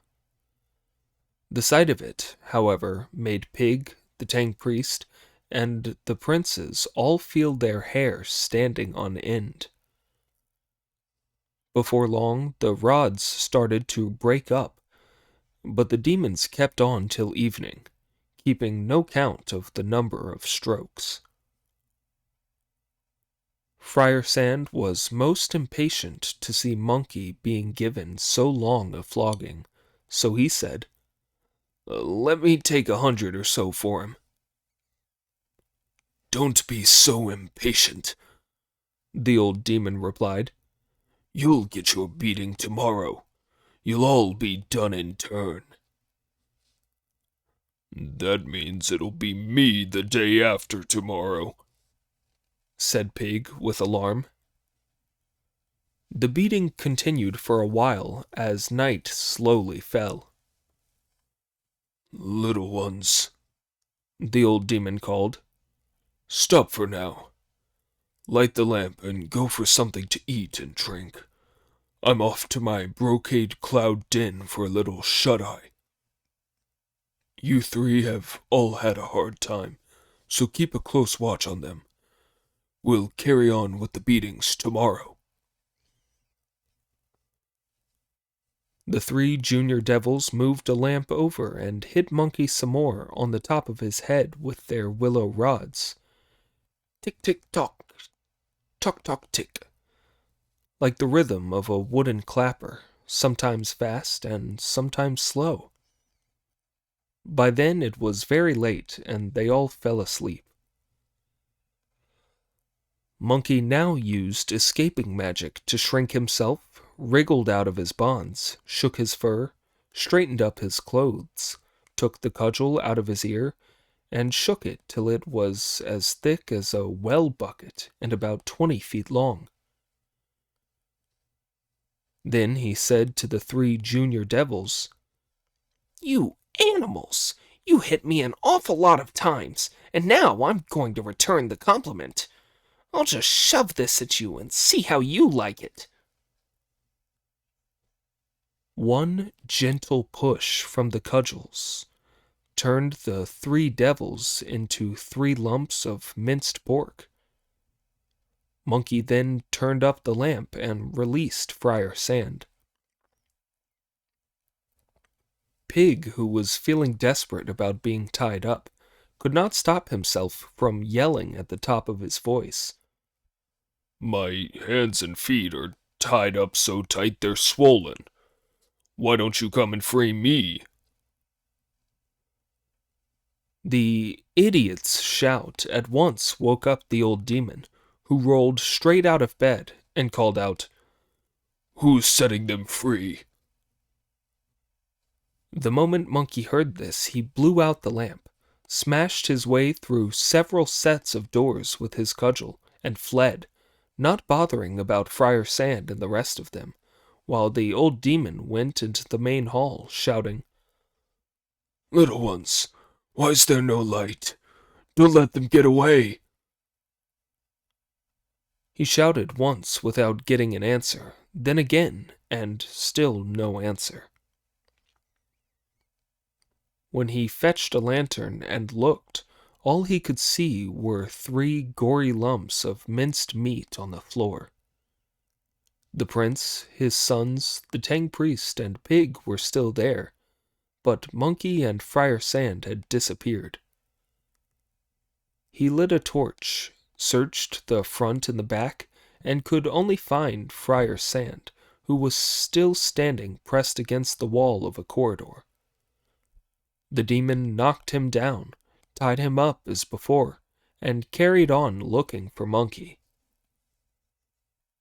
Seeing that pair after pair of his doors had been smashed down, he realized that Monkey had destroyed them in his flight. Instead of giving chase, he patched up and blockaded the doors and guarded his home.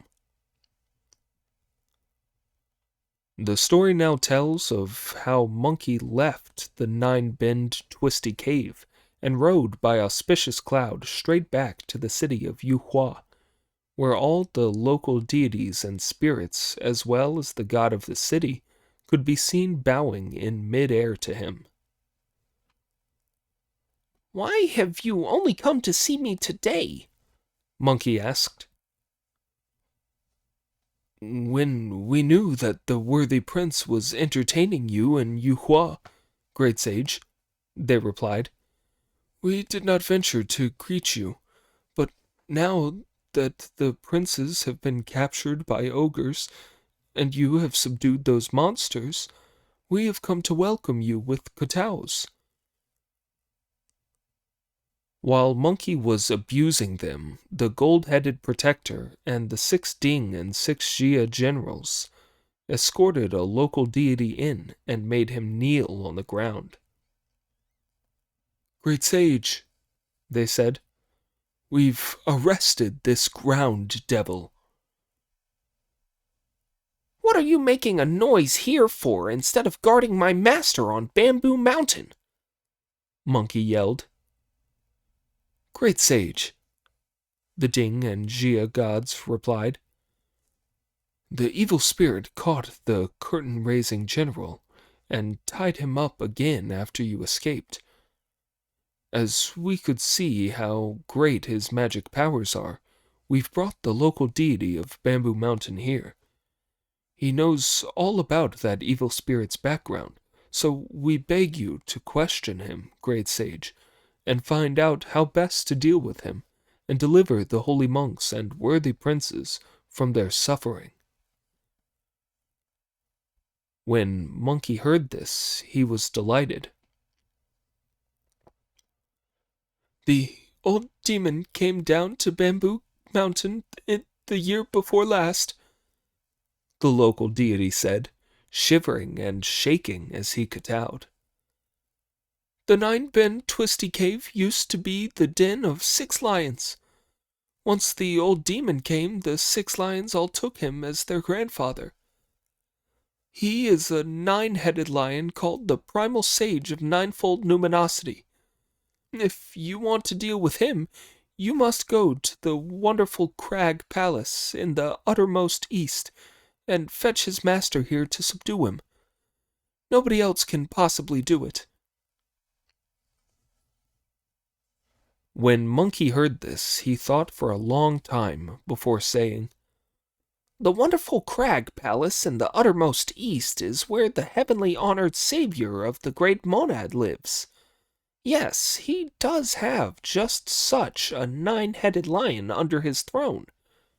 Protector, Gias," he ordered, "go back with the local deity and keep a secret watch on the master, my brother disciple, the prince of the city, and his sons. The city god must guard the wall and moat. Off you go." The gods all took up guard as instructed. The great sage set off his somersault cloud and traveled through the night till it was about the last watch, when he reached the eastern gate of heaven, where he ran into the heavenly king Virapaksa with his retinue of heavenly soldiers and warriors, who stopped, put their hands together in greeting, and asked, "Where are you going, great sage?" "I'm off to the wonderful crag palace," Monkey replied when he had returned their greetings. "Why have you come to the eastern heaven instead of following your road to the western heaven?" Virapaksa asked. "When we reached the city of Yuhua," Monkey replied, "the prince of the city entertained us and told his 3 sons to take us as their teachers of martial arts. We had a most unpleasant surprise, coming up against a gang of lion monsters. Now I'm going to ask the heavenly honored savior of the great monad, the chief monster's owner, to subdue him and save my master." "It was because you wanted to be a teacher that you provoked that trouble with the lions," said the heavenly king. "How true," replied Monkey with a smile, How true! The heavenly soldiers and warriors all raised joined hands in greeting, then stood aside to let him pass. Monkey went in through the eastern gate of heaven and was soon at the wonderful crag palace. This is what could be seen. Colored clouds behind colored clouds, purple mists and rich green vegetation. The roof tiles are a surge of golden flame, and at the gates are imposing beasts of jade. Flowers grow between gate towers, round which red mists drift. The sun shines on turquoise vapors rising from the woods. All the immortals pay their respects, and 1,000 sages make everything flourish. The halls of the palace are like layers of brocade. Windows and pavilions open on all sides. Azure dragons glow with sacred clouds. Golden beams of brilliant light come from the magic mists. This is a land of splendor and eternal joy, the wonderful crag palace in the uttermost east. There was an immortal boy wearing a rainbow mantle standing at the palace gates, and as soon as he noticed the great sage, he went in to report, "My lord, the great sage equaling heaven who made havoc in heaven is here." When the heavenly honored savior of the great monad heard this, he ordered all the immortals in attendance on him to go out to welcome Monkey and bring him into the palace. Here the heavenly honored one was sitting on a 9-colored lotus throne amid countless rays of auspicious light, and when he saw Monkey, he came down from his throne to greet him, while Monkey bowed to him from below. "Great sage," the heavenly honored one said, returning his bow. "I haven't seen you for years, but I did hear that you have abandoned the way for Buddhism and are escorting the Tang priest to fetch the scriptures from the western heaven. I presume that you have now succeeded." "Not yet," Monkey replied, "but near enough. I have escorted the Tang priest as far as Yuhua, where the prince told his 3 sons to take me and the other 2 as their teachers of martial arts, and had copies of our 3 magic weapons made. The weapons were, to our surprise, stolen one night. When I searched for them the next day, I found that they had been stolen by a spirit turned by a golden-haired lion from Tiger Mouth Cave on Mount Leopard Head. I tricked them back from him by cunning, whereupon the spirit ganged up with some other lion spirits to give me a tremendous fight. One of them is a 9-headed lion with enormous magic powers, who carried my master, Pig, the prince, and his 3 sons to the 9-bend twisty cave on Mount Bamboo. When Friar Sand and I went to look for them the next day, we were carried off too. He had me tied up and hid so often I lost count. Luckily, I was able to make my getaway by magic, but they're still suffering there. When I questioned the local deity, I found out that you were his master, heavenly honored one, which is why I'm here to ask you to subdue the lion and rescue them." As soon as the heavenly honored one heard this, he sent his immortal officers to the lion house to call out his lion keeper slave and question him. The lion keeper slave was sleeping so deeply that the officers had to push and shake him before they could wake him up and drag him into the main hall. Here the heavenly honored one asked him, "Where is the lion?" All the slave could do was to kowtow with tears streaming down his face, pleading, "Spare me! Spare me!" "The great sage Sun is here," the heavenly honored one replied, "so I won't have you beaten just yet. You must explain this instant your carelessness in letting the 9-headed lion escape." "My lord," the lion keeper replied, "I stole and drank a jug of wine I saw in the sweet dew palace of the great Kilokosm. Before I realized what had happened, I was dead drunk. It must have slipped its chains and got away." "That wine was given me by Lord Lao-Tse of the Supreme Ultimate," the heavenly honored one replied. "It's called cyclical nectar, and after drinking that you would have slept for 3 days. How many days has the lion been gone?"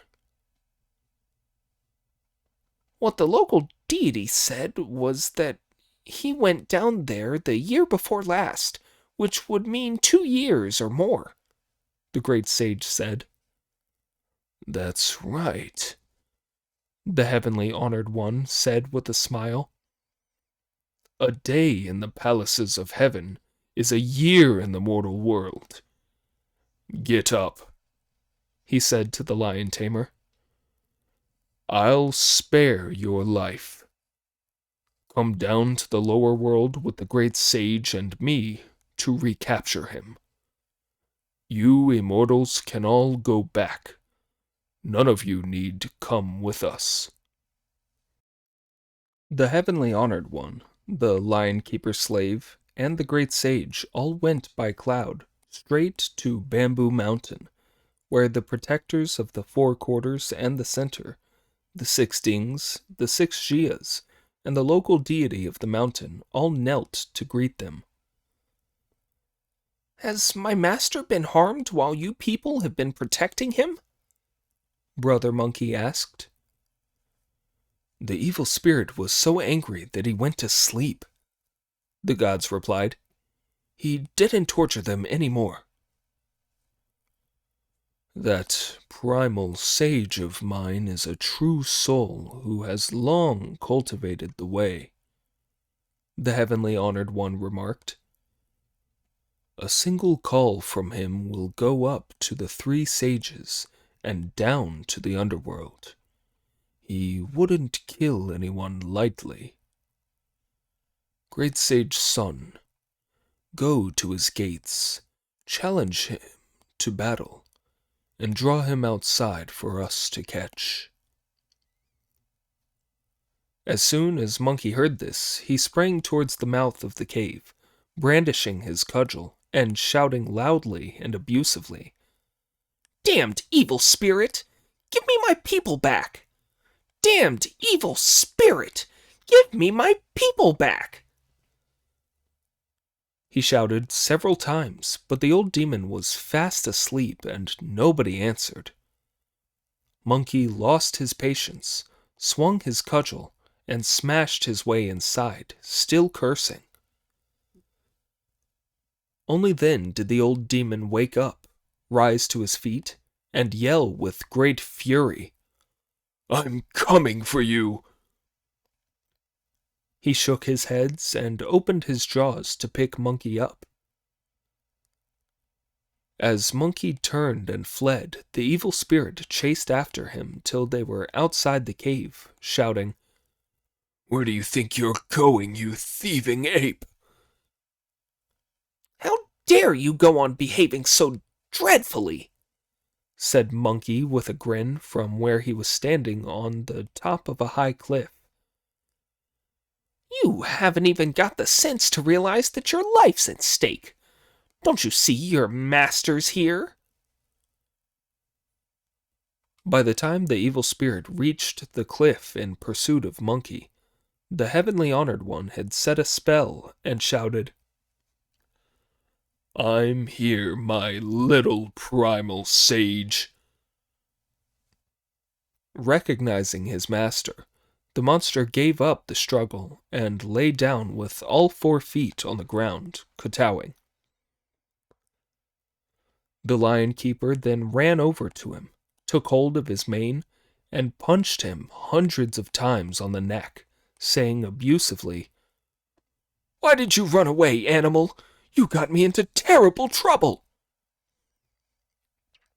The lion kept his mouth shut and said nothing, not daring to move, and the lion keeper only stopped hitting him when his fist was tired out.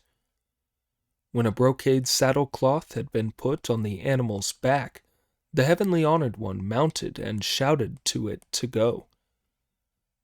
They then rose up on colored clouds and went straight back to the wonderful crag palace. After addressing his thanks skywards, the great sage went into the cave and freed first the Prince of Yuhua, then Sanzang, then Pig, Friar Sand, and the 3 young princes. After this, they made a leisurely search of the cave and led everyone outside. Pig then fetched some dry brushwood, piled it at the front and the back, and started a fire that left the 9-bend, twisty cave looking like a ruined, burnt-out kiln. Monkey released all the gods, ordered the local deity to keep guard on it, and told Pig and Friar Sand to use their magic to carry the 4 princes back to the city while he helped the Tang priest along. They were soon back at the city, where the princess and the officials all came out to greet them. It was now getting dark, and a vegetarian feast was provided for everyone to enjoy. The venerable elder and his disciples slept in the gauze pavilion once more, and the princes in the living quarters of the palace. Of that night, no more need be said. The next day, the prince issued an order for another great vegetarian banquet to be laid on. Each of the officials, high and low in the palace, expressed his gratitude, and Monkey asked for butchers to slaughter the 6 lions who were still alive, skin them like the tawny lion, and prepare their meat to be eaten. The prince, who was delighted with this proposal, gave the order for them to be killed. One animal was kept for the inside and outside palace staff. One was given to the chief administrator and the other officials in the palace, and the flesh of the other 5 was cut into lumps weighing 1 or 2 ounces that officers distributed among the soldiers and civilians inside and outside the city wall, so that they could all eat a little. Thus the people could both try the taste and overcome their fear. Every single household was most impressed. By now, the smiths had made the 3 weapons and were kowtowing to Monkey, saying, "My lord, we have finished our work." "How heavy are they?" Monkey asked. "The gold-banded cudgel weighs 1,000 pounds," the smiths replied, "and the 9-toothed drake and the demon-quelling staff, each 800 pounds. "That'll do," said Monkey, who then had the 3 princes asked to come out. As each took his weapon, they said to the senior prince, "Your Royal Highness, our weapons have now been finished." "They almost cost both your father and yourselves their lives," the senior prince replied. "Thanks to our divine teacher's powers," the young princess said, "we were all saved, and the evil spirits have been wiped out. We'll have no trouble from them in the future. Now this really is a world at peace with calm seas and rivers running clear." The four princes then rewarded the smiths and went to the gauze pavilion to thank the teachers. Sanzang told the great sage and the other two to pass on some more martial skills quickly, so as not to delay their journey. The three of them all swung their weapons in the palace yard as they taught the secrets one by one. Within a few days, the young princes were all skilled performers. They also mastered all the 72 routines of attack, retreat, and fast and slow fighting. This was firstly because the princes were all thoroughly determined, and secondly because the great sage Sun had given them the divine strength beforehand that enabled them to lift and move the 1,000-pound cudgel and the 800-pound rake and staff. There was all the difference in the world between their present skills and those they had had before, and there is a poem that goes,